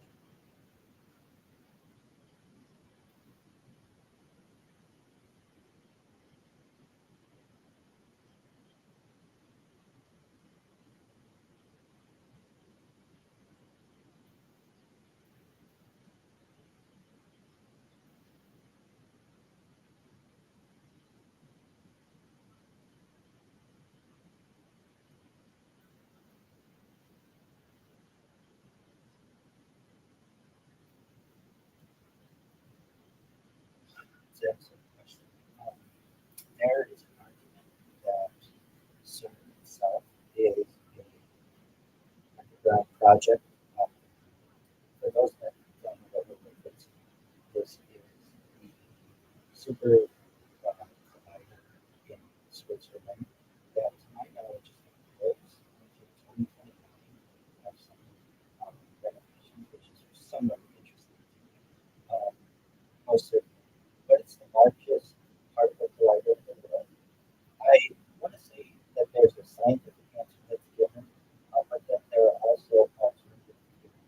I don't know what I believe, but I can tell you that I've heard that CERN is a place that perhaps is the center for the deep state, that there may have connections to some type of time system that it may be used as a cover for the intelligence agency that you can generally say that they're engineered, and people don't should not issue too much, especially if you say, well, they're engineers, because then you can really draw the world unobstructed and always be able to give the answer that you're concerned.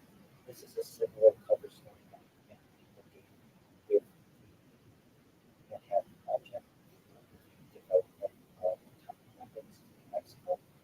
Whether or not this is true, I've also heard some other interesting theories that there may be some other connection between story and religion and a some type of layer I've heard before. Whether this is true or not, I don't know. I'm doubtful of anything that I've heard before I see some evidence. But I've heard that alpine lakes are very deep, much deeper than many people think, and that there may have been a tunnel system that has created some kind of base on Lake Geneva that there's a connection to CERN as well. And so it would be easy for people to be perhaps in the intelligence world some type of off entity by just giving the argument that they are going to CERN. I've also heard the idea of time travel at CERN, and that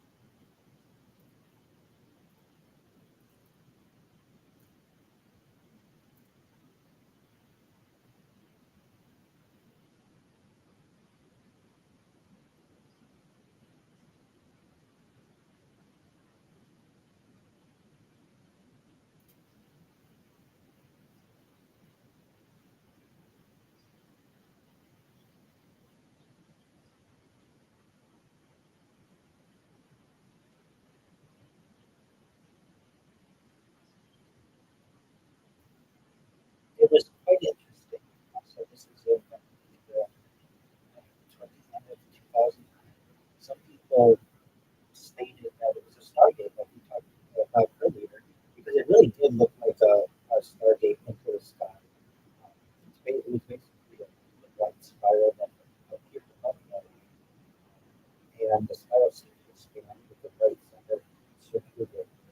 Many people filmed it, and theories spread about UFOs and wormholes, Stargates, secret experiments, ancient technology.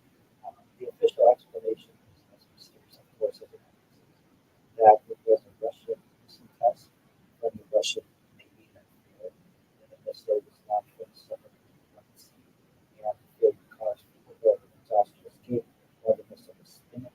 The sunlight illuminated the experiment was high in the atmosphere, creating basically spinning rocket plus leaking fuel exhaust plus high oxygen sunlight plus a cold atmosphere equal to a giant spiral in the sky. However, it looks so unnatural because it looked like a work of super geometry of the center and expanding air. It was perfectly solid. That's what leads me to think it perhaps may have been more than just a Russian test. And it's almost like a door distracted with an distracted technology. And while it's not evidence that it's started, it is a good example of how perhaps a real event, real physical event, could present an ancient idea about the world. And imagine if we were ancient people and we saw that, I think that it was certainly something.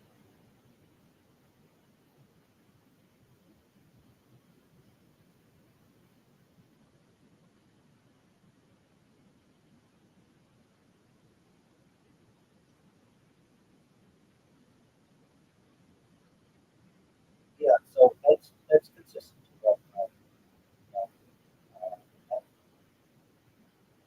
it, so as I understand, the service shut down for years after that collision. Um, and it's not shutting down permanently, but the large airline for Apple is scheduled for major planned shutdown from long shutdown 3 on S3. So it's 2026 run is the final data taking period before this period, and it's planned around December. And then from there, there's going to be some major uh, maintenance upgrades and preparation for what's called the high velocity LHC phase. That's just flight. So it's interesting though that they need to shut down for so long, or all of it. It seems like maybe you can work on the pieces.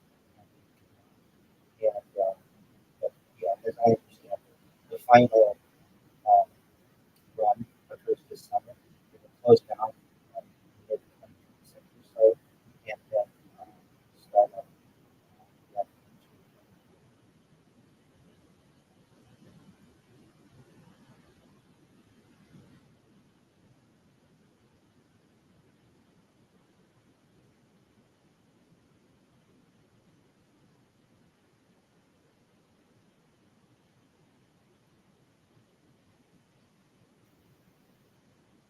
Yeah, well, certainly. So just to get some ideas, we could talk about myths and ancient philosophy and such.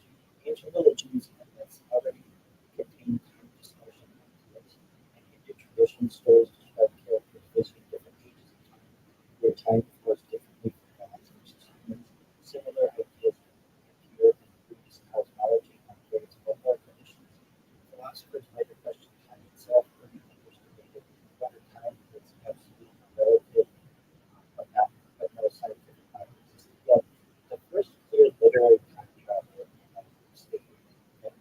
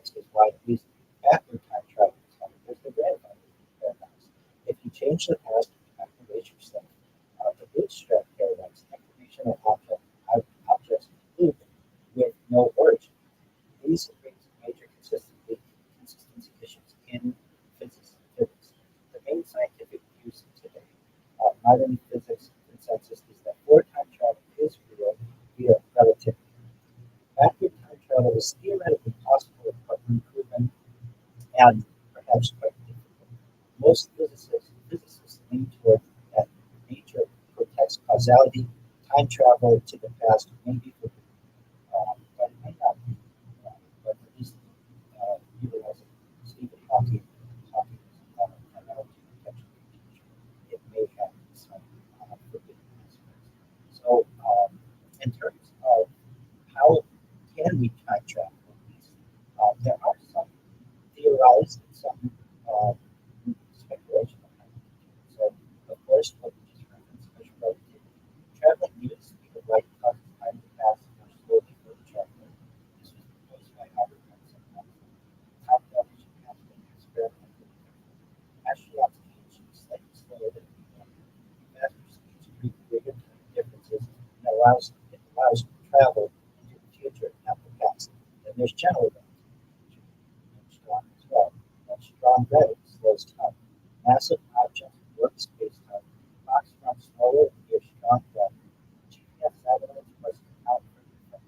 Black holes create extreme time dilation, and future time travel becomes theoretically possible. There's black hole time dilation, where time slows dramatically near the black hole. This is predicted by general relativity. Extreme gravitational fields affect time.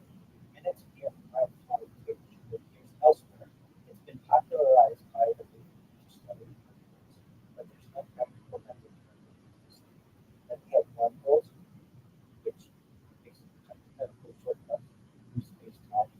Sometimes called Einstein-Rosen bridges, they could connect these simulations. They may connect at different times. They require design material for most models, but these have yet to be observed. There are cosmic strings, so this is a hypothetical defect in space-time. It's been predicted in some cosmological models. They could warp space-time dramatically. They might create closed time-like curves. There's no confirmed detection. It still remains a good. There's a Tipler cylinder, which is an infinitely long rotating cylinder.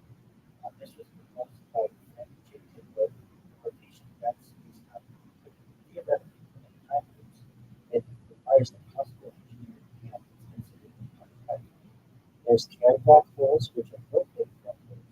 These were predicted solutions to Einstein's equations. They contain unusual space-time geometry. They may allow closed time-like paths. Internal stability is predicted and unproven as time machines.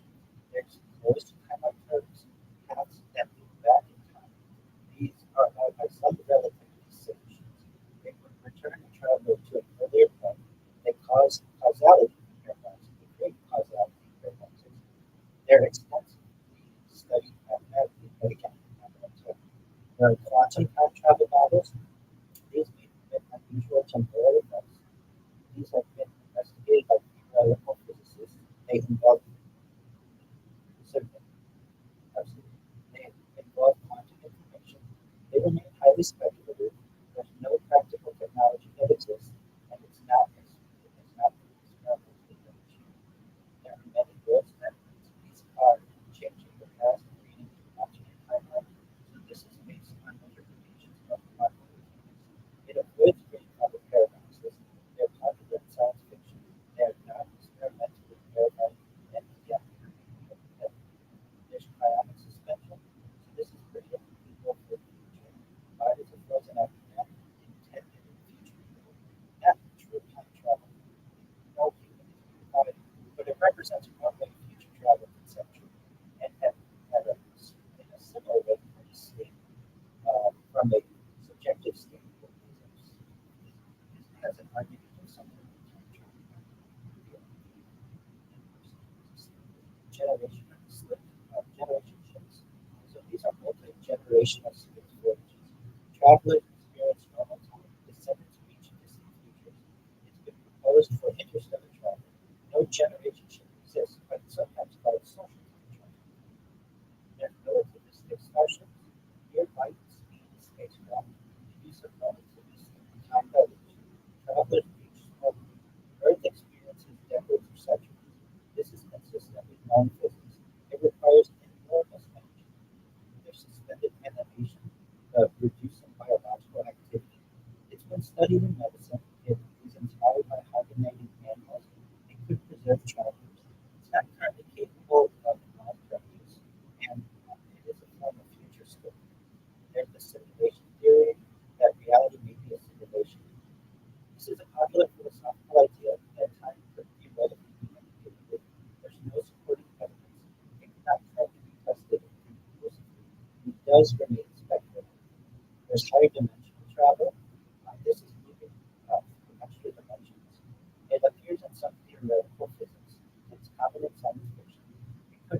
cars normal space time, there's no evidence for traffic use. It's highly speculative. There's temporal consciousness transfer. This is sending information rather than matter. So this is popular in science fiction. That consciousness, it's the idea of consciousness moves through time, avoiding physical transport issues, no scientific evidence of the type of evidence. Virtual causality, this is the future events influence past events. It appears in some kinds of interpretations. It's studied philosophically. It does not imply even time machines. The evidence remains controversial and is mostly theoretical. There's ancient mythological time machines. Many traditions describe alternate time. This does appear in Jewish and Hindu stories. Heroes enter other realms. Different time moves occur, usually symbolical, theological. These are not seen in scientific terms. And then there are fictional time machines. The mechanical devices used to travel. This was introduced in the time machine. They're common in literature. It includes vehicles, boards, and devices. Of course, we don't have any real examples of the actual fiction concepts, but those are some time and travel methods that currently hypothesized, and then you also have the question about the moon.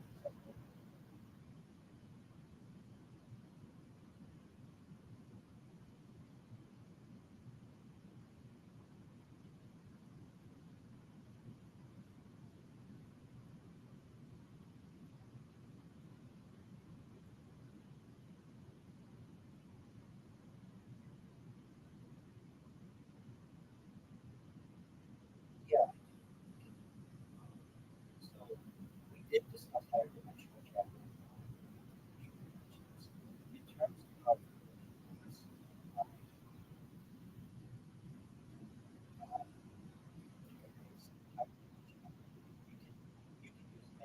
any so if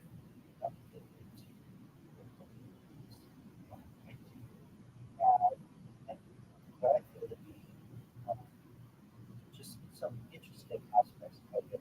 So would just bear with me and I can make some clarifications regarding it. And the idea that there may be something relatively less than an actual piece of technology. So this is just a fabulous story that I'm going through right now, and some other people may find interesting as well. So this is the idea of President Eisenhower, Obama, and the treaty narrative, and a little bit of the system.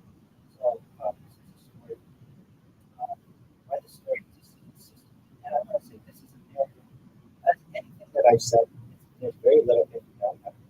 These are just stories. Everything just be telling the vision or telling the understanding of each but this is a narrative that's around the idea that the first contact with humans and non-human intelligence occurred during the Cold War. There are arguments for humans are not humans are impressed. This is the first time that we actually have humans had something treated as a government. The governments treated it as a national security issue. The contact led to control agreements rather than open disclosure. That long-term classified programs developed around language data. And in this work, football encounters are not necessarily events.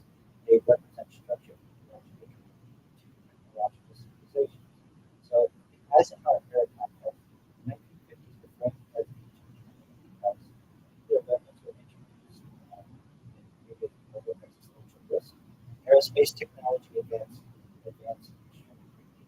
Radar and early warning systems began detecting unknown aerial objects within the narrative object. These conditions made content more likely or more urgent. Leadership decisions were prioritized stability and transparency. Highly classified channels used for sensitive encounters. Now, allegedly, and that's with all of this, I can't emphasize that enough. All of this is Edwards Air Force Base and Holloman Air Force Base have these bases are central because they are secure they are already handled experimental aircraft and classified testing. We have large open desert surrounding suitable for controlled operations. The narrative is that Edwards Air Force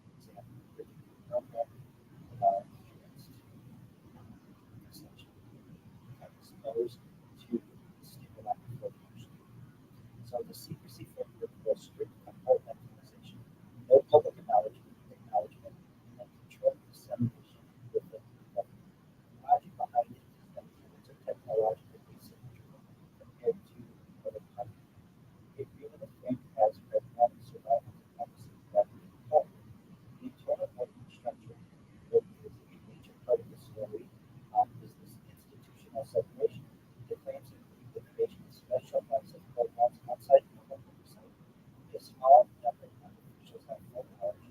Intelligence agencies operate compartmentally. The outcome of the narrative is that knowledge is fragmented across departments. No single person has focus on long-term secrecy or self-enforcement. The technology acceleration theme is a key supporting idea that post-1950s technological growth is that it's unusually rapid. Areas often cited are aerospace propulsion improvements, satellite reconnaissance development, stealth technology emergence, computing and semiconductor expansion. Some breakthroughs are attributed to direct knowledge transfer, reverse engineering of recovered materials, and direct inspiration for anomalous development. Now, this looking like the class concept, which is absolutely fascinating. This is presented as a later stage development in the solar system. The idea is that there's a high level of predictive model system designed to simulate future outcomes of complex systems, which uses advanced computation far beyond standard knowledge tools.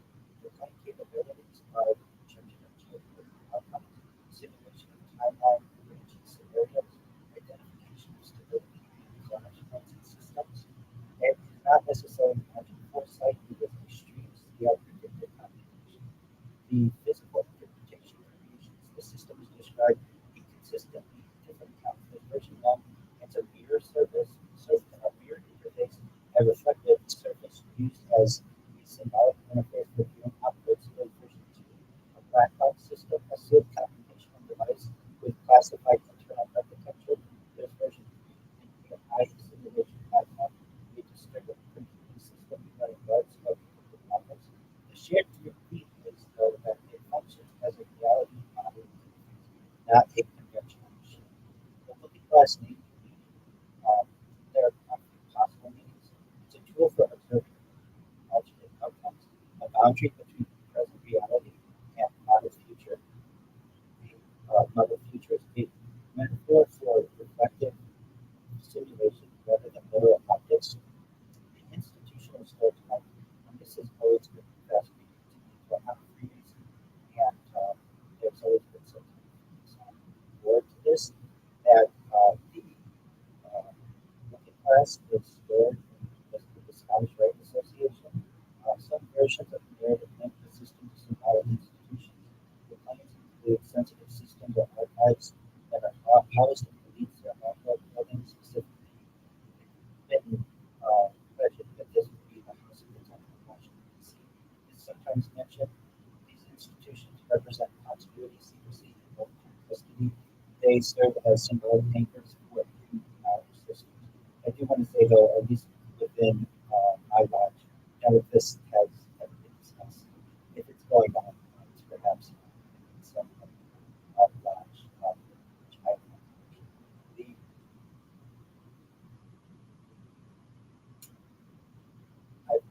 I've heard these arguments. So the idea of a great capability concept, there's another key idea that there's a long-term separation of technological development. The structure is the highly classified program operating of public science, funding and oversight are hidden through their contract system. The projects continue across administrations without interruption, and the result is parallel technological growth. Uneven public understanding of natural capability levels.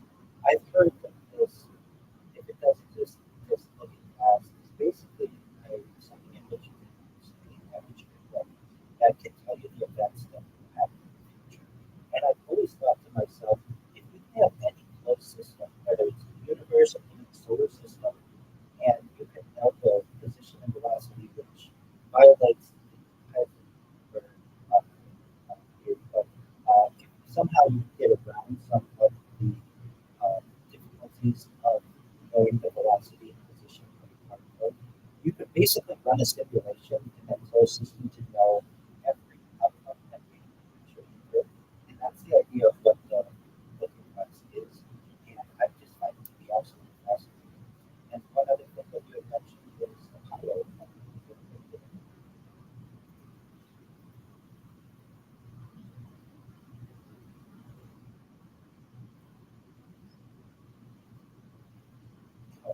Question. Can I try?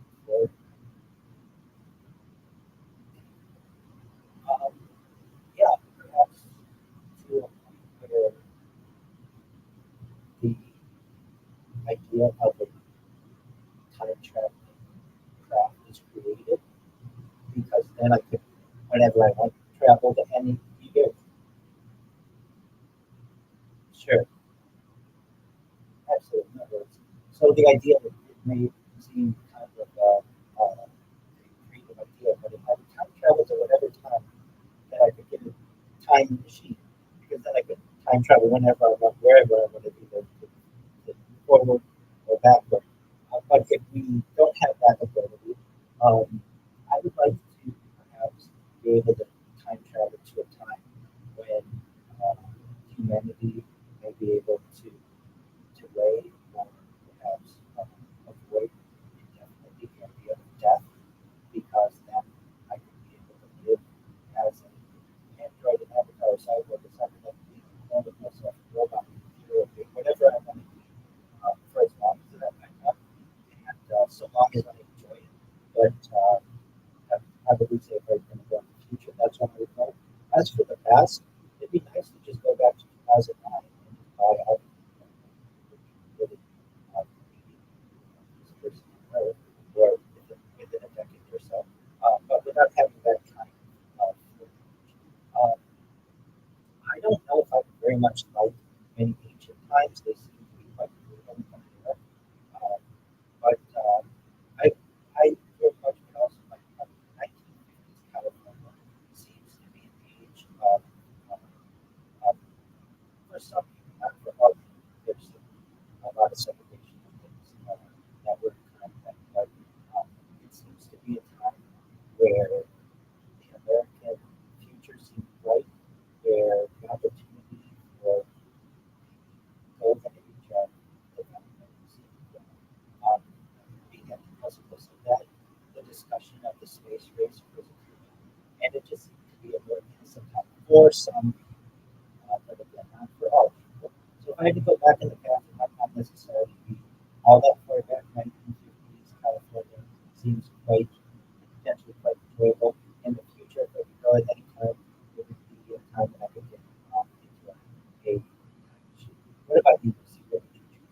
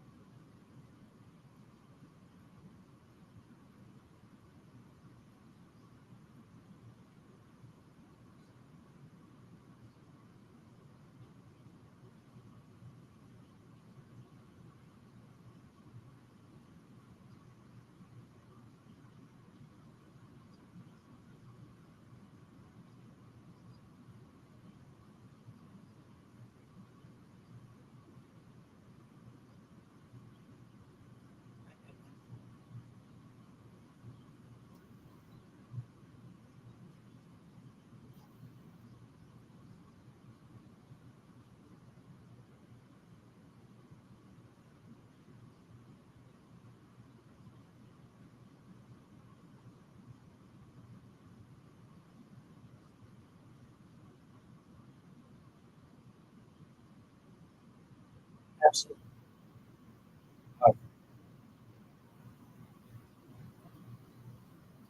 Absolutely. So I'd like to first say, what evidence do we have that did the there's like that we have not so the big thing that is something that for many years the retroreflectors basically laser ancient astronauts place special air purifiers on the lunar surface during the Apollo missions, Apollo 11, 14, and 15. Allegedly, these are still used today observatories on Earth. Constellations often to measure the Earth from a distance with centimeter position. The experiment is called lunar laser ranging. It it's still independently used by observatories worldwide, and allegedly it's not cannot be replicated by humanity. I will say this though, I have heard the skeptics say that the moon is reflective enough that these types of retroreflectors are not necessary, nor were they necessary, and there's even evidence that Russians in the late 1950s, early 1960s are able to use different reflectors. And I want to say for this topic, it's near and dear to my heart. I'm very passionate about it, but I want to leave the options open for the audience because I don't want to necessarily um, I don't want to necessarily bias in one way or the other to both sides. The next piece of evidence that's given is that the Apollo landing site of Elizabeth in orbit grounded spacecraft has photographed Apollo landing sites. NASA's lunar reconnaissance orbiter has captured descent stages, astronaut landing pads, equipment left behind. These images show experiences of high consistent with the mission. I will say this: I've seen them all, and if you can make that out, that's fine. It looks like a white pixel to me. My vision is certainly lacking. I don't have the best vision by any means, but the pictures are open to interpretation. The next are independent tracking by multiple countries. During the Apollo missions, the Soviet Union tracked Apollo spacecraft trajectories. Other countries with video tracking capabilities also monitored the signals. There's argument that the USSR was a direct competitor in the space race and had no incentive to validate these claims. Their tracking confirmed transhuman injection and not human organ insertion. There is some argument, though, to be made that the USSR was perhaps right to keep their mouth shut on this topic, or perhaps given incentives. I believe there were some major agricultural incentives that were given during the time the Soviet Union grain was scarce. And then there was also perhaps an agreement because the Soviet Union may have had some nonsense that went on with their first person orbit. So the first person in orbit. So the idea might have been that there was an agreement between the USSR and the United States that Russia would get credit for the first human in space, and that the United States would get credit for the first man in the landing, and they would not investigate each other. The next piece of evidence that given are the return of the other satellites, physical labs, how missions returned about 382 kilometers of with these samples have been studied globally. The key scientific confirmations there are different isotopic composition of earthworms. There's a lack of water and algae minerals consistent with the environment. There's exposure to carbon rays, so there's wind and micrometeorite impact traces. These samples are distributed to research labs worldwide, including outside the United States. I will say this: there was a member of European leadership who was given one of these allegedly from Neil Armstrong. And he had it tested, and it turned out to be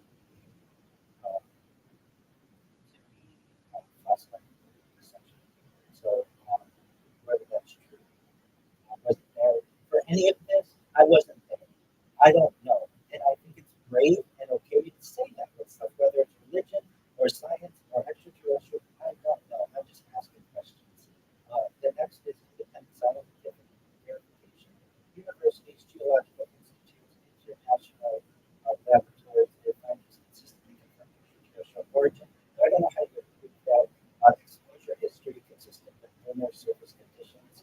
There's communication and signal tracking. The high mission were transmitted to tracking telemetry data, video feeds. These signals are received by NASA ground stations, independent observatories, international tracking stations. The engineering consistency across the entire program. The Apollo program involved over 40,000 contractors, without multiple redundant systems, to fabricate the conditions. It would require coordinated science across decades, consistently across independent organizations. Perfect replication of physics, consistent telemetry, trajectory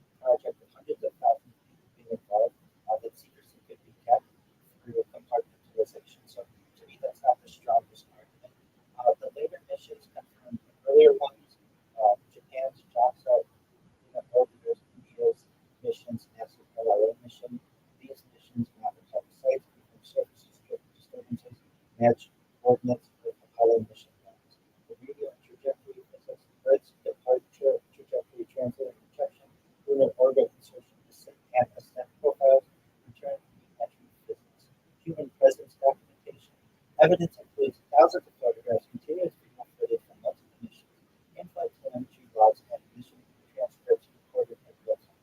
I don't think that there are.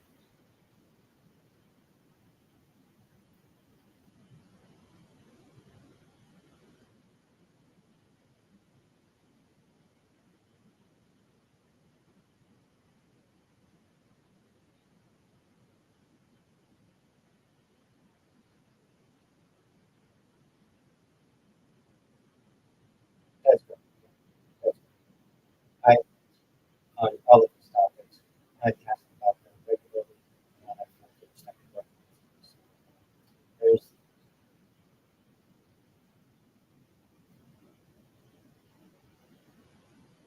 I have extensive blogs.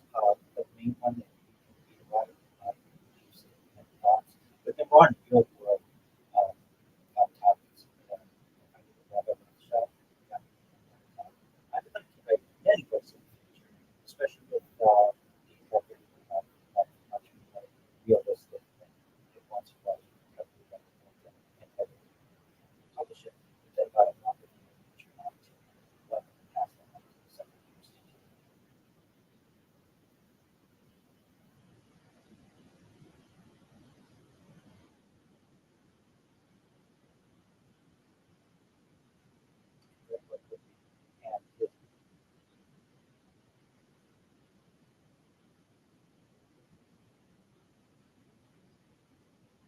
yes, I do.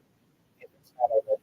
So we're in a period of artificial intelligence, which is basically we are currently perhaps in a period of artificial general intelligence, where AI has the knowledge of moving into perhaps surpassing intelligence. And then certainly once we get into artificial super intelligence, it will have become sentient. It,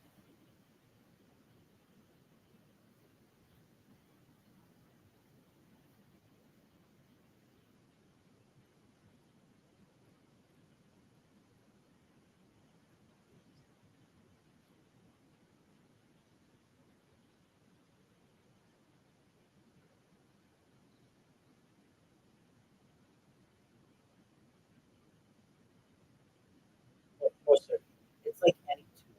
I see it. Fire, you can use fire for good or bad. Wood, you can use for good or bad. Steam, good or bad. Electricity, good or bad. Computing, good or bad. And AI is very similar to this. So if you let fire get out of hand, it will kill you. It will kill everyone around you. AI can do the same. So you have to keep it under control. It is just a tool. It's an extremely valuable and powerful tool, and it can be used for good or bad. I'm in agreement with you that do I think that large language models really took the first exposure uh, to the public on November 30th, 2022, with the launch of ChatGPT? No, we've seen earlier versions of this, and perhaps this type of technology reverse engineered at some point, or some type of alien crash, alien craft, or some type of agreement that we have. In terms of, is it evil? Not necessarily. Is it good? Not necessarily. Depends who uses it and what they use. I would tell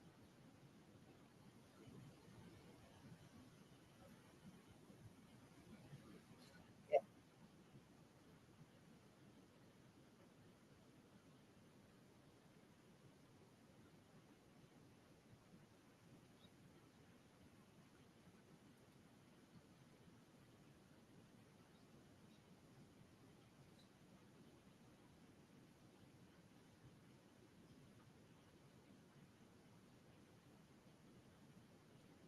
it depends how you want to define it. We're certainly intelligence, and I would make the argument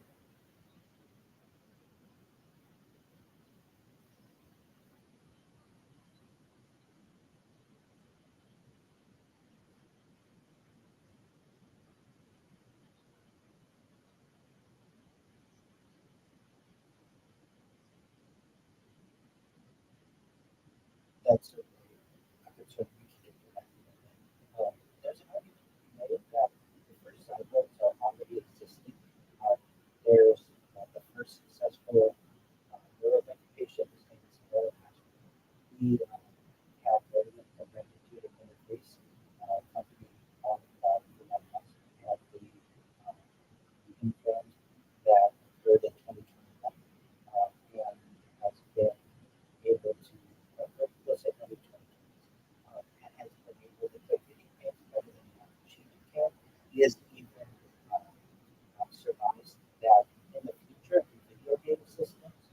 will need to have two leads.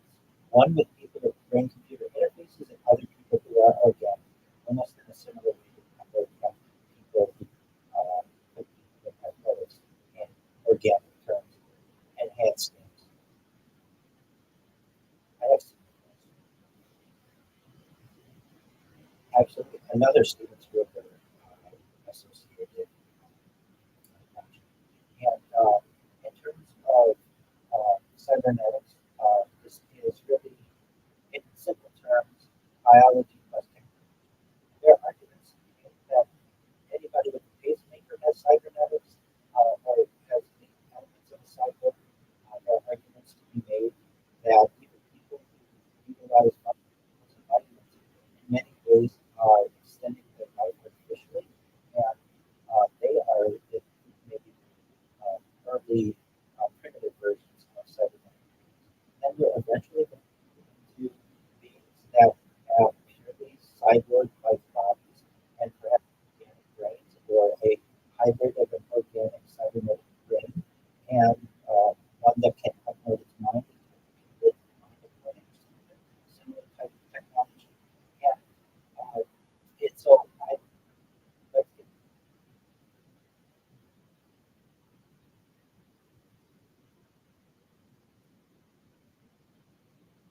kind of not, but I do know of that technology.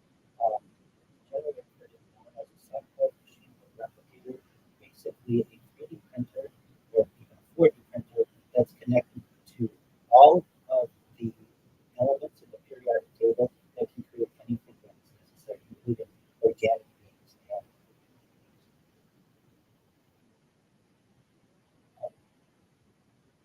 So, in terms of why the claims that the Apollo missions went to the moon, and I think that there's some clarification. We're talking.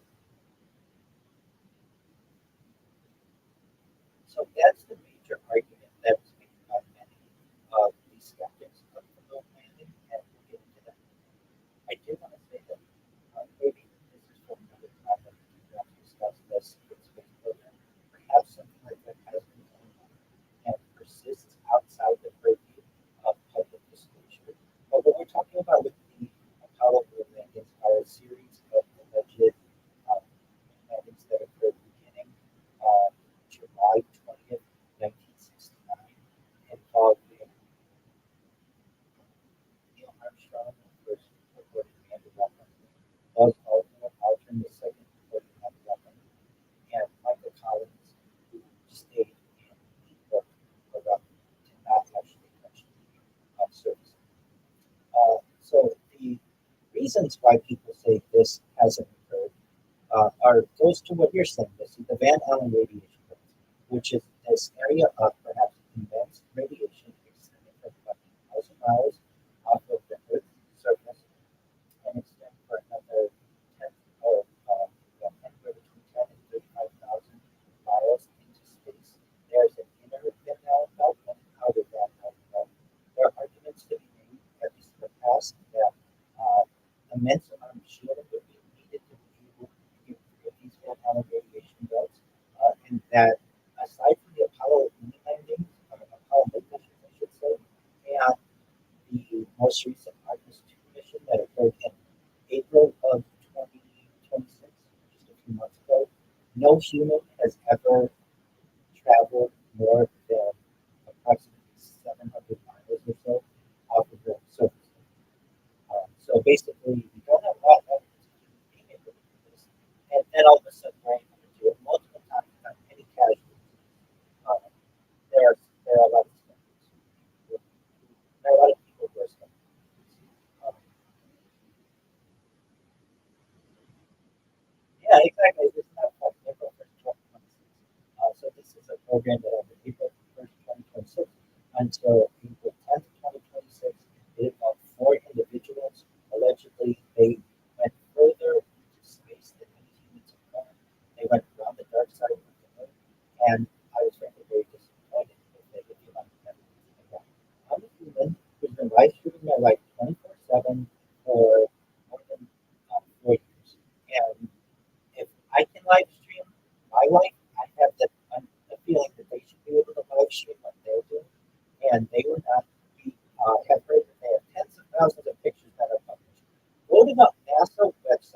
Artemis 2 multimedia page. And there are fewer than 1,000 pictures that are posted. Most of them are of the crew, either before or after splashdown. Very few pictures that we get of the Earth. Even the pictures that we get of the Earth are very blurry. They're not high def. We don't have videos, which is what I would expect.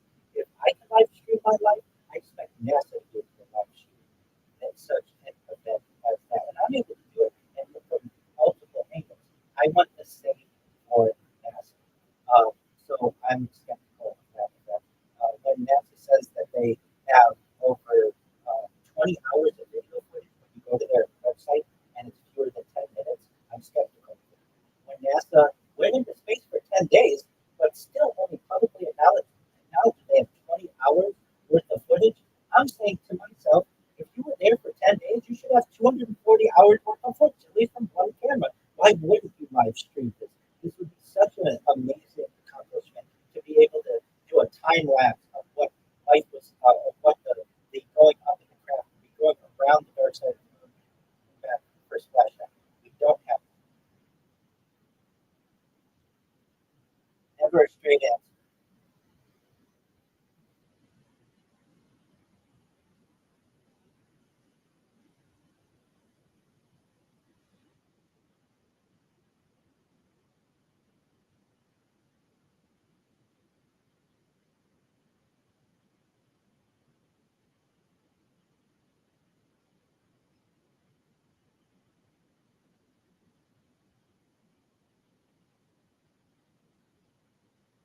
Well, thank you, and thank you to your audience. I do my best.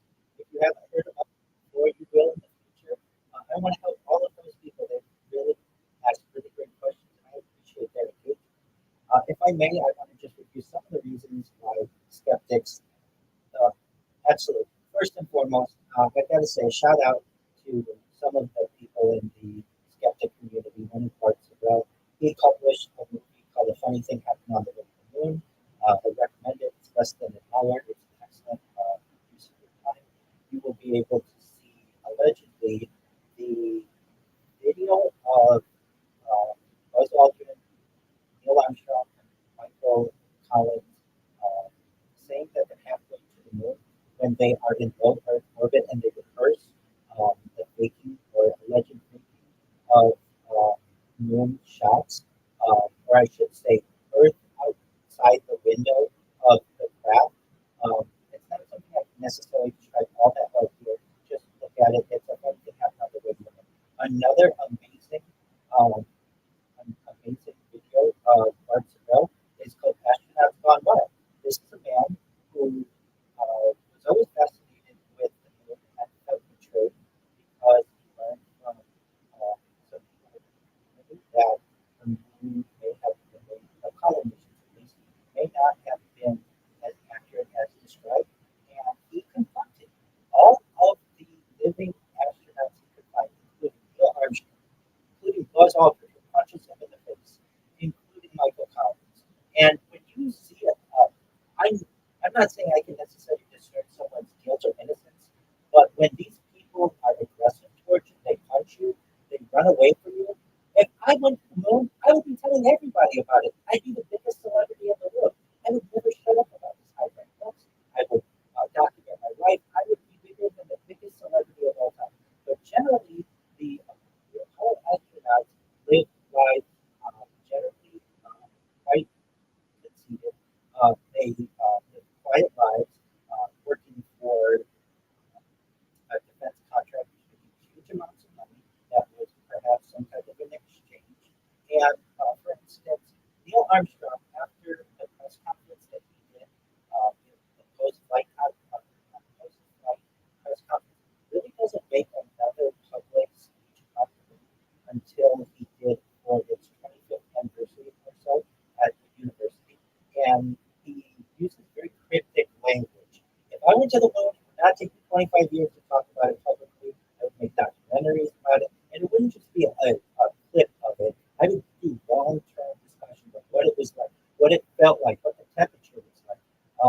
The Apollo astronauts generally are quite quiet on that, and they contradict themselves, which is very questionable. Some of them say that they initially did not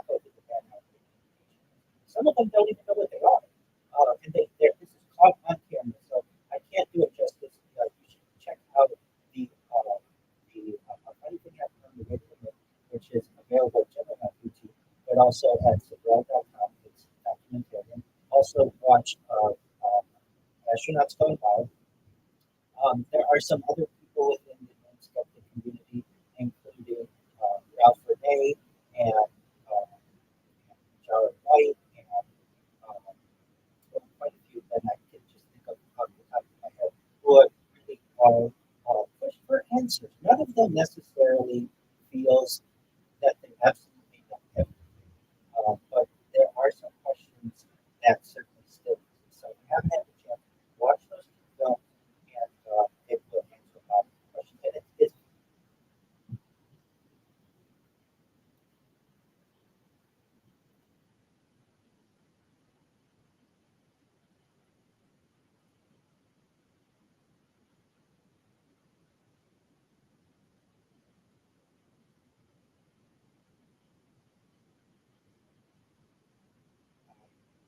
certainly pretty well there's an electricity with very kind and both good and bad. There's the pain of it, and then there's certainly the idea that life is being brought to the forefront, and there's something really cool about that. In terms of other people who were who really brought the idea of alleged to the forefront, there's Bill Mason. He was often considered the person who popularized the moon. He wrote "We Never Went to the Moon" in 1976, claiming as the stage the landing. There's of course Barclay Brothers, David Percy, who's a British writer, producer associated with these arguments. There's the Hard Wisniewski. He wrote about the alleged skepticism in Germany as Philip Niederer, another international promoter of these claims. The major things that you're going to see out, just watch A Funny the Cat with me and Astronauts Going Wild. And if you still convinced that something funny went on, please come to my Discord. Come to my Discord anyway. Discord.me/Rabbi. Let's talk it out. I love this. But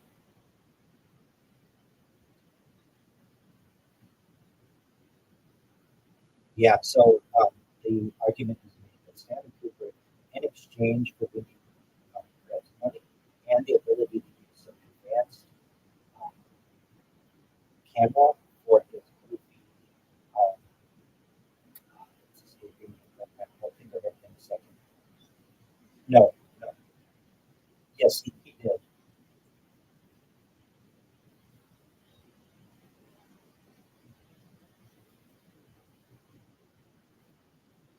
Yeah, room, yeah, it's room.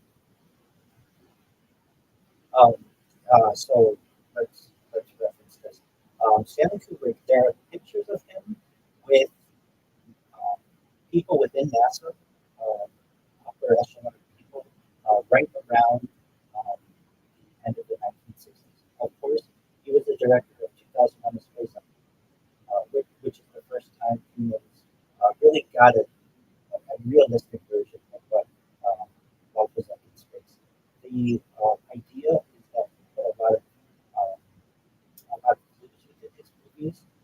Room 237, I believe, in The Shining is what you're referencing.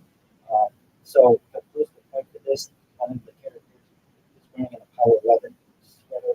Room 237 is generally said to be a reference to the fact that it is 237 miles from Earth, and that there are different visuals that reference NASA, space, and hidden out the carpet, and the Apollo launch pavilion.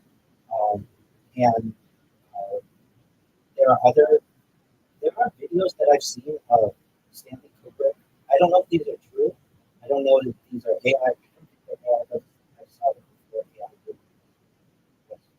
in the machine. And the computer generated from allegedly Stanley Kubrick. There's a list of people who were allowed to go to the desert, and if you just give me a moment, I will give you a breakdown of the people, including um, President Johnson, who were allowed to go to a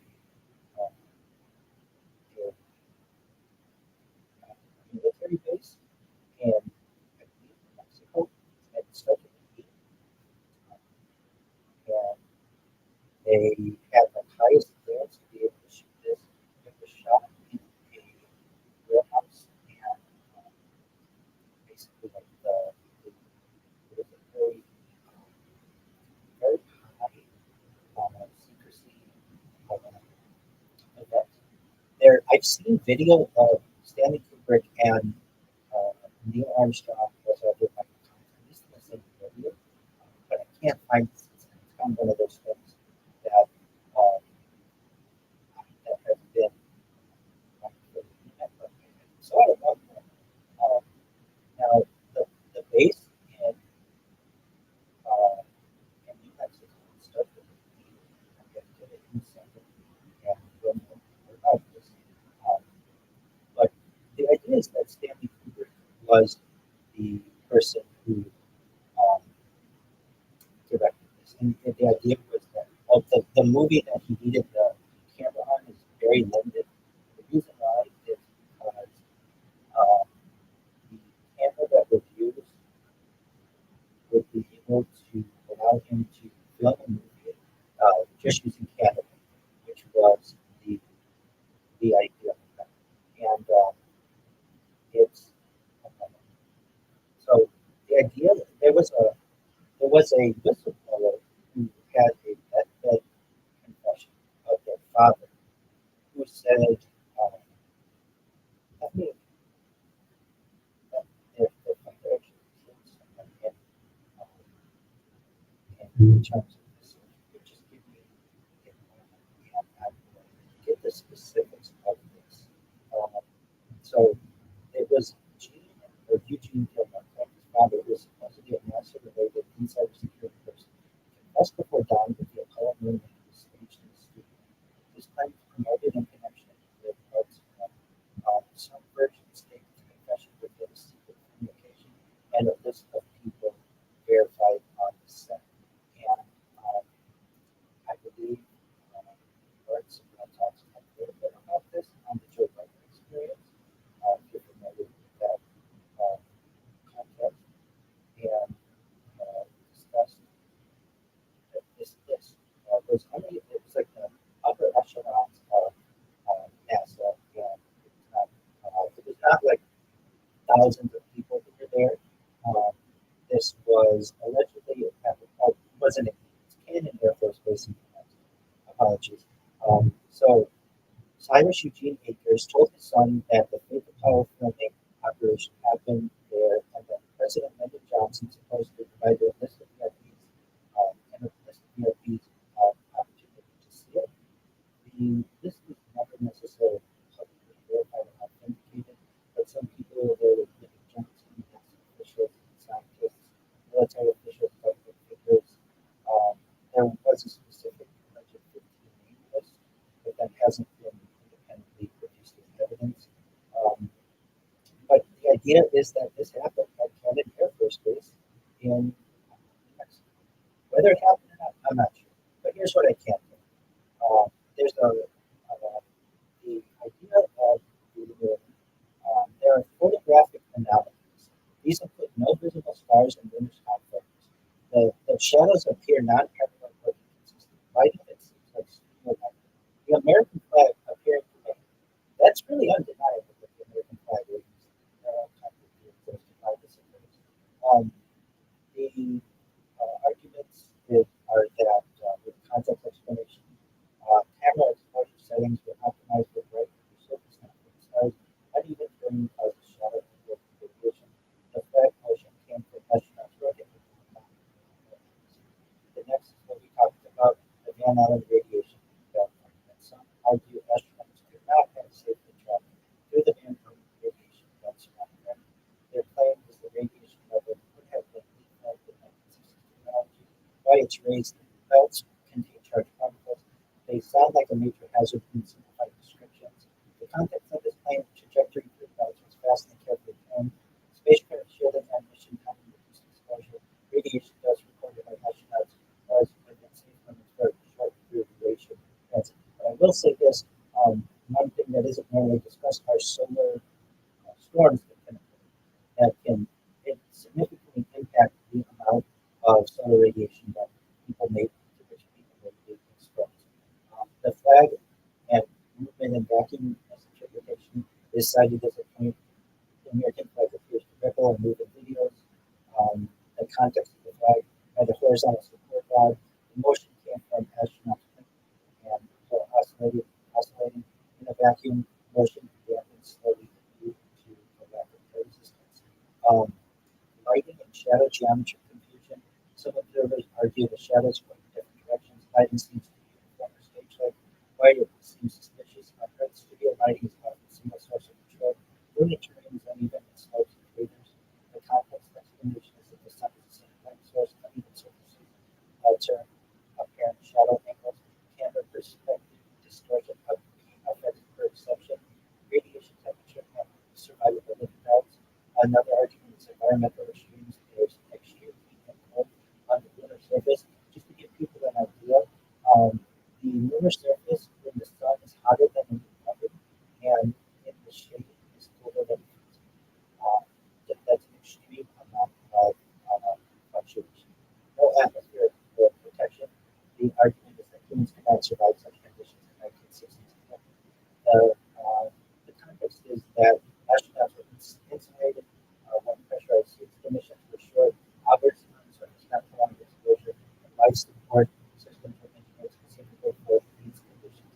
The next argument is technology limitations of the 1960s. Common skepticism points that computers at the time were far weaker than modern phones. Navigation and communication were too advanced for the era. Why it seemed persuasive. Modern expectations, bias, and perception of past technology. The context is that the Apollo guidance computer was specialized on general purpose.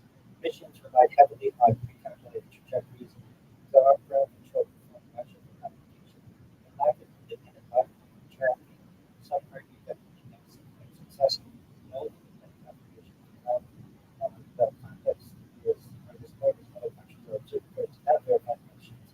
The context is multiple non-US tracking stations and observatories did monitor Apollo signals. United, the Soviet Union tracked Apollo trajectories due to the space race monitoring. Much verification was not widely publicized or to the general public at the time. There's of course suspicion of government motivations that there was more pressure in the Soviet Union. Political motivation within the space race, the possibility of stage demonstration for the president level. Also, President Kennedy, who had died November 22nd, 1963, had made the prediction that the end of the decade of the 1960s that this would occur. Why these influenced belief? The large-scale government programs are sometimes unexpectedly high political stakes make the idea of deception seem plausible to some people. Some people say that lots of terrain look too perfect or studio-like. Background mounts appear close or artificial. The idea is that the moon has no atmosphere to haze. Distant objects are for sharp and wide-angle lenses distort perception from distance. Lighting is harsh and unfiltered compared to the Earth. Now, I can't show pictures. I can't show videos. Just watch it. I think I'm probably with you. You will see there's something called the sea rock. It's basically a paper, what looks like to be a paper shaped rock that has the letter C in it that is consistent with how crops. Additionally, if you think of all of the pictures that you see of the moon, they're all the same, where it's flat and then there's like a line, then you get mountains in the background. This is very similar to how 2001: A Space Odyssey was shot. Basically, I can't do this topic justice without showing pictures of what really happened. For the listeners out there, whether you're a believer or a skeptic, watch a funny thing happen on the way to the moon. Watch astronauts gone viral, and watch some of the other evidence that is reported, and make up your own. I'm somebody who dedicate my life to, and in many ways have been my life. But I certainly think some questions exist, and they still exist with Artemis 2. Why don't we see more stars? Why don't we have a continuous live stream? Why don't we have many pictures of the backside of the moon or video, long videos of the backside of the moon? I'm not.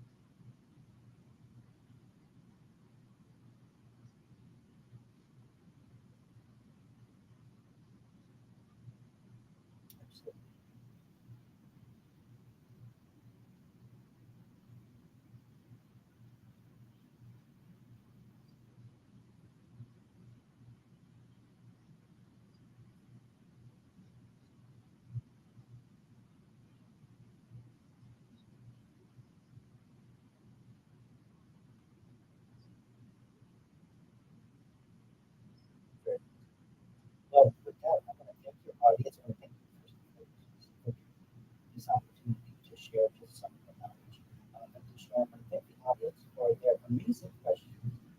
Shout out to you all for being skeptics and deep thinkers and wanting to know more and not being satisfied with the status quo. So excellent. I might tip my cap to you all. If you want to find more about me, the best place to do it, you find my social media is linktree.com/Rabbi Rothschild. You can read my writings on RabbiRothschild.medium.com. You can join my Discord, discord.me/Rabbi. Or if you want to just connect with me 24 hours a day and watch my life, type Rabbi Rothschild into YouTube and make sure to filter by life. That's very important. Filter by life, and you will see huge amounts of my life. And God willing, in the future, these types of discussions that we have will become more mainstream because of people like you, people like me, the opportunity to share their knowledge and what they and what they've discovered and what they continue to do. So thank you so much, and thank you again for your opportunity here. I appreciate this opportunity.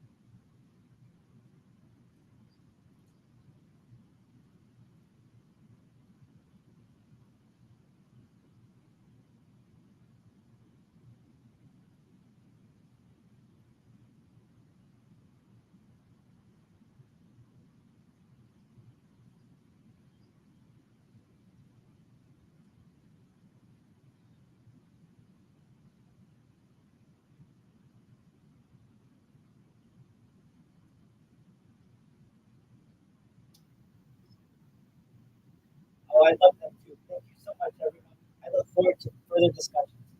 Thank you. Bye.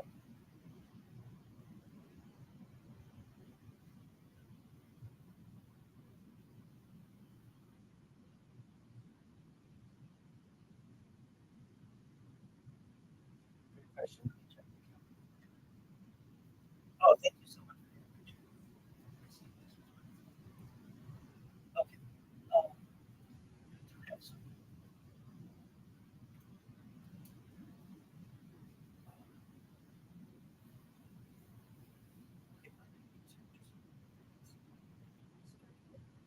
today, which is great because that one I can go on with you.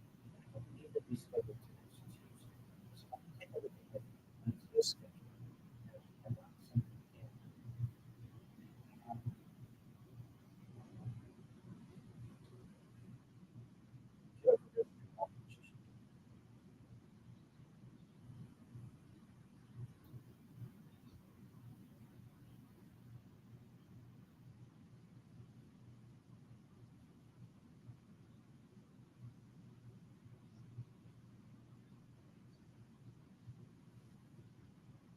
more simply.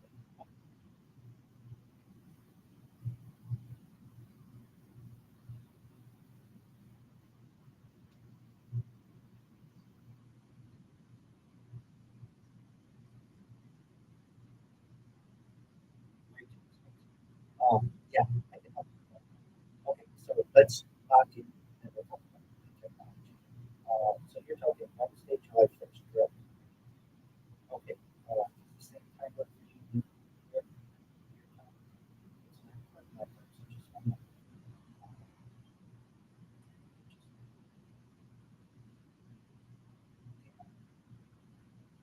I know I talk a lot because I have a lot to share, and you should know that if you ever are in the chat a little bit, you're just I need to take pictures. I have extensive probably really of interest to you. I didn't even really get into emerging technologies in my head, medical technologies. Perhaps the next time get into it a little bit. And then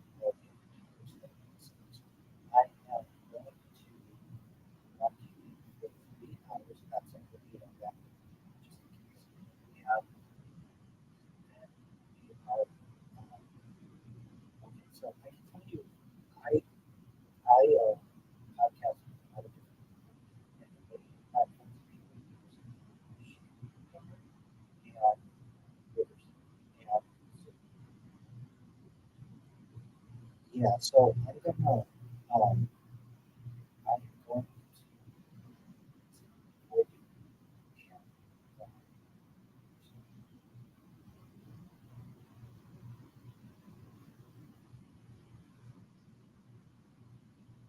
and absolutely.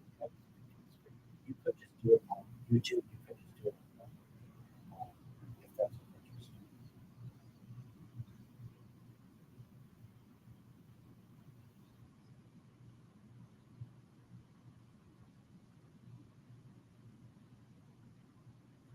That's okay. That's okay. And you should know. Do you ever use Discord?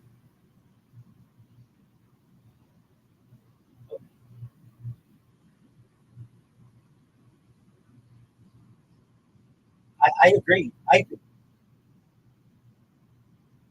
Okay, so I can help you with all of that. If you wanted to do this for free, there are ways. So in terms of Riverside, how much is it for their promo? It's like $24 a month, so it's more expensive each year. So that is not the rate. If I were you, no, $24 a month. Oh, yeah, you're right. You said it was 80. Okay, so if you wanted to do it for free, this is how you can do it. You can just have it Discord and have you set that up, which is like a video calling and it's a good but it does fit. And then I can teach you. Do you have computer? Okay, so yeah.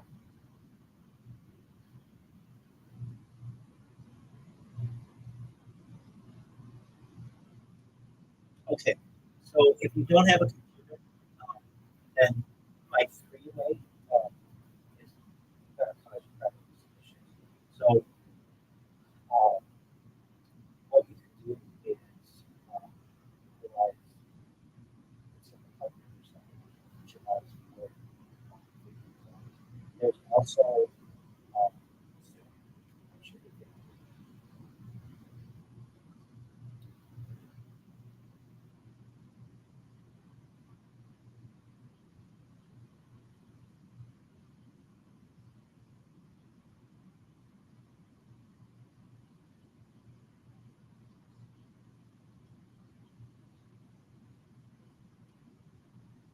yeah, you can always see that.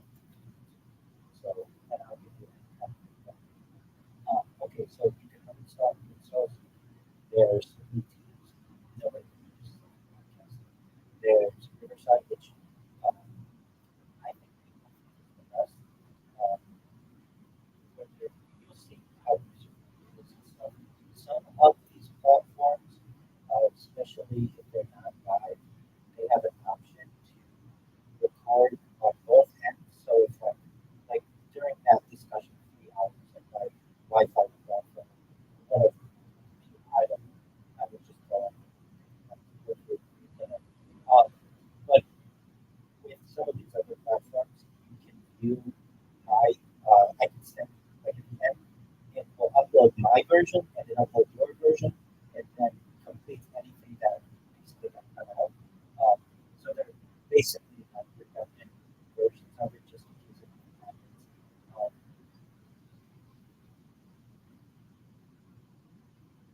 yeah, yeah.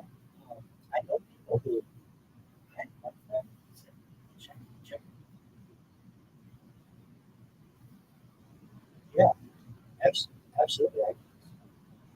So how could we do it like this? Um, well, uh,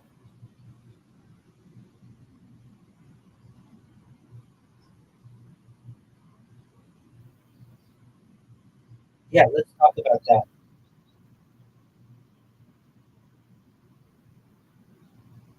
I 100% agree. And you get questions.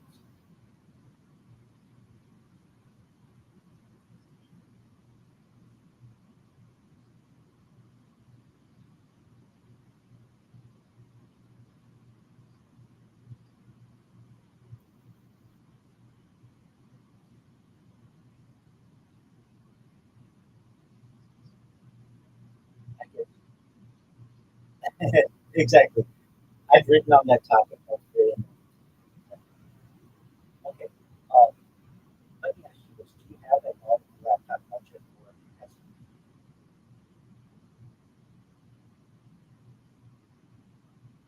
Sure. So yeah, you can get a very good laptop off of the web. Just what I'm using right now.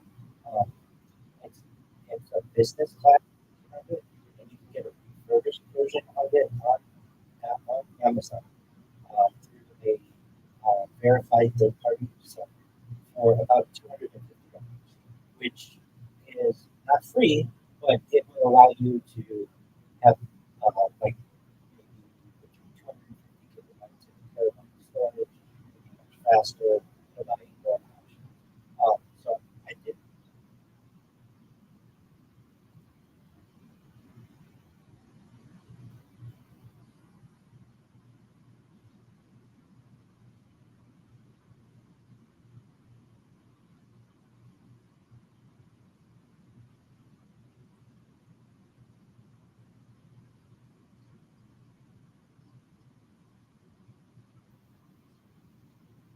Right. Okay, so one thing that I would recommend that you download if you ever have an app is called Terabytes. Terabytes. This will give you a free, unlimited, free, unlimited, not just terabyte of storage. You can, if you don't have a terabyte, you can store all of your shows on there. You can store all of your pictures on there. And it's not like you just started, it's been around for at least 5 years. And so that's a free terabyte. Right now, your Gmail account only allows you 50 gigabytes, and your Apple account only allows you 5 gigabytes. So the terabyte is going to be 200 times bigger than both. Yes, and you can share files. So it's called terabytes. Terabytes. It's phenomenal. You're welcome.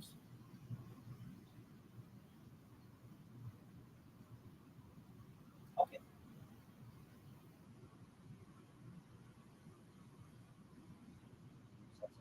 So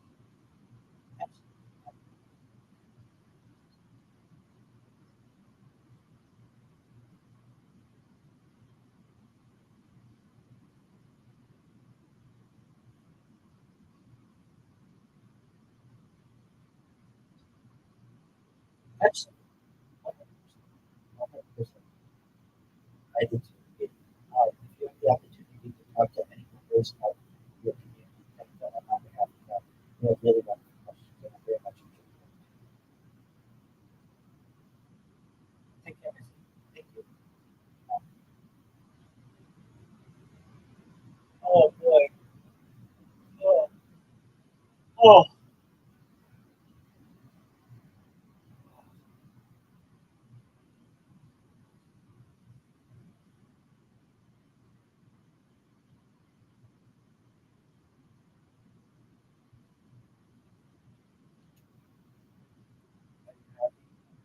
Yeah, John, that was amazing.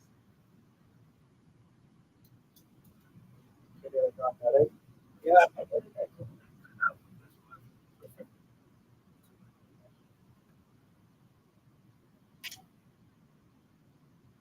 Oh, yeah, those are some difficult questions too. Shout out if anybody from Missy's group can hear me. Shout out to you guys because that's a really great question. You challenge me, and I'm glad that I prepped so well for it, and I did every second that I prepped for that. And um, I'm just really, really trying. I mean, I could go another time.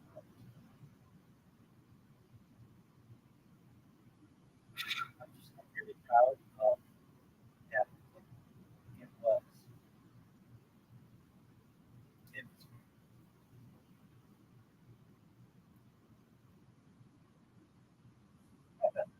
yeah, I feel. Yeah, that was really funny, huh? Everybody knows that. Oh man.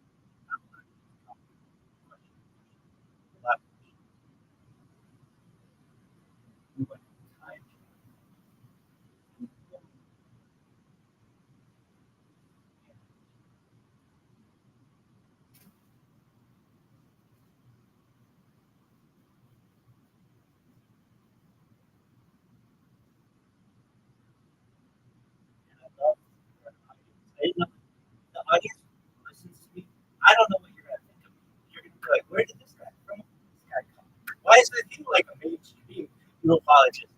I just learned.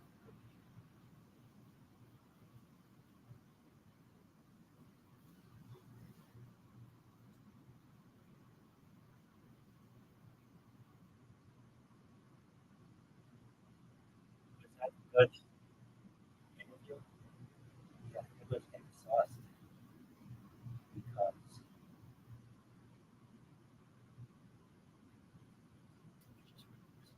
are you happy? Yeah. Oh, if anybody's watching this right now, you should know. I do this after every major podcast where I do a debriefing. Better, how good, not. I want people to hear what I'm thinking because I know somebody will be watching something.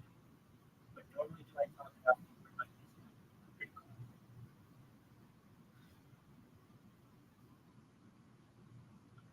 Oh, I absolutely hate my internet. It's just like it disconnects. Yeah. I just sit there.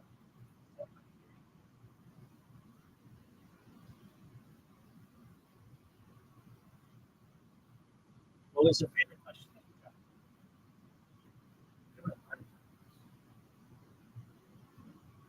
I like that.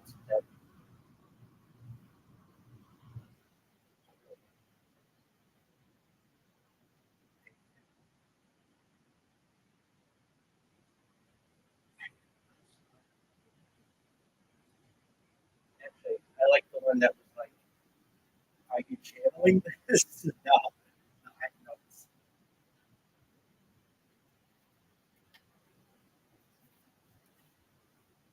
For how long do you think you could have gone? With the amount of notes that I prepared, I could have gone 24 hours. Really? Absolutely. No questions, just let me talk. I could have gone 24 hours. Just on the alien. Really? Huh? Yeah, pretty easily. Really? Yeah, I think I have about 24 hours of just alien. More than I can tell.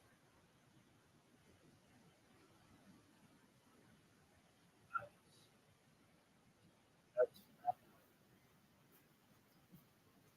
I just know.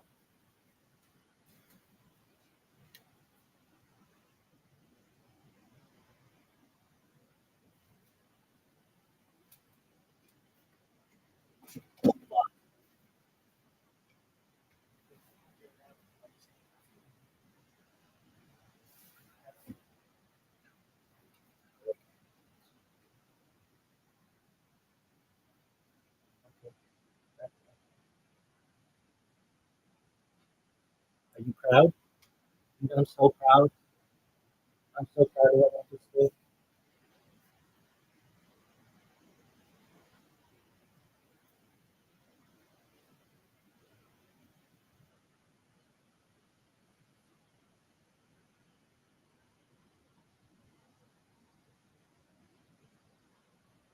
So proud.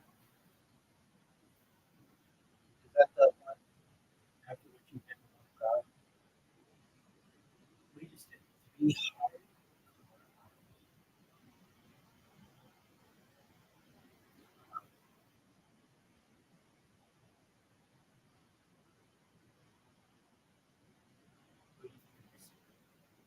She asked me a question.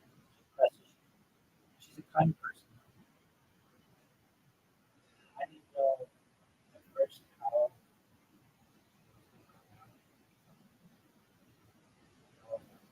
activity processing.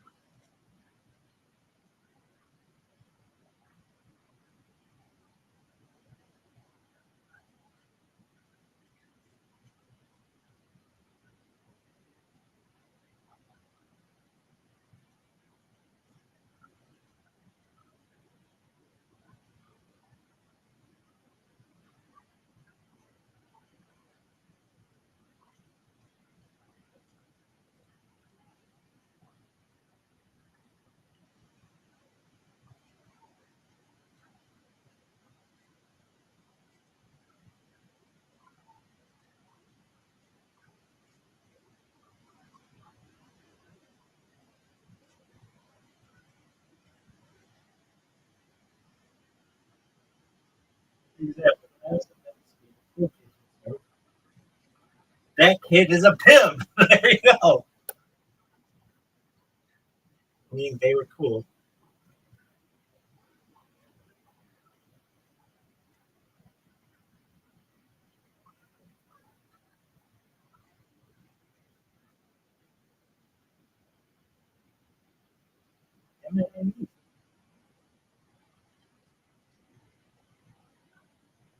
I have to look all the way back to the recording when I said, what a pimp.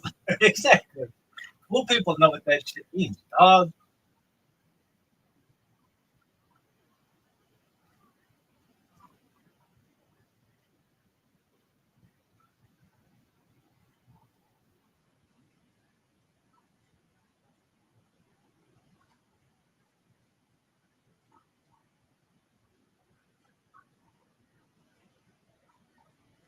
Pimp Chronicle.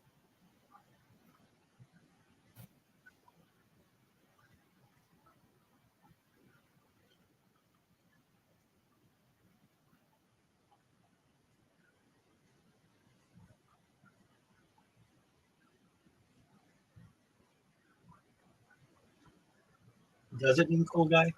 It does mean cool guy. Does it? Yeah. Are you a cool guy? F yeah. I'm the coolest MF of all time.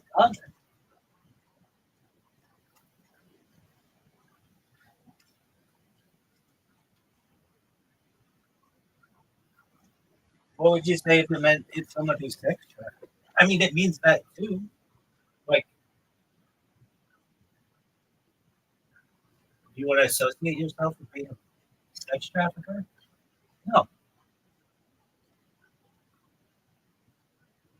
Then why do you associate yourself with being a pimp?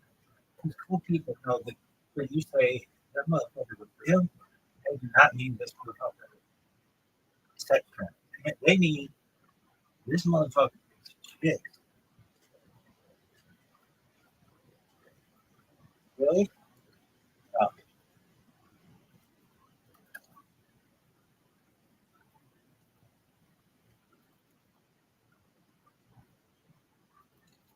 Are you proud of how that went?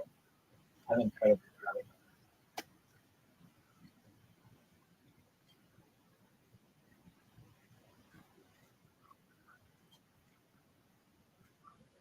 Are you? Yep.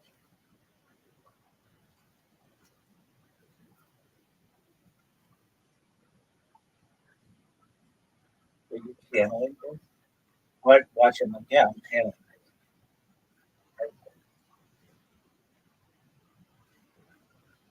Dude, shut up.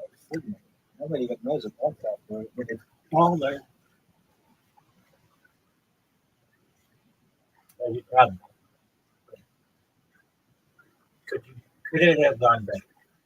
Yeah.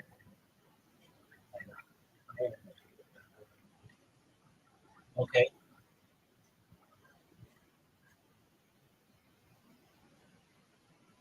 You had 3 hours. I know. Good question. Good question. Good question. Are you proud?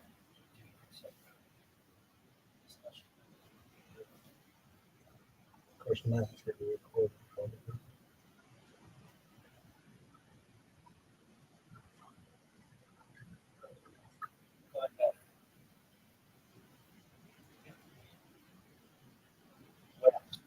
I could have whose name was fucking on, but I really wanted. I got it. Um,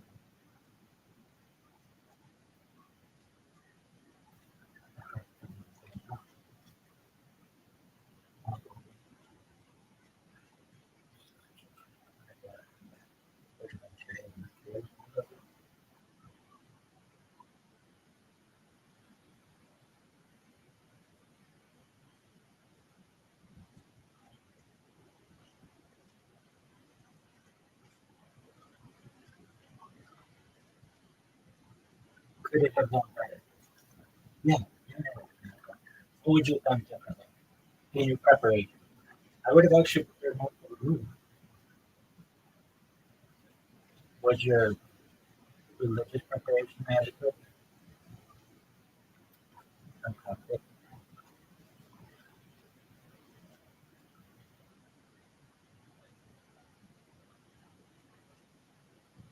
Are you channel?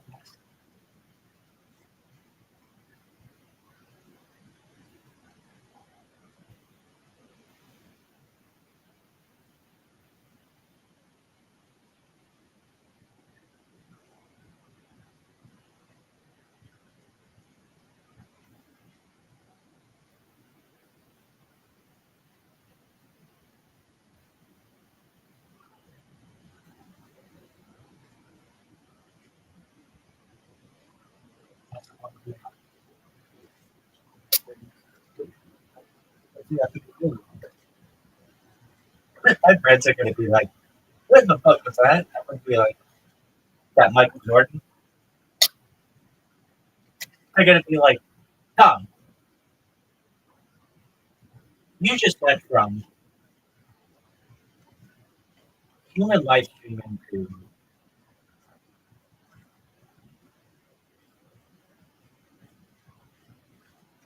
aliens." Right? Look at the deep.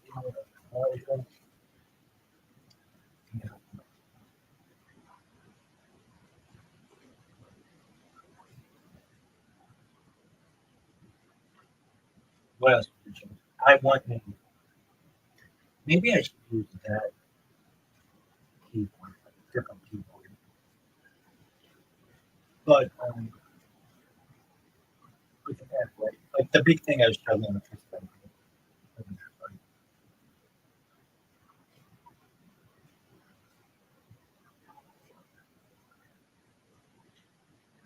Are you proud of how that went? Are you exhausted? I could go. If somebody would listen to me, I would say, "Oh, that would be good." And like, "Oh, then you can actually think that down in your head." And I'm like, "Okay, rather than switch to another and then, yeah, like, I'm okay."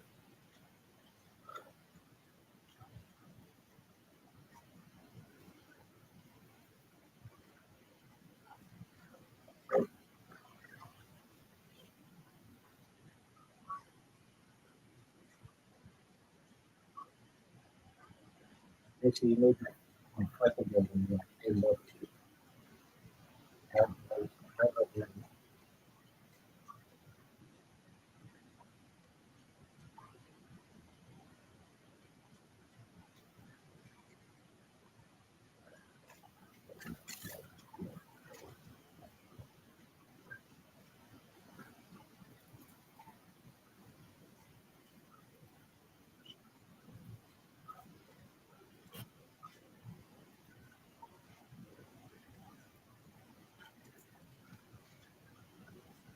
Is there anything that you would change that on the I would have,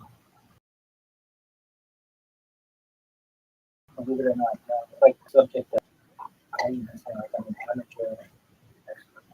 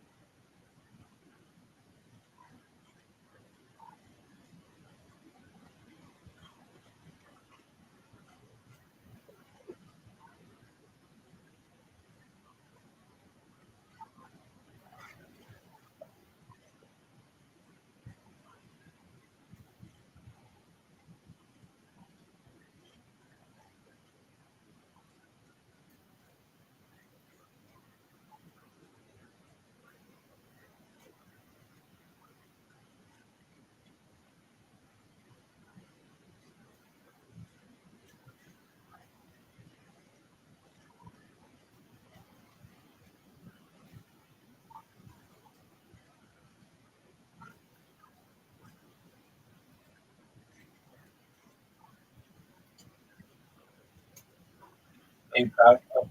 Yeah. Give yourself a rank 0 to 100. Seems like a 98. Really? Yeah. Where could you have done better? Could your Bible preparation have been better? That's not hard. That's the hardest thing I can do.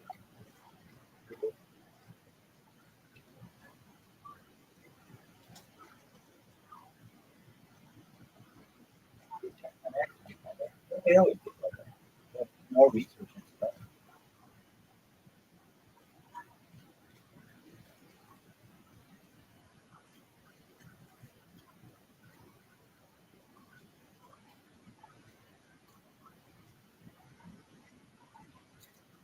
It says, warning, Rabbi is a pimp.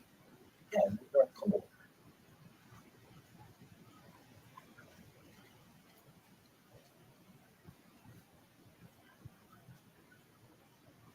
Really?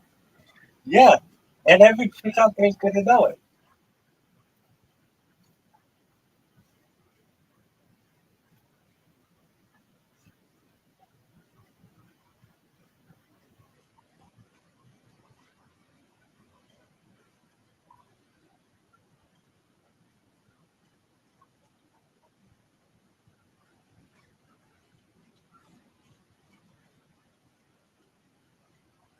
Are you proud?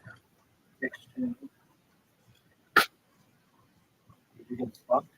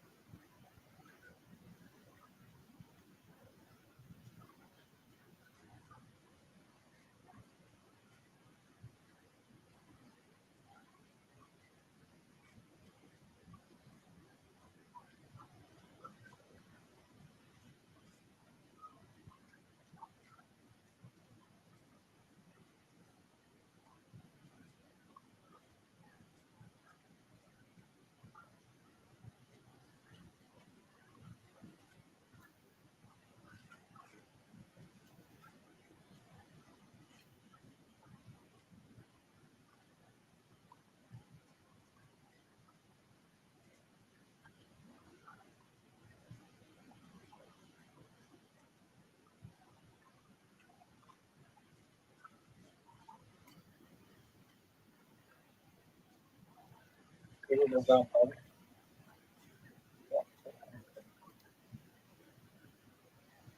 Are you happy? Yeah. Are you going to help us? Yeah.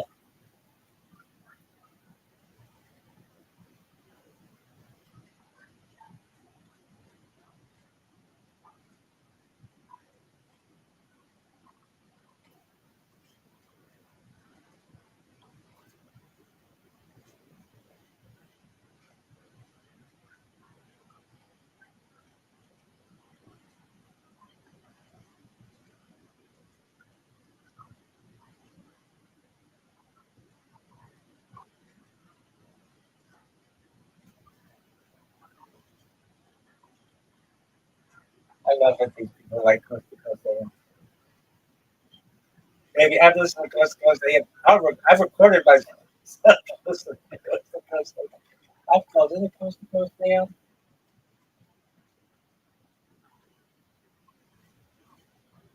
That's my jam, dog. Are you aware that your mentor says warning Rabbi is a friend? Yeah, he's on cool.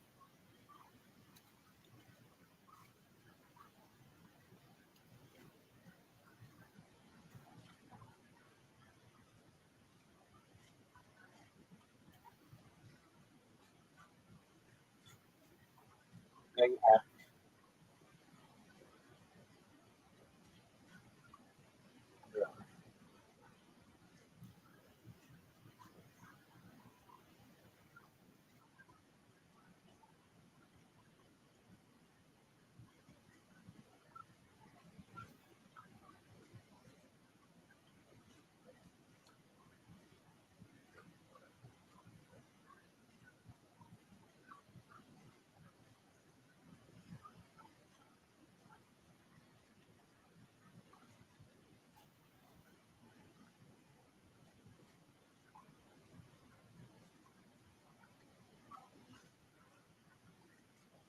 Did you feel like at the end you had it?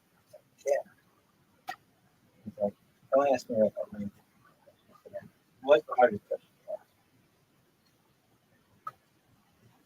That one by that person on YouTube where it was like, Anna, that was a one.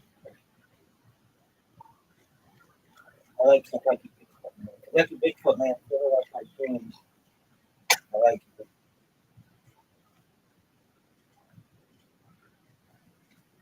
Kentucky Bigfoot skeptic. Does that mean he's a skeptic of the Kentucky Bigfoot? Or is he from Kentucky and a Bigfoot skeptic? Or a skeptic of Bigfoot? Like in other states, like he was a proponent of like Tennessee Bigfoot, but not Kentucky Bigfoot. Are you proud? Should you be happy?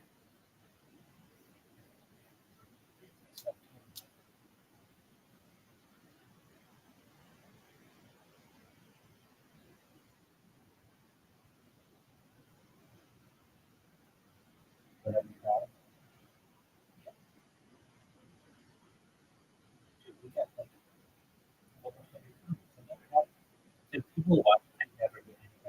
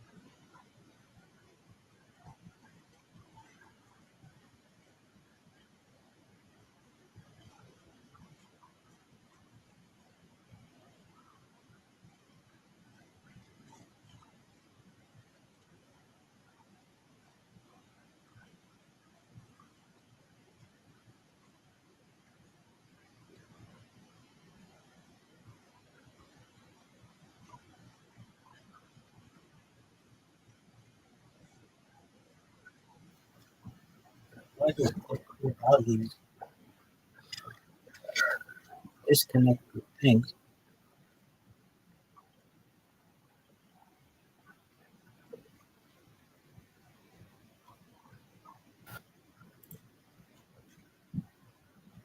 You know, you don't even have to restart these things right now if you're gonna do it. Oh,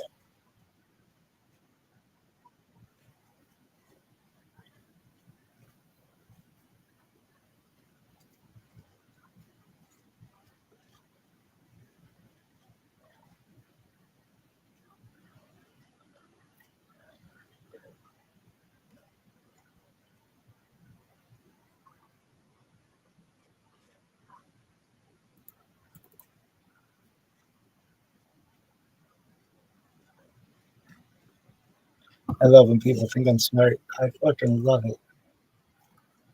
Are you? You're the smartest motherfucker on earth.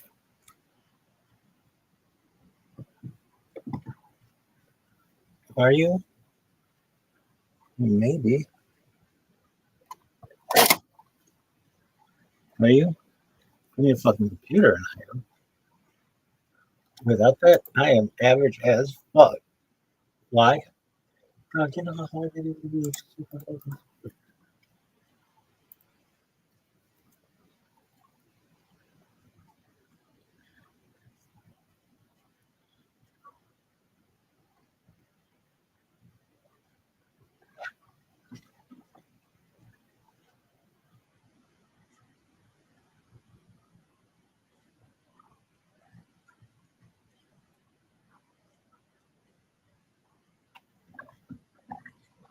You happy by the way it went?